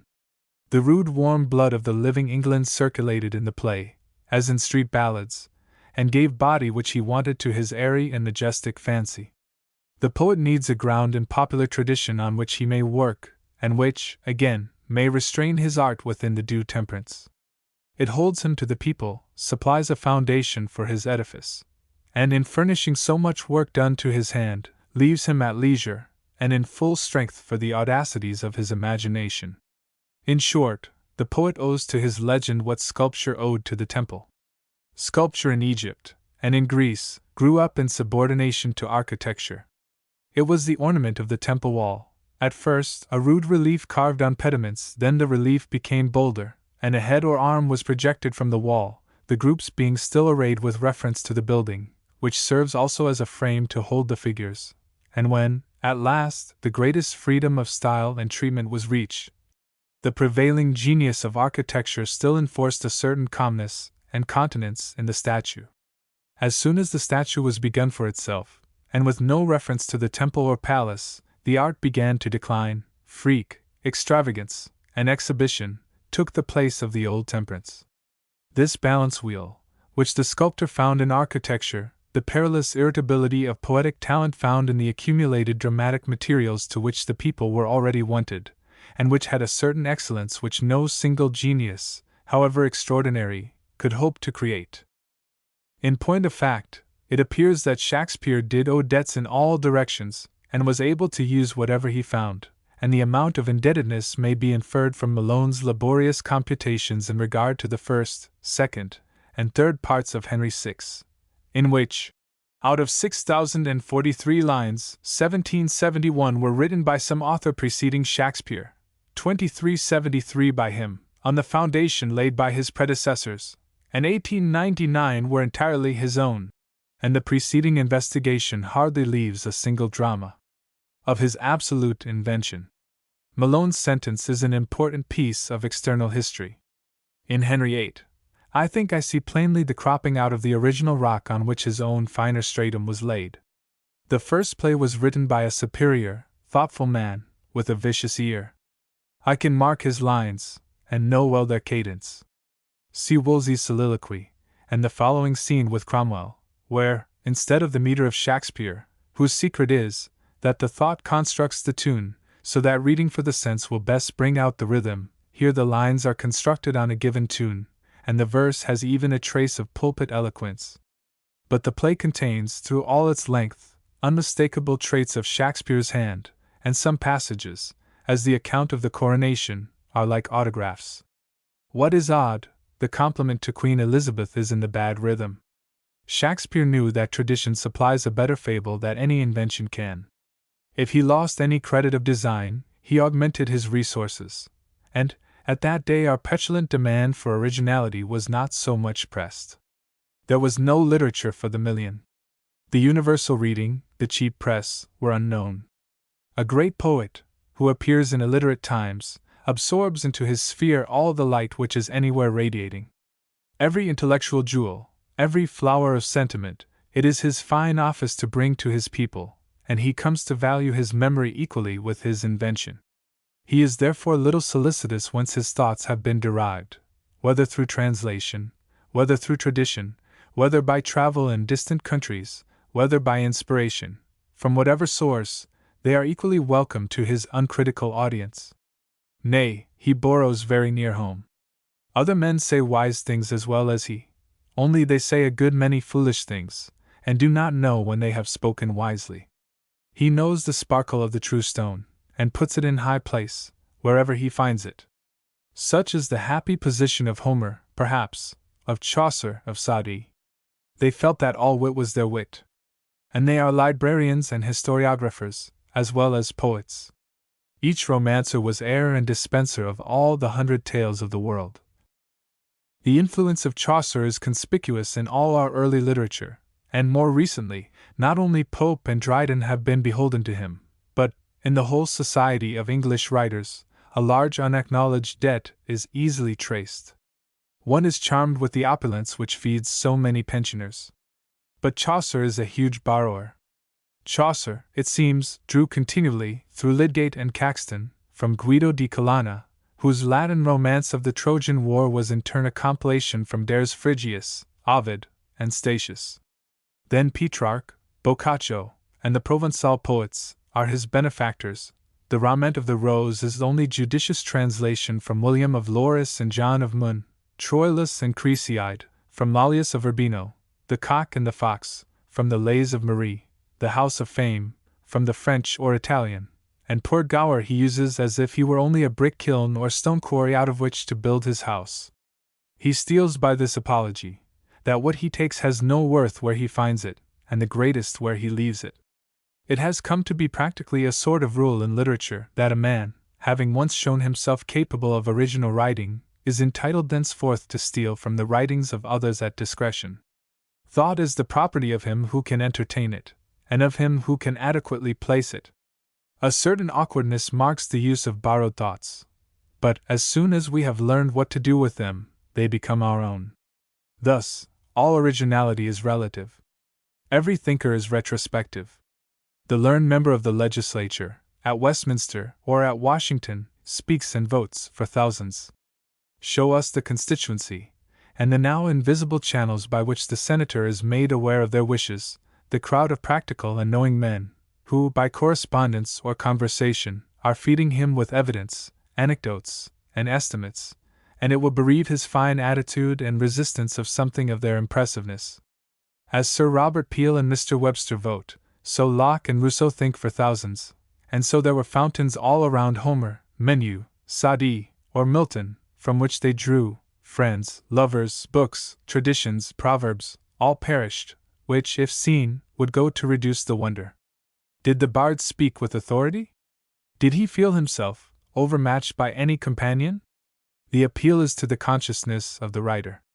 Is there at last in his breast a deli whereof to ask concerning any thought or thing, whether it be verily so, yea or nay? And to have answer, and to rely on that? All the debt which such a man could contract to other wit would never disturb his consciousness of originality, for the ministrations of books, and of other minds, are a whiff of smoke to that most private reality with which he has conversed. It is easy to see that what is best written or done by genius in the world was no man's work, but came by wide social labor, when 1,000 wrought like one, sharing the same impulse. Our English Bible is a wonderful specimen of the strength and music of the English language. But it was not made by one man, or at one time, but centuries and churches brought it to perfection. There never was a time when there was not some translation existing.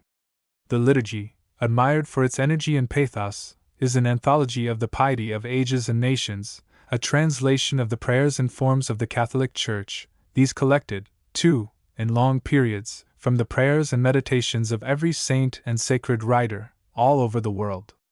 Grotius makes the like remark in respect to the Lord's Prayer, that the single clauses of which it is composed were already in use, in the time of Christ, in the rabbinical forms.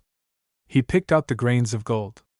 The nervous language of the common law, the impressive forms of our courts, and the precision and substantial truth of the legal distinctions, are the contribution of all the sharp-sighted, strong-minded men who have lived in the countries where these laws govern. The translation of Plutarch gets its excellence by being translation on translation. There never was a time when there was none.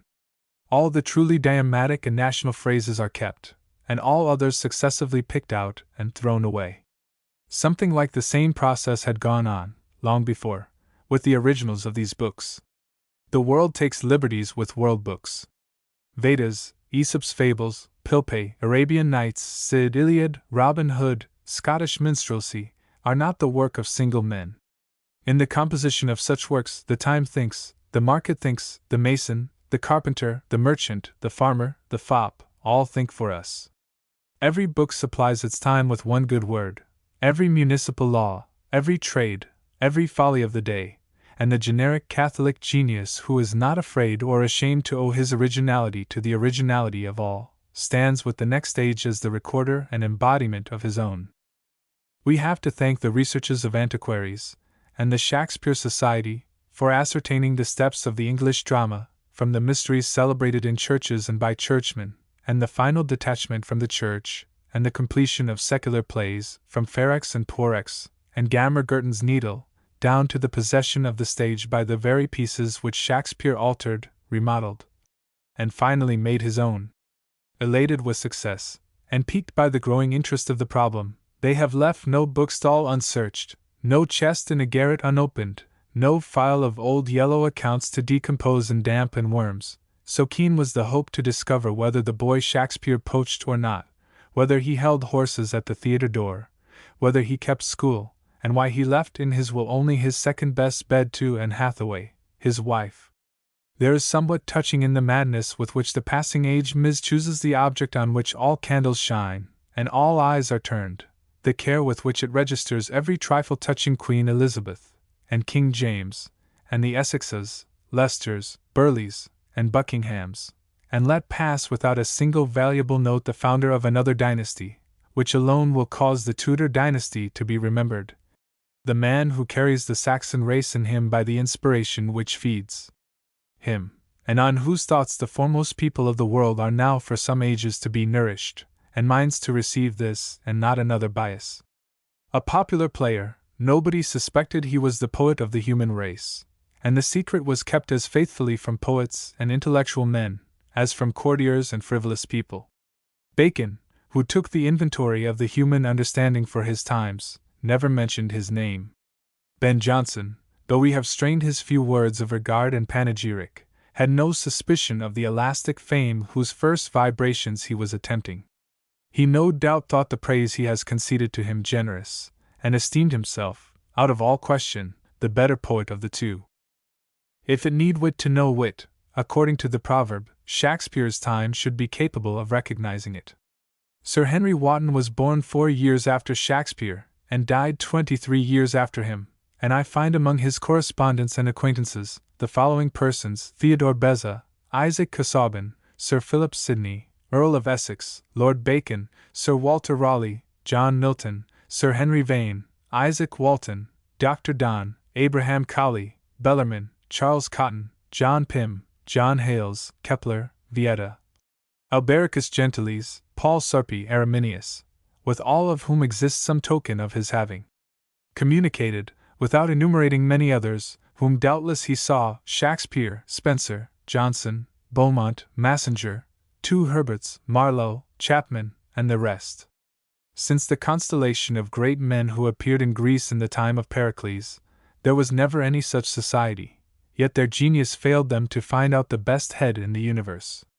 Our poet's mask was impenetrable. You cannot see the mountain near.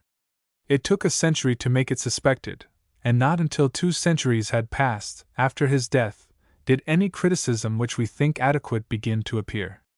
It was not possible to write the history of Shakespeare till now, for he is the father of German literature. It was on the introduction of Shakespeare into German by Lessing, and the translation of his works by Wieland and Schlegel, that the rapid burst of German literature was most intimately connected. It was not until the 19th century, whose speculative genius is a sort of living Hamlet, that the tragedy of Hamlet should find such wondering readers. Now, literature, philosophy, and thought are Shakespearized. His mind is the horizon beyond which, at present, we do not see. Our ears are educated to music by his rhythm. Coleridge and Goethe are the only critics who have expressed our convictions with any adequate fidelity, but there is in all cultivated minds a silent appreciation of his superlative power and beauty, which, like Christianity, qualifies the period. The Shakespeare Society have inquired in all directions, advertised the missing facts, offered money for any information that will lead to proof, and with what results? Besides some important illustration of the history of the English stage, to which I have adverted, they have gleaned a few facts touching the property, and dealings in regard to property, of the poet.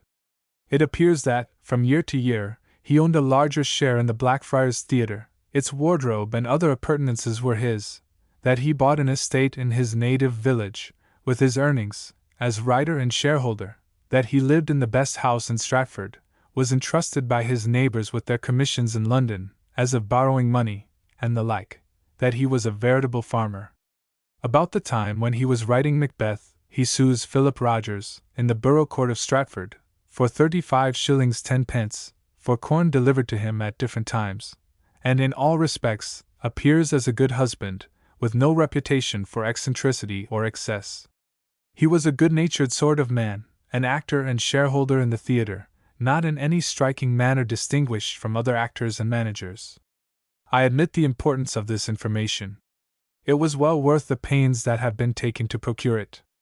But whatever scraps of information concerning his condition these researches may have rescued, they can shed no light upon that infinite invention which is the concealed magnet of his attraction for us. We are very clumsy writers of history. We tell the chronicle of parentage, birth, birthplace, schooling, schoolmates, earning of money, marriage, publication of books, celebrity, death, and when we have come to an end of this gossip, no ray of relation appears between it and the goddess born, and it seems as if, had we dipped at random into the modern Plutarch, and read any other life there, it would have fitted the poems as well. It is the essence of poetry to spring, like the rainbow daughter of wonder, from the invisible, to abolish the past, and refuse all history. Malone, Warburton, Dyce, and Collier have wasted their oil. The famed theatres, Covent Garden, Drury Lane, the Park, and Tremont, have vainly assisted. Betterton, Garrick, Kemble, Keane, and Macready dedicate their lives to this genius. Him they crown, elucidate, obey, and express the genius knows them not. The recitation begins, one golden word leaps out immortal from all this painted pedantry, and sweetly torments us with invitations to its own inaccessible homes.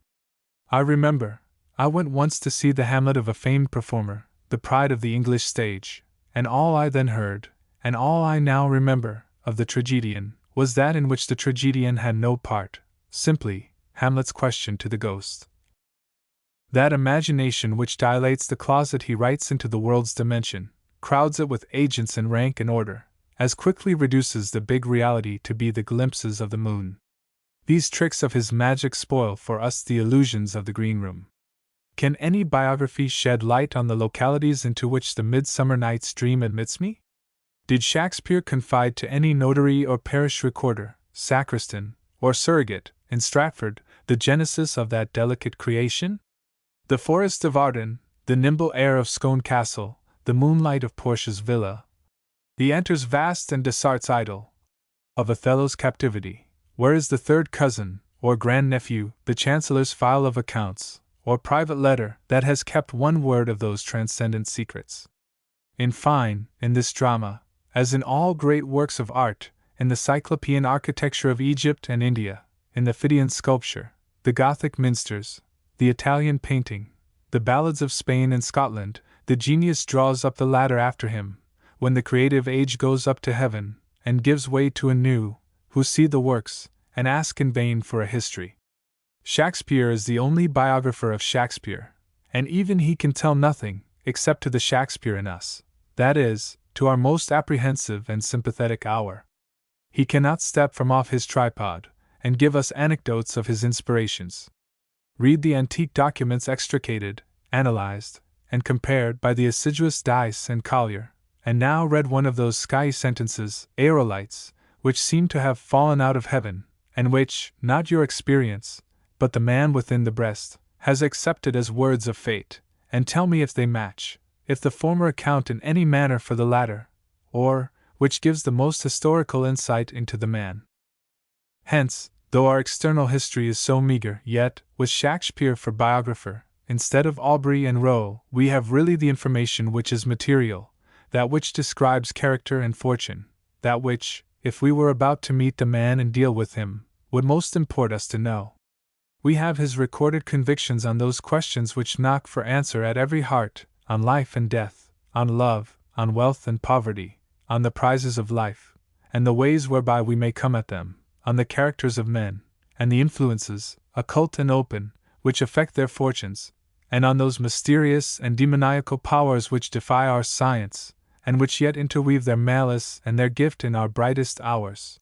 Who ever read the volume of sonnets, without finding that the poet had there revealed, under masks that are no masks to the intelligent, the lore of friendship and of love, the confusion of sentiments in the most susceptible, and, at the same time, the most intellectual of men? What trait of his private mind has he hidden in his dramas? One can discern, in his ample pictures of the gentleman and the king, what forms and humanities pleased him, his delight in troops of friends, in large hospitality, in cheerful giving. Let Timon, let Warwick, let Antonio the merchant, answer for his great heart. So far from Shakespeare being the least known, he is the one person, in all modern history, known to us. What point of morals, of manners, of economy, of philosophy, of religion, of taste, of the conduct of life, has he not settled? What mystery has he not signified his knowledge of? What office or function, or district of man's work, has he not remembered? What king has he not taught state, as Talma taught Napoleon? What maiden has not found him finer than her delicacy? What lover has he not outloved? What sage has he not outseen? What gentleman has he not instructed in the rudeness of his behavior? Some able and appreciating critics think no criticism on Shakespeare valuable, that does not rest purely on the dramatic merit, that he is falsely judged as poet and philosopher. I think as highly as these critics of his dramatic merit, but still think it secondary. He was a full man, who liked to talk, a brain exhaling thoughts and images, which, seeking vent, found the drama next at hand. Had he been less, we should have had to consider how well he filled his place, how good a dramatist he was, and he is the best in the world. But it turns out that what he has to say is of that weight, as to withdraw some attention from the vehicle, and he is like some saint whose history is to be rendered into all languages, into verse and prose, into songs and pictures, and cut up into proverbs, so that the occasions which gave the saints meaning the form of a conversation, or of a prayer, or of a code of laws, is immaterial compared with the universality of its application. So it fares with the wise Shakespeare and his Book of Life.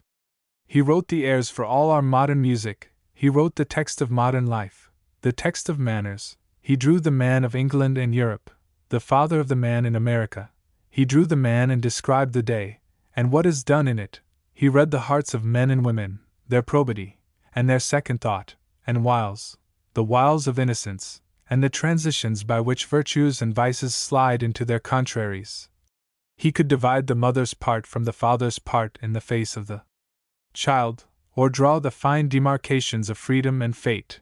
He knew the laws of repression which make the police of nature, and all the sweets and all the terrors of human lot lay in his mind as truly but as softly as the landscape lies on the eye.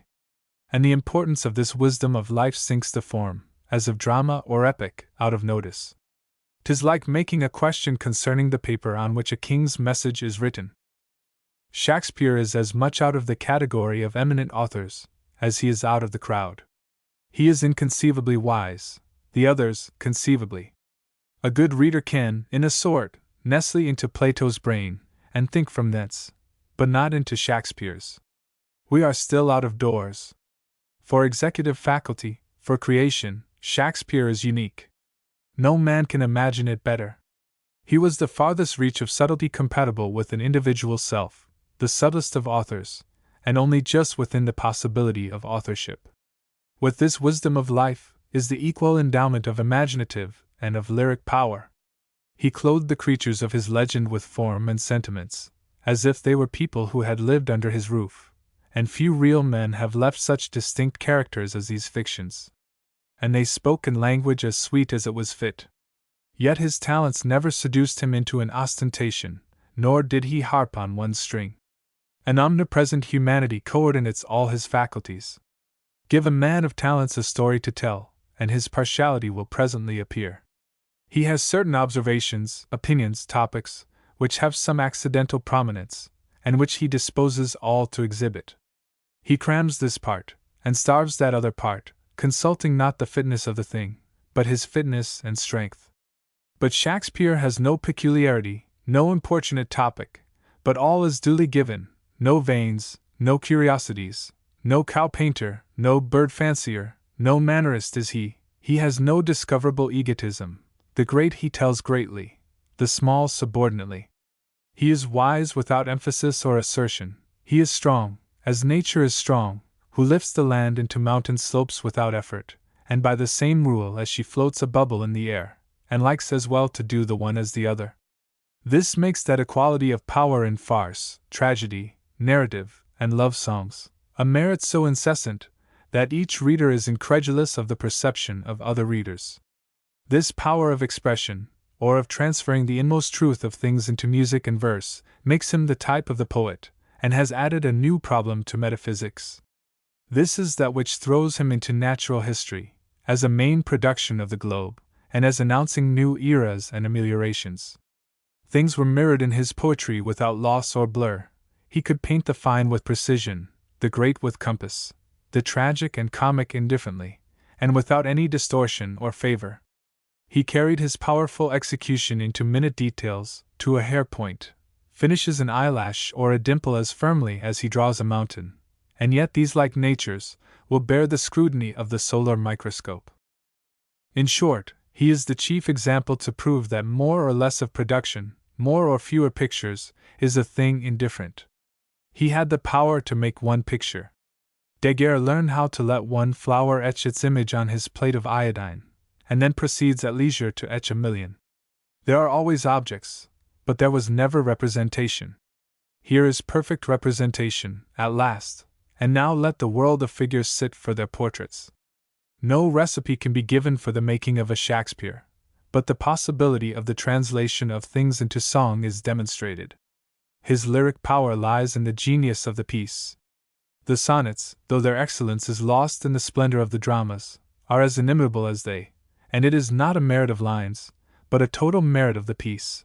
Like the tone of voice of some incomparable person, so is this a speech of poetic beings, and any clause as unproducible now as a whole poem. Though the speeches in the plays, and single lines, have a beauty which tempts the ear to pause on them for their euphuism, yet the sentence is so loaded with meaning, and so linked with its foregoers and followers, that the logician is satisfied. His means are as admirable as his ends. Every subordinate invention, by which he helps himself to connect some irreconcilable opposites, is a poem too. He is not reduced to dismount and walk, because his horses are running off with him in some distant direction. He always rides. The finest poetry was first experience, but the thought has suffered a transformation since it was an experience. Cultivated men often attain a good degree of skill in writing verses, but it is easy to read, through their poems, their personal history. Any one acquainted with parties can name every figure. This is Andrew, and that is Rachel. The sense thus remains prosaic. It is a caterpillar with wings, and not yet a butterfly. In the poet's mind, the fact has gone quite over into the new element of thought, and has lost all that is exuvial. This generosity abides with Shakespeare. We say, from the truth and closeness of his pictures, that he knows the lesson by heart. Yet there is not a trace of egotism. One more royal trait properly belongs to the poet. I mean his cheerfulness, without which no man can be a poet, for beauty is his aim. He loves virtue, not for its obligation, but for its grace. He delights in the world, in man, in woman, for the lovely light that sparkles from them. Beauty, the spirit of joy and hilarity, he sheds over the universe. Epicurus relates that poetry hath such charms that a lover might forsake his mistress to partake of them. And the true bards have been noted for their firm and cheerful temper. Homer lies in sunshine, Chaucer is glad and erect, and Saadi says, "It was rumored abroad that I was penitent, but what had I to do with repentance?" Not less sovereign and cheerful, much more sovereign and cheerful is the tone of Shakespeare. His name suggests joy and emancipation to the heart of men. If he should appear in any company of human souls, who would not march in his troop? He touches nothing that does not borrow health and longevity from his festive style. And now, how stands the account of man with this bard and benefactor, when in solitude, shutting our ears to the reverberations of his fame, we seek to strike the balance? Solitude has austere lessons. It can teach us to spare both heroes and poets, and it weighs Shakespeare also, and finds him to share the halfness and imperfections of humanity. Shakespeare, Homer, Dante, Chaucer saw the splendor of meaning that plays over the visible world, knew that a tree had another use than for apples, and corn another than for meal, and the ball of the earth than for tillage and roads, that these things bore a second and finer harvest to the mind, being emblems of its thoughts, and conveying in all their natural history a certain mute commentary on human life. Shakespeare employed them as colors to compose his picture. He rested in their beauty, and never took the step which seemed inevitable to such genius, namely, to explore the virtue which resides in these symbols, and imparts this power. What is that which they themselves say? He converted the elements, which waited on his command, into entertainments. He was master of the revels to mankind. Is it not as if one should have, through majestic powers of science, the comets given into his hand, or the planets and their moons, and should draw them from their orbits to glare with the municipal fireworks on a holiday night, and advertise in all towns, "Very superior pyrotechny this evening"? Are the agents of nature, and the power to understand them, worth no more than a street serenade, or the breath of a cigar? One remembers again the trumpet text in the Quran. "The heavens and the earth, and all that is between them, think ye we have created them in jest?" As long as the question is of talent and mental power, the world of men has not his equal to show. But when the question is to life, and its materials, and its auxiliaries, how does he profit me? What does it signify? It is but a Twelfth Night, or Midsummer Night's Dream, or a winter evening's tale. What signifies another picture more or less? The Egyptian verdict of the Shakespeare Societies comes to mind, that he was a jovial actor and manager. I cannot marry this fact to his verse. Other admirable men have led lives in some sort of keeping with their thought, but this man, in wide contrast. Had he been less, had he reached only the common measure of great authors, of Bacon, Milton, Tasso, Cervantes, we might leave the fact in the twilight of human fate, but that this man of men, he who gave to the science of mind a new and larger subject than had ever existed, and planted the standard of humanity some furlongs forward into chaos, that he should not be wise for himself. It must even go into the world's history, that the best poet led an obscure and profane life, using his genius for the public amusement. Well, other men, priest and prophet, Israelite, German, and Swede, beheld the same objects, they also saw through them that which was contained. And to what purpose? The beauty straightway vanishes.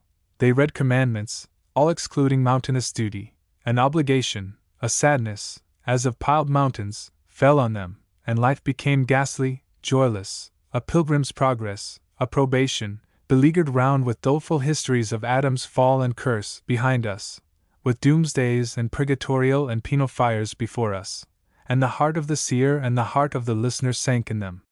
It must be conceded that these are half views of half men. The world still wants its poet-priest, a reconciler, who shall not trifle with Shakespeare the player, nor shall grope in graves with Swedenborg the mourner, but who shall see, speak, and act, with equal inspiration. For knowledge will brighten the sunshine, right is more beautiful than private affection, and love is compatible with universal wisdom. 6. Napoleon, or the man of the world. Among the eminent persons of the 19th century, Bonaparte is far the best known, and the most powerful, and owes his predominance to the fidelity with which he expresses the tone of thought and belief, the aims of the masses of active and cultivated men.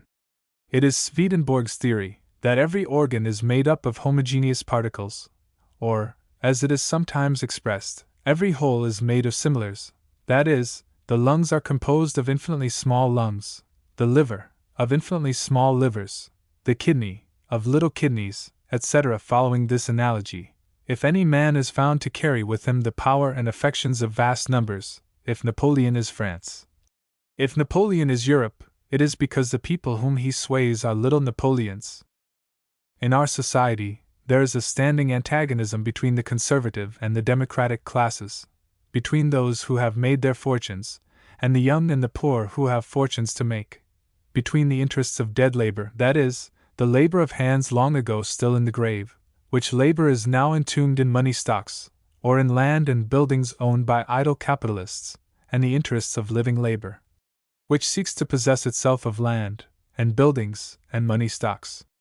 The first class is timid, selfish, illiberal, hating innovation, and continually losing numbers by death. The second class is selfish also, encroaching, bold, self-relying, always outnumbering the other, and recruiting its numbers every hour by births. It desires to keep open every avenue to the competition of all, and to multiply avenues. The class of business men in America, in England, in France, and throughout Europe, the class of industry and skill. Napoleon is its representative. The instinct of active, brave, able men, throughout the middle class everywhere, has pointed out Napoleon as the incarnate democrat. He had their virtues, and their vices. Above all, he had their spirit or aim. That tendency is material, pointing at a sensual success, and employing the richest and most various means to that end, conversant with mechanical powers, highly intellectual, widely and accurately learned and skillful, but subordinating all intellectual and spiritual forces into means to a material success. To be the rich man is the end. God has granted, says the Quran, to every people a prophet in its own tongue.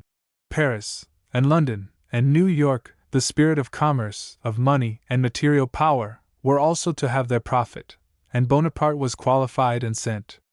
Every one of the million readers of anecdotes, or memoirs, or lives of Napoleon, delights in the page, because he studies in it his own history.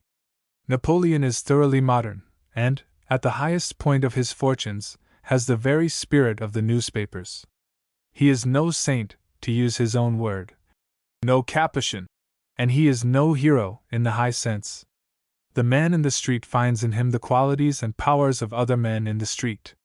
He finds him, like himself, by birth a citizen, who, by very intelligible merits, arrived at such a commanding position that he could indulge all those tastes which the common man possesses, but is obliged to conceal and deny: good society, good books, fast traveling, dress, dinners, servants without number, personal weight, the execution of his ideas, the standing in the attitude of a benefactor to all persons about him, the refined enjoyments of pictures, statues, music, palaces, and conventional honors, precisely what is agreeable to the heart of every man in the 19th century, this powerful man possessed.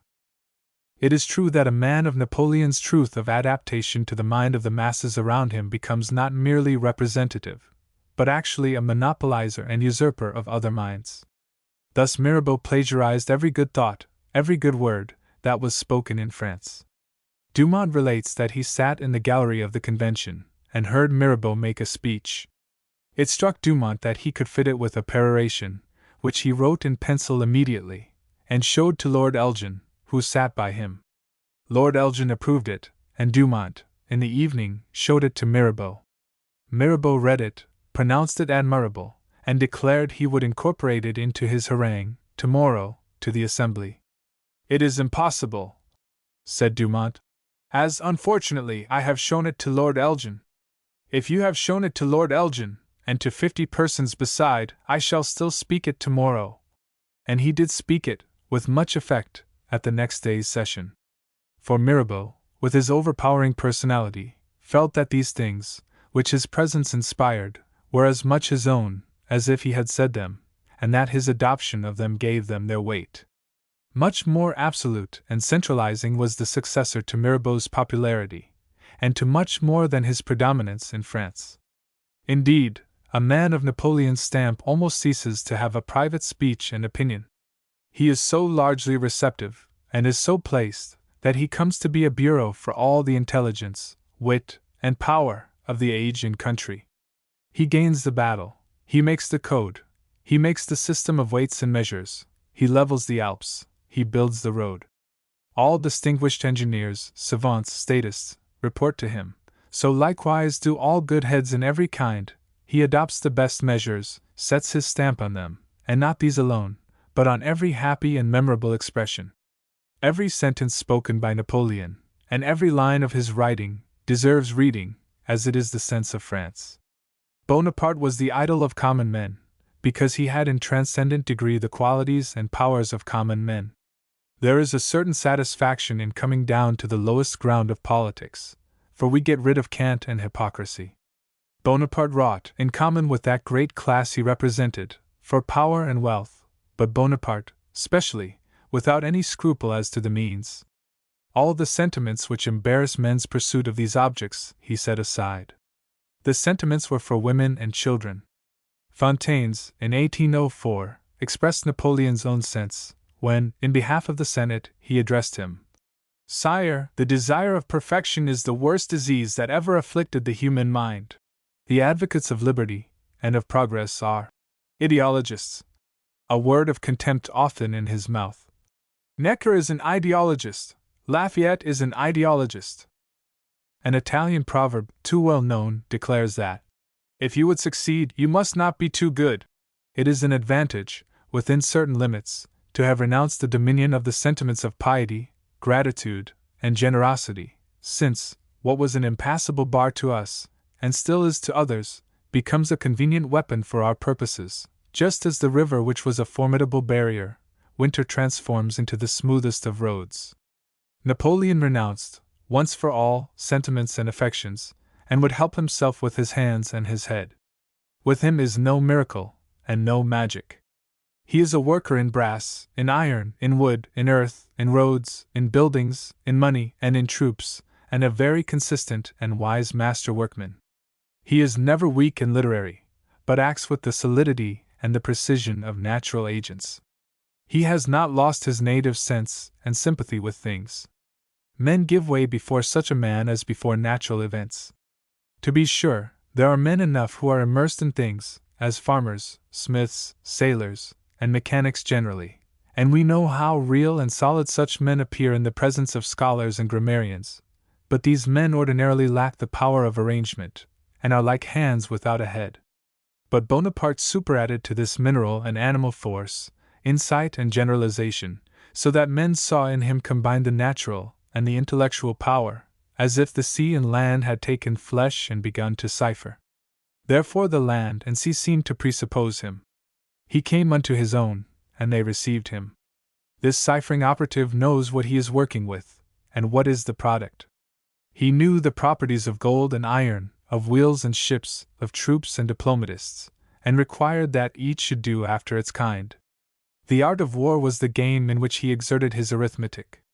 It consisted, according to him, in having always more forces than the enemy, on the point where the enemy is attacked, or where he attacks, and his whole talent is strained by endless maneuver and evolution, to march always on the enemy at an angle, and destroy his forces in detail. It is obvious that a very small force, skillfully and rapidly maneuvering, so as always to bring two men against one at the point of engagement, will be an overmatch for a much larger body of men. The times, his constitution, and his early circumstances combined to develop this pattern democrat. He had the virtues of his class, and the conditions for their activity.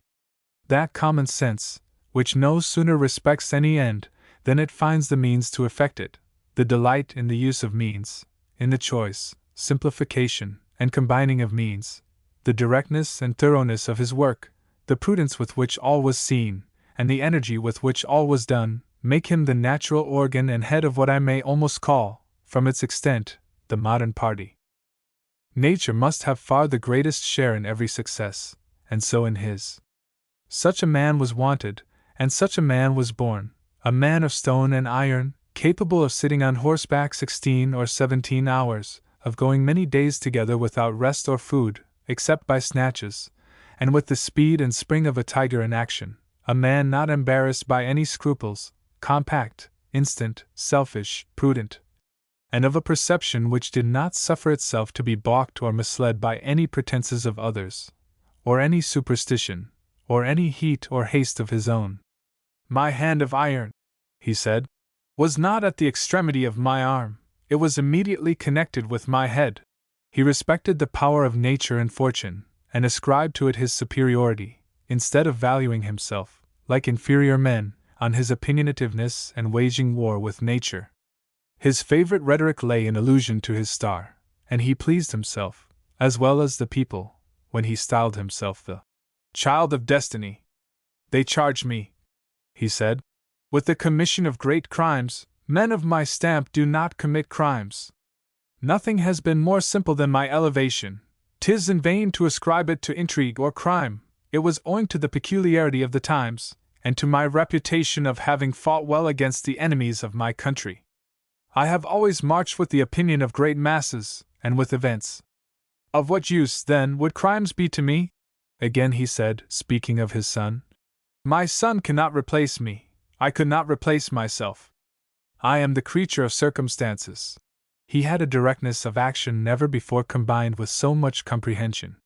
He is a realist, terrific to all talkers, and confused truth-obscuring persons. He sees where the matter hinges, throws himself on the precise point of resistance, and slights all other considerations. He is strong in the right manner, namely, by insight. He never blundered into victory, but won his battles in his head before he won them on the field. His principal means are in himself. He asks counsel of no other. In 1796, he writes to the Directory, I have conducted the campaign without consulting any one. I should have done no good, if I had been under the necessity of conforming to the notions of another person. I have gained some advantages over superior forces, and when totally destitute of everything, because, in the persuasion that your confidence was reposed in me, my actions were as prompt as my thoughts. History is full, down to this day, of the imbecility of kings and governors. They are a class of persons much to be pitied, for they know not what they should do. The weavers strike for bread, and the king and his ministers, not knowing what to do, meet them with bayonets. But Napoleon understood his business. Here was a man who, in each moment and emergency, knew what to do next. It is an immense comfort and refreshment to the spirits, not only of kings, but of citizens. Few men have any next, they live from hand to mouth, without plan, and are ever at the end of their line, and, after each action, wait for an impulse from abroad. Napoleon had been the first man of the world if his ends had been purely public. As he is, he inspires confidence and vigor by the extraordinary unity of his action. He is firm, sure, self-denying, self-postponing, sacrificing everything to his aim, money, troops, generals, and his own safety also, to his aim, not misled, like common adventurers, by the splendor of his own means. Incidents ought not to govern policy, he said, but policy incidents. To be hurried away by every event is to have no political system at all.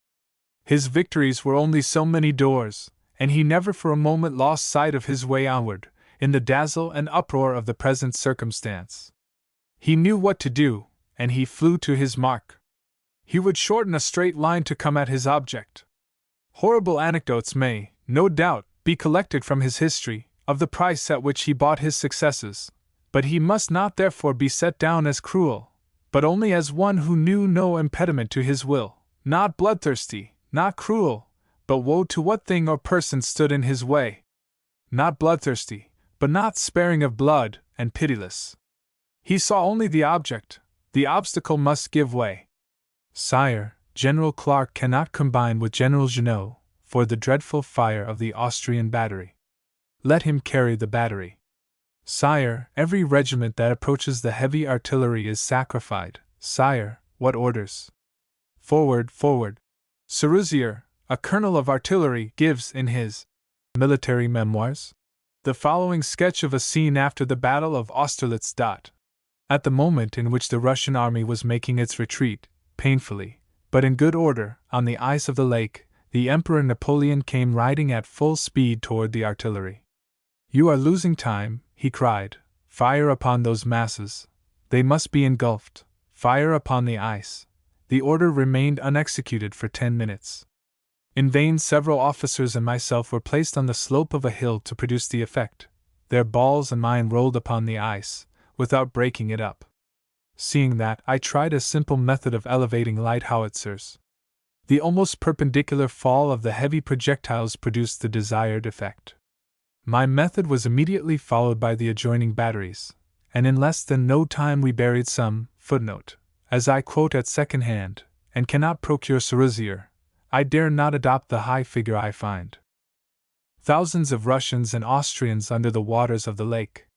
In the plenitude of his resources, every obstacle seemed to vanish. "There shall be no Alps," he said, and he built his perfect roads, climbing by graded galleries their steepest precipices, until Italy was as open to Paris as any town in France. He laid his bones to, and wrought for his crown. Having decided what was to be done, he did that with might and main. He put out all his strength. He risked everything, and spared nothing, either ammunition, nor money, nor troops, nor generals, nor himself. We like to see everything do its office after its kind, whether it be a milch cow or a rattlesnake, and if fighting be the best mode of adjusting national differences, as large majorities of men seem to agree, certainly Bonaparte was right in making it thorough. The grand principle of war, he said, was that an army ought always to be ready, by day and by night, and at all hours, to make all the resistance it is capable of making. He never economized his ammunition, but on a hostile position, rained a torrent of iron, shells, balls, grapeshot, to annihilate all defense. On any point of resistance, he concentrated squadron on squadron in overwhelming numbers, until it was swept out of existence.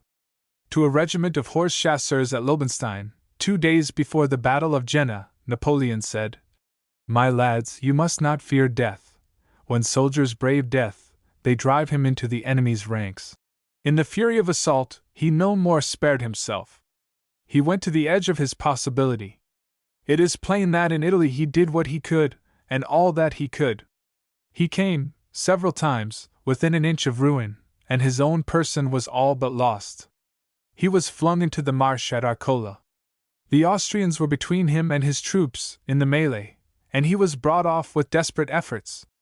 At Lonato, and at other places, he was on the point of being taken prisoner. He fought 60 battles. He had never enough. Each victory was a new weapon. My power would fall, were I not to support it by new achievements. Conquest has made me what I am, and conquest must maintain me. He felt, with every wise man, that as much life is needed for conservation as for creation.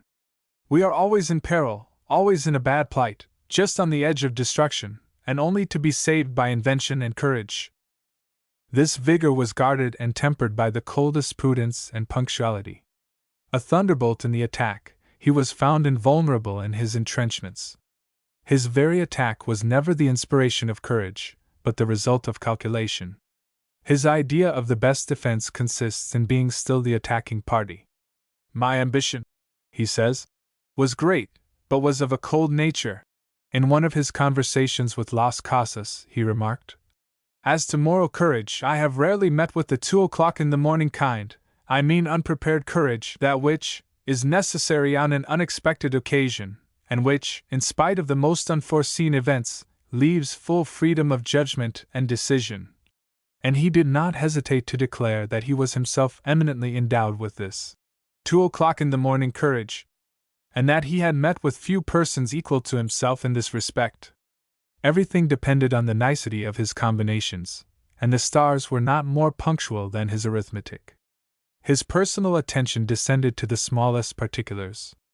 At Montebello, I ordered Kellerman to attack with 800 horse, and with these he separated the 6,000 Hungarian grenadiers, before the very eyes of the Austrian cavalry. This cavalry was half a league off, and required a quarter of an hour to arrive on the field of action, and I have observed that it is always these quarters of an hour that decide the fate of a battle. Before he fought a battle, Bonaparte thought little about what he should do in case of success, but a great deal about what he should do in case of a reverse of fortune. The same prudence and good sense mark all his behavior. His instructions to his secretary at the Tuileries are worth remembering. During the night, enter my chamber as seldom as possible. Do not wake me when you have any good news to communicate. With that there is no hurry. But when you bring bad news, rouse me instantly, for then there is not a moment to be lost. It was a whimsical economy of the same kind which dictated his practice, when general in Italy, in regard to his burdensome correspondence. He directed Bourrienne to leave all letters unopened for 3 weeks, and then observed with satisfaction how large a part of the correspondence had thus disposed of itself, and no longer required an answer. His achievement of business was immense, and enlarges the known powers of man. There have been many working kings, from Ulysses to William of Orange, but none who accomplished a tithe of this man's performance. To these gifts of nature, Napoleon added the advantage of having been born to a private and humble fortune. In his latter days he had the weakness of wishing to add to his crowns and badges the prescription of aristocracy, but he knew his debt to his austere education, and made no secret of his contempt for the born kings, and for the hereditary asses, as he coarsely styled the Bourbons. He said that, in their exile, they had learned nothing, and forgot nothing. Bonaparte had passed through all the degrees of military service, but also was citizen before he was emperor, and so had the key to citizenship. His remarks and estimates discover the information and justness of measurement of the middle class. Those who had to deal with him found that he was not to be imposed upon, but could cipher as well as another man. This appears in all parts of his memoirs, dictated at St. Helena. When the expenses of the Empress, of his household, of his palaces, had accumulated great debts, Napoleon examined the bills of the creditors himself, detected overcharges and errors, and reduced the claims by considerable sums. His grand weapon, namely, the millions whom he directed, he owed to the representative character which clothed him. He interests us as he stands for France and for Europe, and he exists as captain and king, only as far as the revolution, or the interest of the industrious masses found an organ and a leader in him. In the social interests, he knew the meaning and value of labor, and threw himself naturally on that side. I like an incident mentioned by one of his biographers at St. Helena. When walking with Mrs. Balcombe, some servants, carrying heavy boxes, passed by on the road, and Mrs. Balcombe desired them, in rather an angry tone, to keep back. Napoleon interfered, saying, "Respect the burden, madam."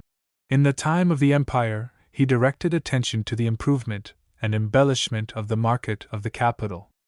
"The marketplace," he said, "is the Louvre of the common people. The principal works that have survived him are his magnificent roads." He filled the troops with his spirit, and a sort of freedom and companionship grew up between him and them, which the forms of his court never permitted between the officers and himself. They performed, under his eye, that which no others could do. The best document of his relation to his troops is the order of the day on the morning of the Battle of Austerlitz, in which Napoleon promises the troops that he will keep his person out of reach of fire. This declaration, which is the reverse of that ordinarily made by generals and sovereigns on the eve of a battle, sufficiently explains the devotion of the army to their leader. But though there is in particulars this identity between Napoleon and the mass of the people, his real strength lay in their conviction that he was their representative, in his genius and aims, not only when he courted, but when he controlled, and even when he decimated them by his conscriptions. He knew, as well as any Jacobin in France, how to philosophize on liberty and equality, and when allusion was made to the precious blood of centuries, which was spilled by the killing of the Duc d'Enghien, he suggested, "Neither is my blood ditch water." The people felt that no longer the throne was occupied, and the land sucked of its nourishment, by a small class of legitimates, secluded from all community with the children of the soil, and holding the ideas and superstitions of a long forgotten state of society. Instead of that vampire, a man of themselves held, in the Tuileries, knowledge and ideas like their own, opening, of course, to them and their children, all places of power and trust. The day of sleepy, selfish policy, ever narrowing the means and opportunities of young men, was ended, and a day of expansion and demand was come. A market for all the powers and productions of man was opened, brilliant prizes glittered in the eyes of youth and talent. The old, iron-bound, feudal France was changed into a young Ohio or New York, and those who smarted under the immediate rigors of the new monarch pardoned them as the necessary severities of the military system which had driven out the oppressor. And even when the majority of the people had begun to ask whether they had really gained anything under the exhausting levies of men and money of the new master, the whole talent of the country, in every rank and kindred, took his part, and defended him as its natural patron. In 1814, when advised to rely on the higher classes, Napoleon said to those around him, "Gentlemen, in the situation in which I stand, my only nobility is the rabble of the faubourgs." Napoleon met this natural expectation. The necessity of his position required a hospitality to every sort of talent, and its appointment to trusts, and his feelings went along with this policy. Like every superior person, he undoubtedly felt a desire for men and compeers, and a wish to measure his power with other masters, and an impatience of fools and underlings. In Italy, he sought for men, and found none. "Good God!" he said, "how rare men are! There are 18 millions in Italy, and I have with difficulty found 2, Dandolo and Melzi."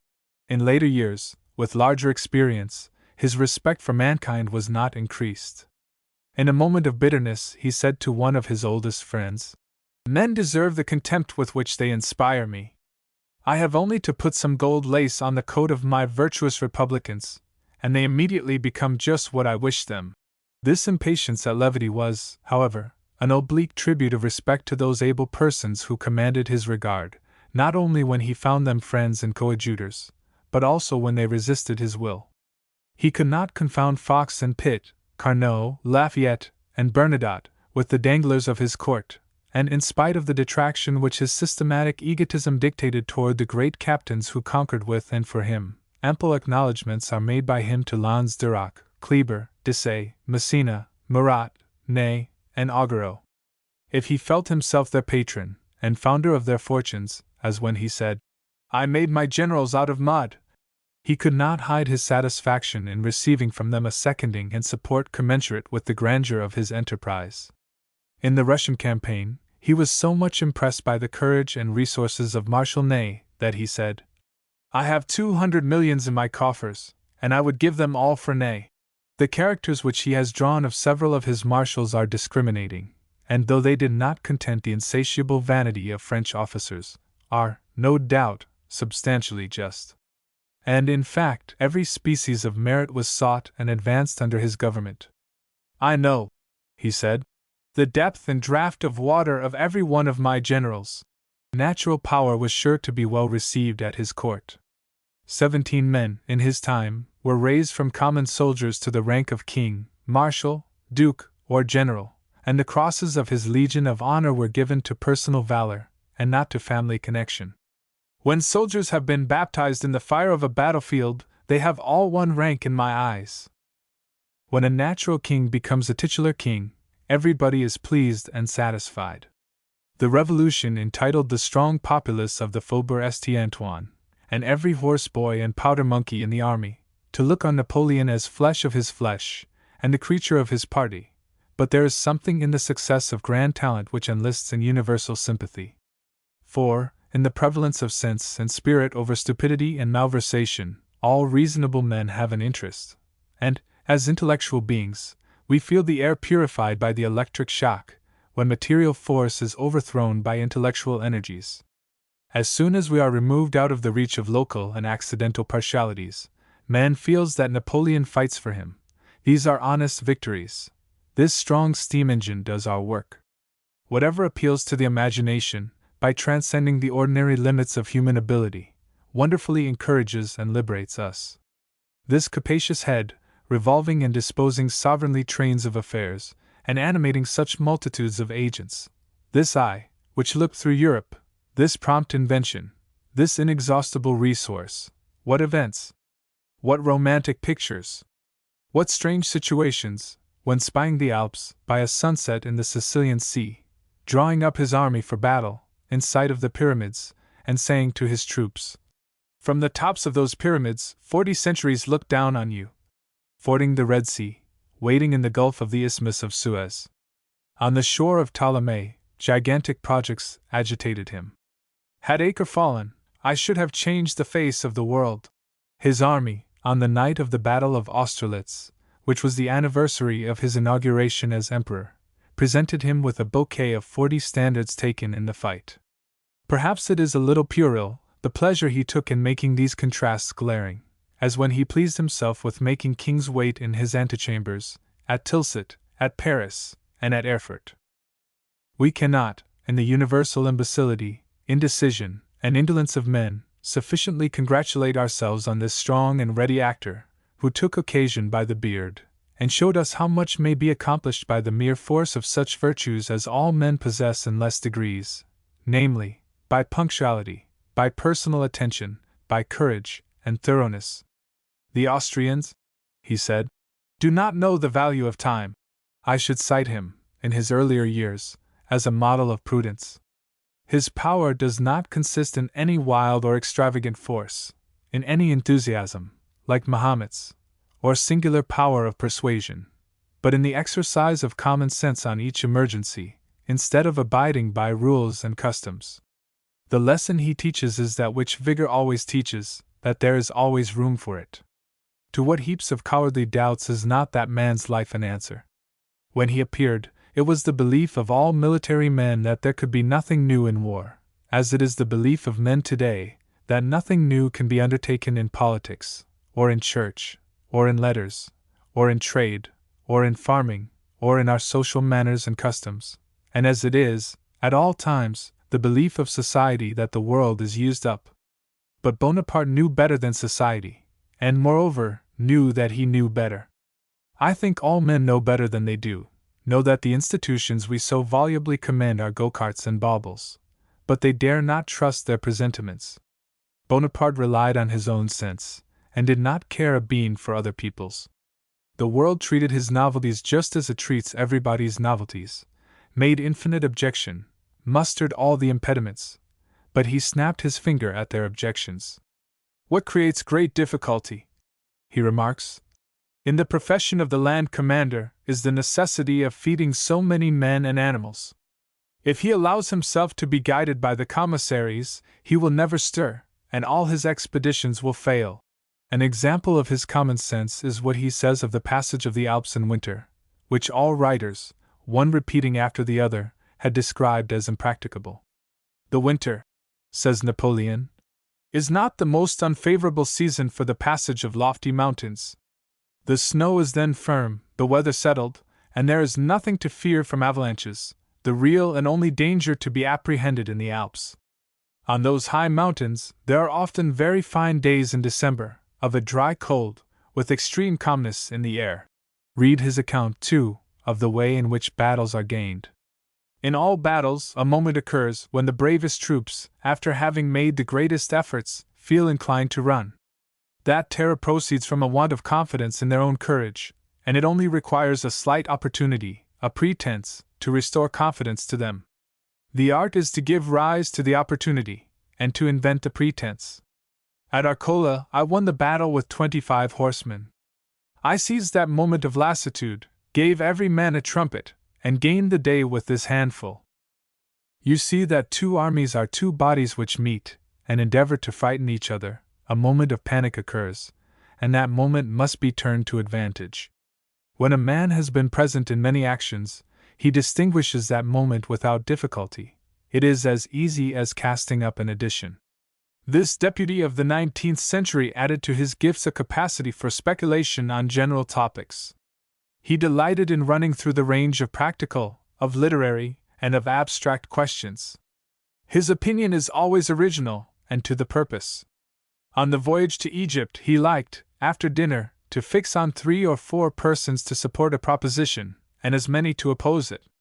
He gave a subject, and the discussions turned on questions of religion, the different kinds of government, and the art of war. One day, he asked, whether the planets were inhabited? On another, what was the age of the world?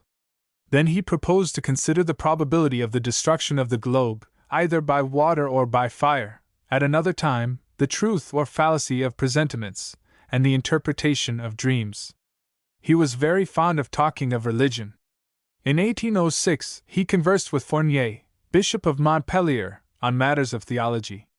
There were 2 points on which they could not agree, viz., that of hell, and that of salvation out of the pale of the Church.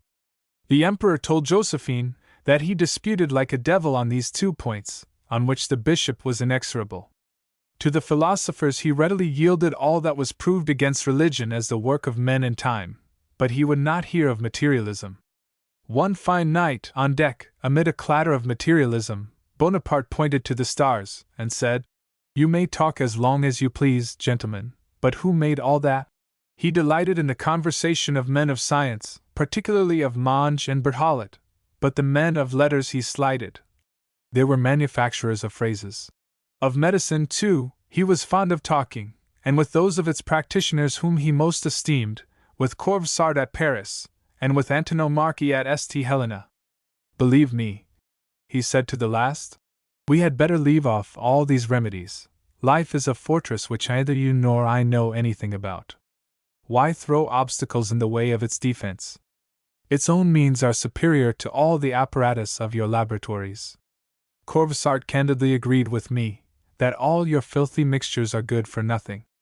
Medicine is a collection of uncertain prescriptions, the results of which, taken collectively, are more fatal than useful to mankind. Water, air, and cleanliness are the chief articles in my pharmacopoeia. His memoirs, dictated to Count Montholin and General Gourgaud, at St. Helena, have great value, after all the deduction that, it seems, is to be made from them, on account of his known disingenuousness. He has the good nature of strength and conscious superiority. I admire his simple, clear narrative of his battles, good as Caesar's, his good-natured and sufficiently respectful account of Marshal Wurmser and his other antagonists, and his own equality as a writer to his varying subject. The most agreeable portion is the campaign in Egypt. He had hours of thought and wisdom. In intervals of leisure, either in the camp or the palace, Napoleon appears as a man of genius, directing on abstract questions the native appetite for truth, and the impatience of words, he was wont to show in war. He could enjoy every play of invention, a romance, a bon mot, as well as a stratagem in a campaign. He delighted to fascinate Josephine and her ladies, in a dim-lighted apartment, by the terrors of a fiction, to which his voice and dramatic power lent every addition. I call Napoleon the agent or attorney of the middle class of modern society, of the throng who fill the markets, shops, counting-houses, manufactories, ships, of the modern world, aiming to be rich. He was the agitator, the destroyer of prescription, the internal improver, the liberal, the radical, the inventor of means, the opener of doors and markets, the subverter of monopoly and abuse. Of course, the rich and aristocratic did not like him. England, the center of capital, and Rome and Austria, centers of tradition and genealogy, opposed him. The consternation of the dull and conservative classes, the terror of the foolish old men and old women of the Roman conclave, who in their despair took hold of anything, and would cling to red-hot iron, the vain attempts of statists to amuse and deceive him, of the Emperor of Austria to bribe him, and the instinct of the young, ardent, and active men, everywhere, which pointed him out as the giant of the middle class, make his history bright and commanding. He had the virtues of the masses of his constituents. He had also their vices. I am sorry that the brilliant picture has its reverse. But that is the fatal quality which we discover in our pursuit of wealth, that it is treacherous, and is bought by the breaking or weakening of the sentiments, and it is inevitable that we should find the same fact in the history of this champion, who proposed to himself simply a brilliant career, without any stipulation or scruple concerning the means. Bonaparte was singularly destitute of generous sentiments. The highest placed individual in the most cultivated age and population of the world, he has not the merit of common truth and honesty. He is unjust to his generals, egotistic, and monopolizing, meanly stealing the credit of their great actions from Kellerman, from Bernadotte, intriguing to involve his faithful Junot in hopeless bankruptcy, in order to drive him to a distance from Paris, because the familiarity of his manners offends the new pride of his throne. He is a boundless liar. The official paper, his monitors, and all his bulletins are proverbs for saying what he wished to be believed, and worse, he sat, in his premature old age, in his lonely island, coldly falsifying facts, and dates, and characters, and giving to history a theatrical éclat. Like all Frenchmen, he has a passion for stage effect. Every action that breathes of generosity is poisoned by this calculation. His star, his love of glory, his doctrine of the immortality of the soul, are all French. I must dazzle and astonish. If I were to give the liberty of the press, my power could not last 3 days. To make a great noise is his favorite design. A great reputation is a great noise. The more there is made, the farther off it is heard. Laws, institutions, monuments, nations all fall, but the noise continues and resounds in after ages. His doctrine of immortality is simply fame. His theory of influence is not flattering. There are 2 levers for moving men, interest and fear. Love is a silly infatuation, depend upon it. Friendship is but a name. I love nobody. I do not even love my brothers, perhaps Joseph, a little, from habit, and because he is my elder, and Duroc I love him too, but why? Because his character pleases me, he is stern and resolute, and I believe the fellow never shed a tear. For my part, I know very well that I have no true friends. As long as I continue to be what I am, I may have as many pretended friends as I please. Leave sensibility to women, but men should be firm in heart and purpose, or they should have nothing to do with war and government. He was thoroughly unscrupulous. He would steal, slander, assassinate, drown, and poison, as his interest dictated. He had no generosity, but mere vulgar hatred. He was intensely selfish. He was perfidious. He cheated at cards. He was a prodigious gossip, and opened letters, and delighted in his infamous police, and rubbed his hands with joy when he had intercepted some morsel of intelligence concerning the men and women about him, boasting that he knew everything, and interfered with the cutting the dresses of the women, and listened after the hurrahs and the compliments of the street, incognito. His manners were coarse. He treated women with low familiarity. He had the habit of pulling their ears and pinching their cheeks, when he was in good humor, and of pulling the ears and whiskers of men, and of striking and horseplay with them, to his last days. It does not appear that he listened at keyholes, or, at least, that he was caught at it. In short, when you have penetrated through all the circles of power and splendor, you were not dealing with a gentleman, at last, but with an impostor and a rogue, and he fully deserves the epithet of Jupiter Scapin, or a sort of scamp Jupiter. In describing the two parties into which modern society divides itself, the Democrat and the Conservative, I said Bonaparte represents the Democrat, or the party of men of business, against the stationary or conservative party. I omitted then to say what is material to the statement, namely, that these two parties differ only as young and old. The Democrat is a young conservative, the conservative is an old Democrat. The aristocrat is the Democrat ripe and gone to seed, because both parties stand on the one ground of the supreme value of property, which one endeavors to get, and the other to keep. Bonaparte may be said to represent the whole history of this party, its youth and its age, yes, and with poetic justice, its fate in his own. The counter-revolution, the counterparty, still waits for its organ and representative, in a lover and a man of truly public and universal aims. Here was an experiment, under the most favorable conditions, of the powers of intellect without conscience. Never was such a leader so endowed, and so weaponed, never leader found such aides and followers. And what was the result of this vast talent and power, of these immense armies, burned cities, squandered treasures, immolated millions of men, of this demoralized Europe? It came to no result. All passed away, like the smoke of his artillery, and left no trace. He left France smaller, poorer, feebler than he found it, and the whole contest for freedom was to be begun again. The attempt was, in principle, suicidal. France served him with life, and limb, and estate, as long as it could identify its interest with him.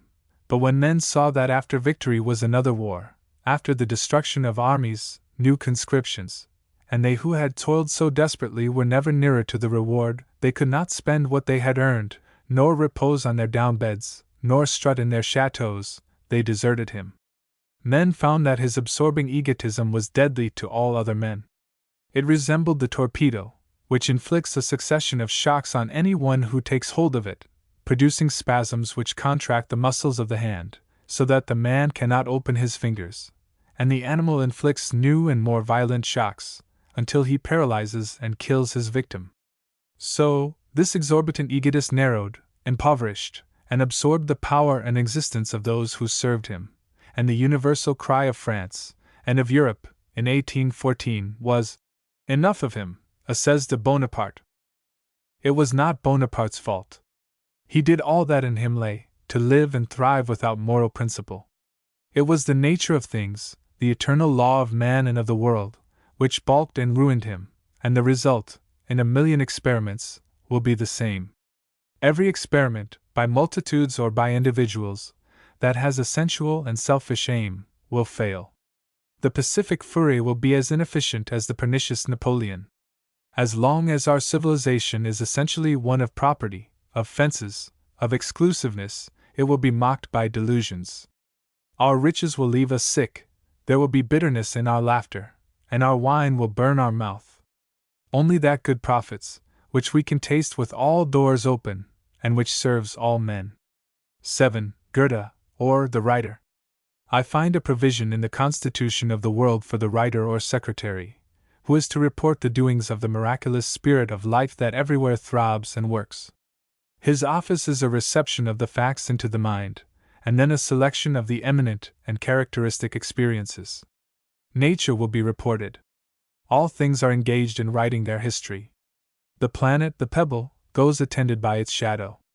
The rolling rock leaves its scratches on the mountain, the river, its channel in the soil, the animal, its bones in the stratum, the fern and leaf their modest epitaph in the coal. The falling drop makes its sculpture in the sand or the stone. Not a foot steps into the snow, or along the ground, but prints in characters more or less lasting, a map of its march. Every act of the man inscribes itself in the memories of his fellows, and in his own manners and face. The air is full of sounds, the sky, of tokens, the ground is all memoranda and signatures, and every object covered over with hints, which speak to the intelligent. In nature, this self-registration is incessant, and the narrative is the print of the seal. It neither exceeds nor comes short of the fact. But nature strives upward, and in man, the report is something more than print of the seal. It is a new and finer form of the original. The record is alive, as that which it recorded is alive. In man, the memory is a kind of looking glass, which, having received the images of surrounding objects, is touched with life, and disposes them in a new order. The facts which transpire do not lie in it inert, but some subside, and others shine, so that soon we have a new picture composed of the eminent experiences. The man cooperates. He loves to communicate, and that which is for him to say lies as a load on his heart until it is delivered. But besides the universal joy of conversation, some men are born with exalted powers for this second creation. Men are born to write. The gardener saves every slip, and seed, and peachstone. His vocation is to be a planter of plants. Not less does the writer attend his affairs. Whatever he beholds or experiences comes to him as a model, and sits for its picture. He counts it all nonsense that they say that some things are undescribable. He believes that all that can be thought can be written, first or last, and he would report the Holy Ghost, or attempt it. Nothing so broad, so subtle, or so dear, but comes therefore commended to his pen, and he will write. In his eyes, a man is the faculty of reporting, and the universe is the possibility of being reported. In conversation, in calamity, he finds new materials, as our German poet said. Some God gave me the power to paint what I suffer. He draws his rents from rage and pain. By acting rashly, he buys the power of talking wisely. Vexations, and a tempest of passion, only fill his sails, as the good Luther writes. When I am angry I can pray well, and preach well. And if we knew the genesis of fine strokes of eloquence, they might recall the complaisance of Sultan Amurath, who struck off some Persian heads, that his physician, Vesalius, might see the spasms in the muscles of the neck. His failures are the preparation of his victories. A new thought, or a crisis of passion, apprises him that all that he has yet learned and written is exoteric, is not the fact, but some rumor of the fact. What then? Does he throw away the pen? No. He begins again to describe in the new light which has shined on him, if, by some means, he may yet save some true word. Nature conspires. Whatever can be thought can be spoken, and still rises for utterance, though to rude and stammering organs. If they cannot compass it, it waits and works, until, at last, it molds them to its perfect will, and is articulated. This striving after imitative expression, which one meets everywhere, is significant of the aim of nature, but is mere stenography. There are higher degrees, and nature has more splendid endowments for those whom she elects to a superior office, for the class of scholars or writers, who see connection where the multitude see fragments, and who are impelled to exhibit the facts in order, and so to supply the axis on which the frame of things turns. Nature has dearly at heart the formation of the speculative man, or scholar. It is an end never lost sight of, and is prepared in the original casting of things. He is no permissive or accidental appearance, but an organic agent, one of the estates of the realm, provided and prepared from of old and from everlasting, in the knitting and contexture of things. Presentiments, impulses, cheer him. There is a certain heat in the breast, which attends the perception of a primary truth, which is the shining of the spiritual sun down into the shaft of the mind. Every thought which dawns on the mind, in the moment of its emergency announces its own rank, whether it is some whimsy, or whether it is a power. If he have his incitements, there is, on the other side, invitation and need enough of his gift. Society has, at all times, the same want, namely, of one sane man with adequate powers of expression to hold up each object of monomania in its right relation. The ambitious and mercenary bring their last new mumbo-jumbo, whether tariff, Texas, railroad, Romanism, mesmerism, or California, and by detaching the object from its relations, easily succeed in making it seen in a glare, and a multitude go mad about it, and they are not to be reproved or cured by the opposite multitude, who are kept from this particular insanity by an equal frenzy on another crochet. But let one man have the comprehensive eye that can replace this isolated prodigy in its right neighborhood and bearings, the illusion vanishes, and the returning reason of the community thanks the reason of the monitor. The scholar is the man of the ages, but he must also wish, with other men, to stand well with his contemporaries. But there is a certain ridicule, among superficial people, thrown on the scholars or clerisy, which is of no import unless the scholars heed it. In this country, the emphasis of conversation and of public opinion commends the practical man, and a solid portion of the community is named with significant respect in every circle. Our people are of Bonaparte's opinion concerning ideologists. Ideas are subversive of social order and comfort, and at last make a fool of the possessor.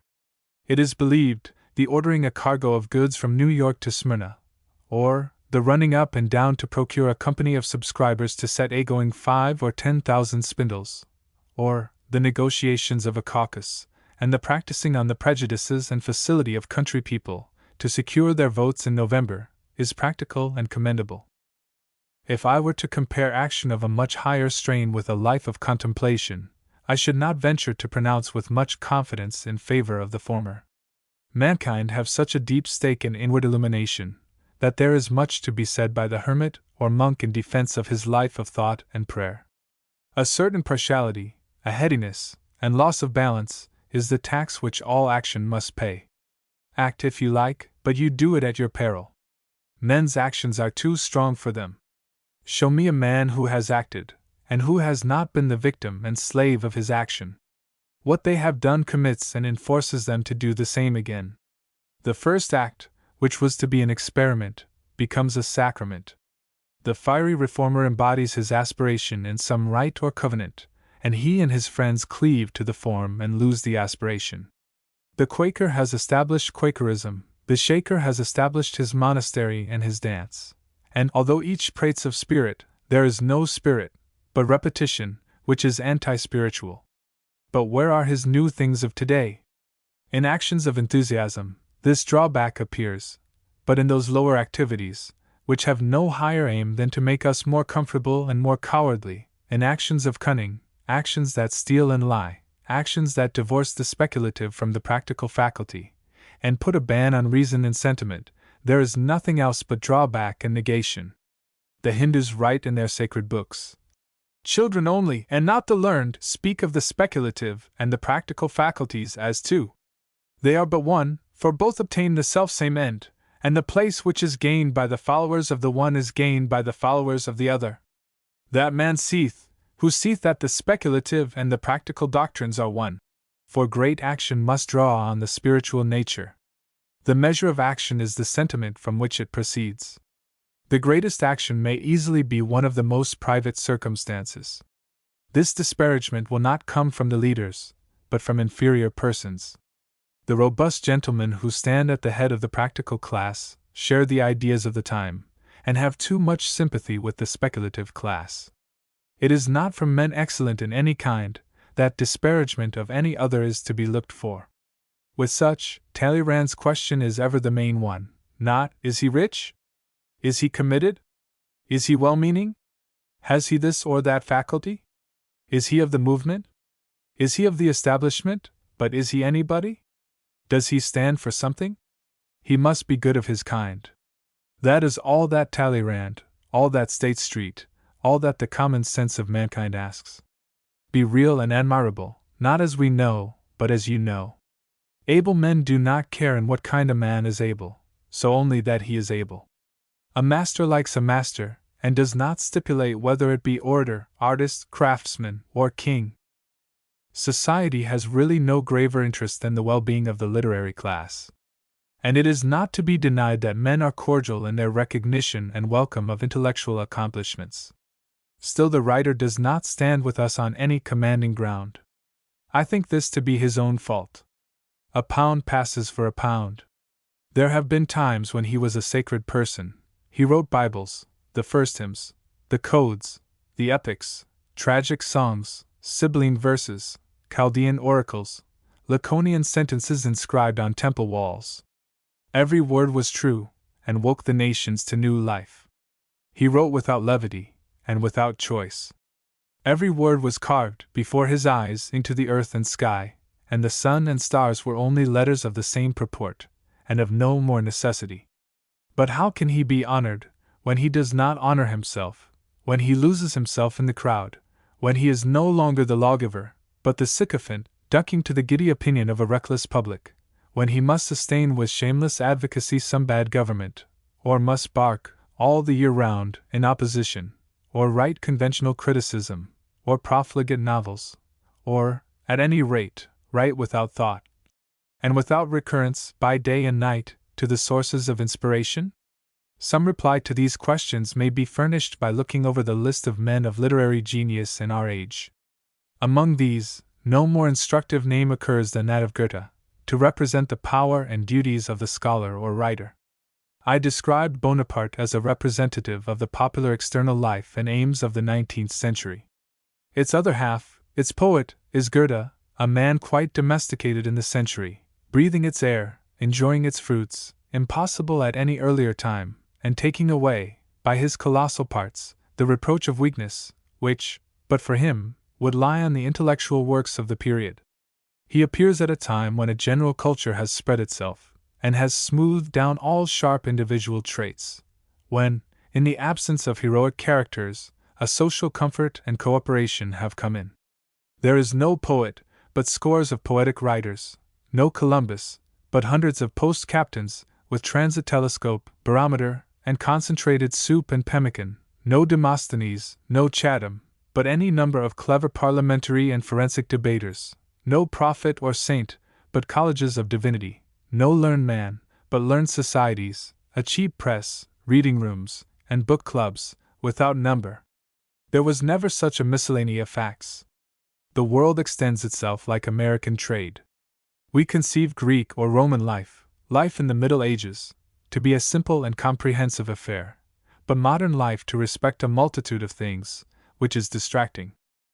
Goethe was the philosopher of this multiplicity, hundred-handed, argus-eyed, able and happy to cope with this rolling miscellany of facts and sciences, and by his own versatility, to dispose of them with ease, a manly mind, unembarrassed by the variety of coats of convention with which life had got encrusted, easily able by his subtlety to pierce these, and to draw his strength from nature, with which he lived in full communion. What is strange, too, he lived in a small town, in a petty state, in a defeated state, and in a time when Germany played no such leading part in the world's affairs as to swell the bosom of her sons with any metropolitan pride, such as might have cheered a French, or English, or, once, a Roman or Attic genius. Yet there is no trace of provincial limitation in his muse. He is not a debtor to his position, but was born with a free and controlling genius. The Helena, or the second part of Faust, is a philosophy of literature set in poetry, the work of one who found himself the master of histories, mythologies, philosophies, sciences, and national literatures, in the encyclopedical manner in which modern erudition, with its international intercourse of the whole earth's population, researches into Indian, Etruscan, and all Cyclopean arts, geology, chemistry, astronomy, and every one of these kingdoms assuming a certain aerial and poetic character by reason of the multitude. One looks at a king with reverence, but if one should chance to be at a congress of kings, the eye would take liberties with the peculiarities of each. These are not wild miraculous songs, but elaborate forms, to which the poet has confided the results of 80 years of observation. This reflective and critical wisdom makes the poem more truly the flower of this time. It dates itself. Still he is a poet of a prouder laurel than any contemporary, and under this plague of microscopes, for he seems to see out of every pore of his skin, strikes the heart with a hero's strength and grace. The wonder of the book is its superior intelligence. In the menstruum of this man's wit, the past and the present ages, and their religions, politics, and modes of thinking, are dissolved into archetypes and ideas. What new mythologies sail through his head! The Greeks said that Alexander went as far as Chaos. Goethe went, only the other day, as far, and one step farther he hazarded, and brought himself safe back. There is a heart-cheering freedom in his speculation. The immense horizon which journeys with us lends its majesties to trifles, and to matters of convenience and necessity, as to solemn and festal performances. He was the soul of his century. If that was learned, and had become, by population, compact organization, and drill of parts, one great exploring expedition, accumulating a glut of facts and fruits too fast for any hitherto existing savants to classify, this man's mind had ample chambers for the distribution of all. He had a power to unite the detached atoms again by their own law. He has clothed our modern existence with poetry. Amid littleness and detail, he detected the genius of life, the old cunning Proteus, nestling close beside us, and showed that the dullness and prose we ascribed to the age was only another of his masks. His very flight is presence in disguise. That he had put off a gay uniform for a fatigue dress, and was not a whit less vivacious or rich in Liverpool or The Hague than once in Rome or Antioch. He sought him in public squares and main streets, in boulevards and hotels, and in the solidest kingdom of routine and the senses, he showed the lurking demonic power, that, in actions of routine, a thread of mythology and fable spins itself, and this, by tracing the pedigree of every usage and practice, every institution, utensil, and means, home to its origin in the structure of man. He had an extreme impatience of conjecture and of rhetoric. I have guesses enough of my own. If a man write a book, let him set down only what he knows. He writes in the plainest and lowest tone, omitting a great deal more than he writes, and putting ever a thing for a word. He has explained the distinction between the antique and the modern spirit and art. He has defined art, its scope and laws. He has said the best things about nature that ever were said. He treats nature as the old philosophers, as the 7 wise masters did, and with whatever loss of French tabulation and dissection, poetry and humanity remain to us, and they have some doctorial skill.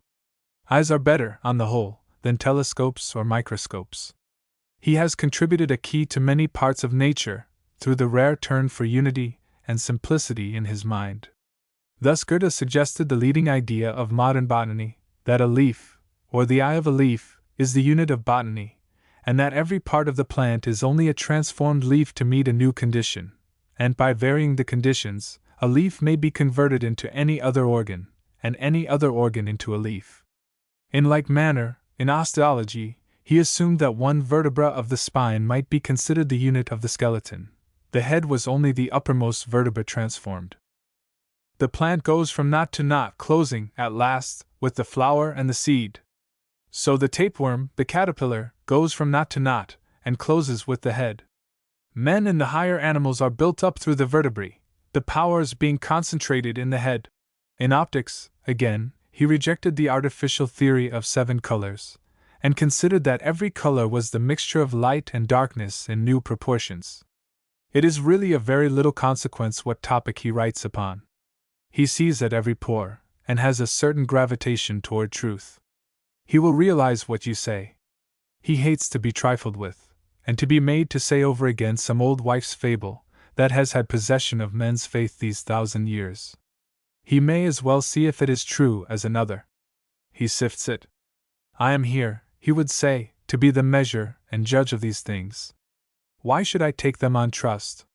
And therefore, what he says of religion, of passion, of marriage, of manners, property, of paper money, of periods or beliefs, of omens, of luck or whatever else, refuses to be forgotten. Take the most remarkable example that could occur of this tendency to verify every term in popular use. The devil had played an important part in mythology in all times. Goethe would have no word that does not cover a thing. The same measure will still serve. I have never heard of any crime which I might not have committed. So he flies at the throat of this imp. He shall be real, he shall be modern, he shall be European, he shall dress like a gentleman, and accept the manner, and walk in the streets, and be well initiated in the life of Vienna, and of Heidelberg, in 1820, or he shall not exist. Accordingly, he stripped him of mythologic gear, of horns, cloven foot, harpoon tail, brimstone, and blue fire, and instead of looking in books and pictures, looked for him in his own mind, in every shade of coldness, selfishness, and unbelief that, in crowds, or in solitude, darkens over the human thought, and found that the portrait gained reality and terror by everything he added, and by everything he took away. He found that the essence of this hobgoblin, which had hovered in shadow about the habitations of men, ever since they were men, was pure intellect, applied, as always there is a tendency, to the service of the senses, and he flung into literature, in his Mephistopheles, the first organic figure that has been added for some ages, and which will remain as long as the Prometheus. I have no design to enter into any analysis of his numerous works. They consist of translations, criticisms, dramas, lyric and every other description of poems, literary journals, and portraits of distinguished men. Yet I cannot omit to specify the Wilhelm Meister. Wilhelm Meister is a novel in every sense, the first of its kind, called by its admirers the only delineation of modern society, as if other novels, those of Scott, for example, dealt with costume and condition, this with the spirit of life.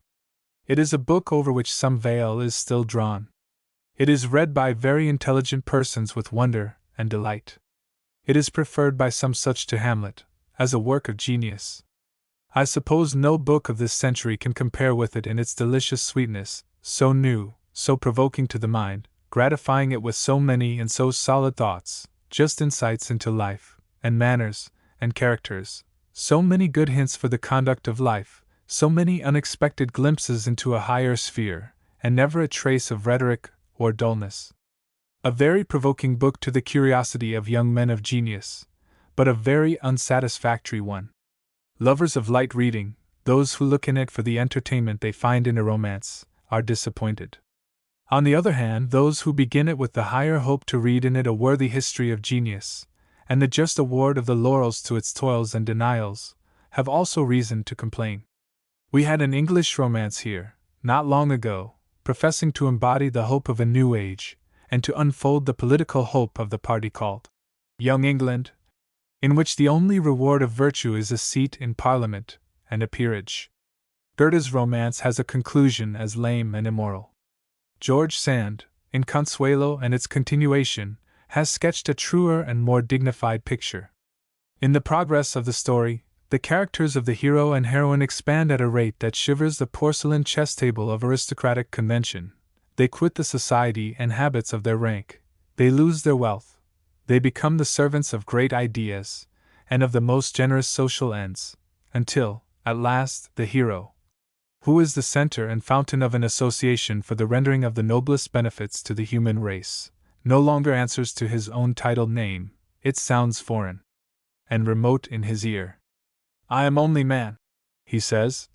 I breathe and work for man, and this in poverty and extreme sacrifices. Goethe's hero, on the contrary, has so many weaknesses and impurities, and keeps such bad company, that the sober English public, when the book was translated, were disgusted. And yet it is so crammed with wisdom, with knowledge of the world, and with knowledge of laws, the persons so truly and subtly drawn, and with such few strokes, and not a word too much, the book remains ever so new and unexhausted, that we must even let it go its way, and be willing to get what good from it we can, assured that it has only begun its office, and has millions of readers yet to serve. The argument is the passage of a democrat to the aristocracy, using both words in their best sense. And this passage is not made in any mean or creeping way, but through the hall door. Nature and character assist, and the rank is made real by sense and probity in the nobles. No generous youth can escape this charm of reality in the book, so that it is highly stimulating to intellect and courage. The ardent and holy Novelis characterize the book as thoroughly modern and prosaic. The romantic is completely leveled in it, so is the poetry of nature, the wonderful. The book treats only of the ordinary affairs of men, it is a poeticized civic and domestic story. The wonderful in it is expressly treated as fiction and enthusiastic dreaming. And yet, what is also characteristic, Novelis soon returned to this book, and it remained his favorite reading to the end of his life. What distinguishes Goethe for French and English readers is a property which he shares with his nation, a habitual reference to interior truth. In England and in America there is a respect for talent, and if it is exerted in support of any ascertained or intelligible interest or party, or in regular opposition to any, the public is satisfied. In France, there is even a greater delight in intellectual brilliancy, for its own sake. And in all these countries, men of talent write from talent. It is enough if the understanding is occupied, the taste propitiated, so many columns, so many hours, filled in a lively and creditable way. The German intellect wants the French sprightliness, the fine practical understanding of the English, and the American adventure, but it has a certain probity, which never rests in a superficial performance, but asks steadily, to what end? A German public asks for a controlling sincerity. Here is activity of thought, but what is it for? What does the man mean? Whence all these thoughts? Talent alone cannot make a writer. There must be a man behind the book, a personality which, by birth and quality, is pledged to the doctrines there set forth, and which exists to see and state things so, and not otherwise, holding things because they are things. If he cannot rightly express himself today, the same things subsist, and will open themselves tomorrow. There lies the burden on his mind, the burden of truth to be declared, more or less understood, and it constitutes his business and calling in the world, to see those facts through, and to make them known. What signifies that he trips and stammers, that his voice is harsh or hissing, that this method or his tropes are inadequate? That message will find method and imagery, articulation and melody. Though he were dumb, it would speak. If not, if there be no such God's word in the man, what care we how adroit, how fluent, how brilliant he is? It makes a great difference to the force of any sentence, whether there be a man behind it, or no. In the learned journal, in the influential newspaper, I discern no form, only some irresponsible shadow, oftener some moneyed corporation, or some dangler, who hopes, in the mask and robes of his paragraph, to pass for somebody. But through every clause and part of speech of a right book, I meet the eyes of the most determined of men. His force and terror inundate every word, the commas and dashes are alive, so that the writing is athletic and nimble, can go far and live long. In England and America, one may be an adept in the writing of a Greek or Latin poet, without any poetic taste or fire.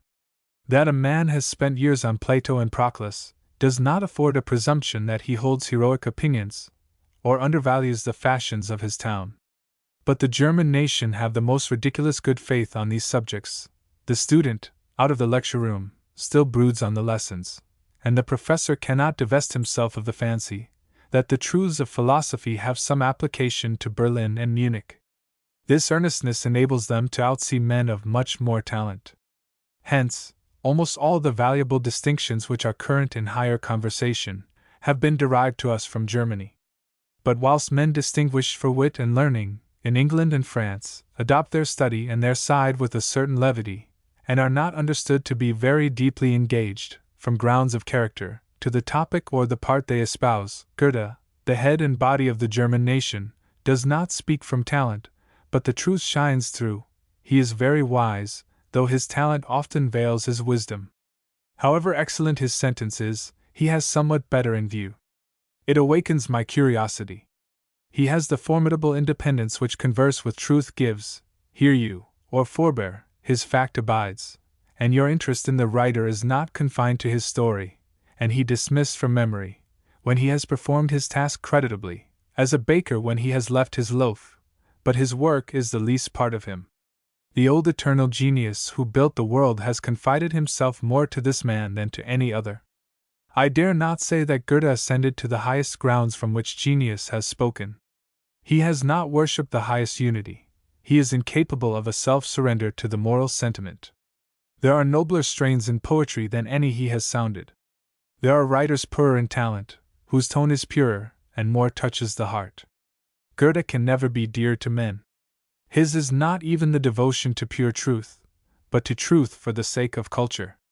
He has no aims less large than the conquest of universal nature, of universal truth, to be his portion, a man not to be bribed, nor deceived, nor overawed, of a stoical self-command and self-denial, and having one test for all men: what can you teach me? All possessions are valued by him for that only: rank, privileges, health, time, being itself. He is the type of culture, the amateur of all arts, and sciences, and events, artistic, but not artist, spiritual, but not spiritualist. There is nothing he had not right to know, there is no weapon in the army of universal genius he did not take into his hand, but with peremptory heed that he should not be for a moment prejudiced by his instruments. He lays a ray of light under every fact, and between himself and his dearest property. From him nothing was hid, nothing withholden. The lurking demons sat to him, and the saint who saw the demons, and the metaphysical elements took form. Piety itself is no aim, but only a means whereby, through purest inward peace, we may attain to highest culture, and his penetration of every secret of the fine arts will make Goethe still more statuesque. His affections help him, like women employed by Cicero to worm out the secret of conspirators. Enmities he has none. Enemy of him you may be, if so you shall teach him aught which your goodwill cannot, were it only what experience will accrue from your ruin.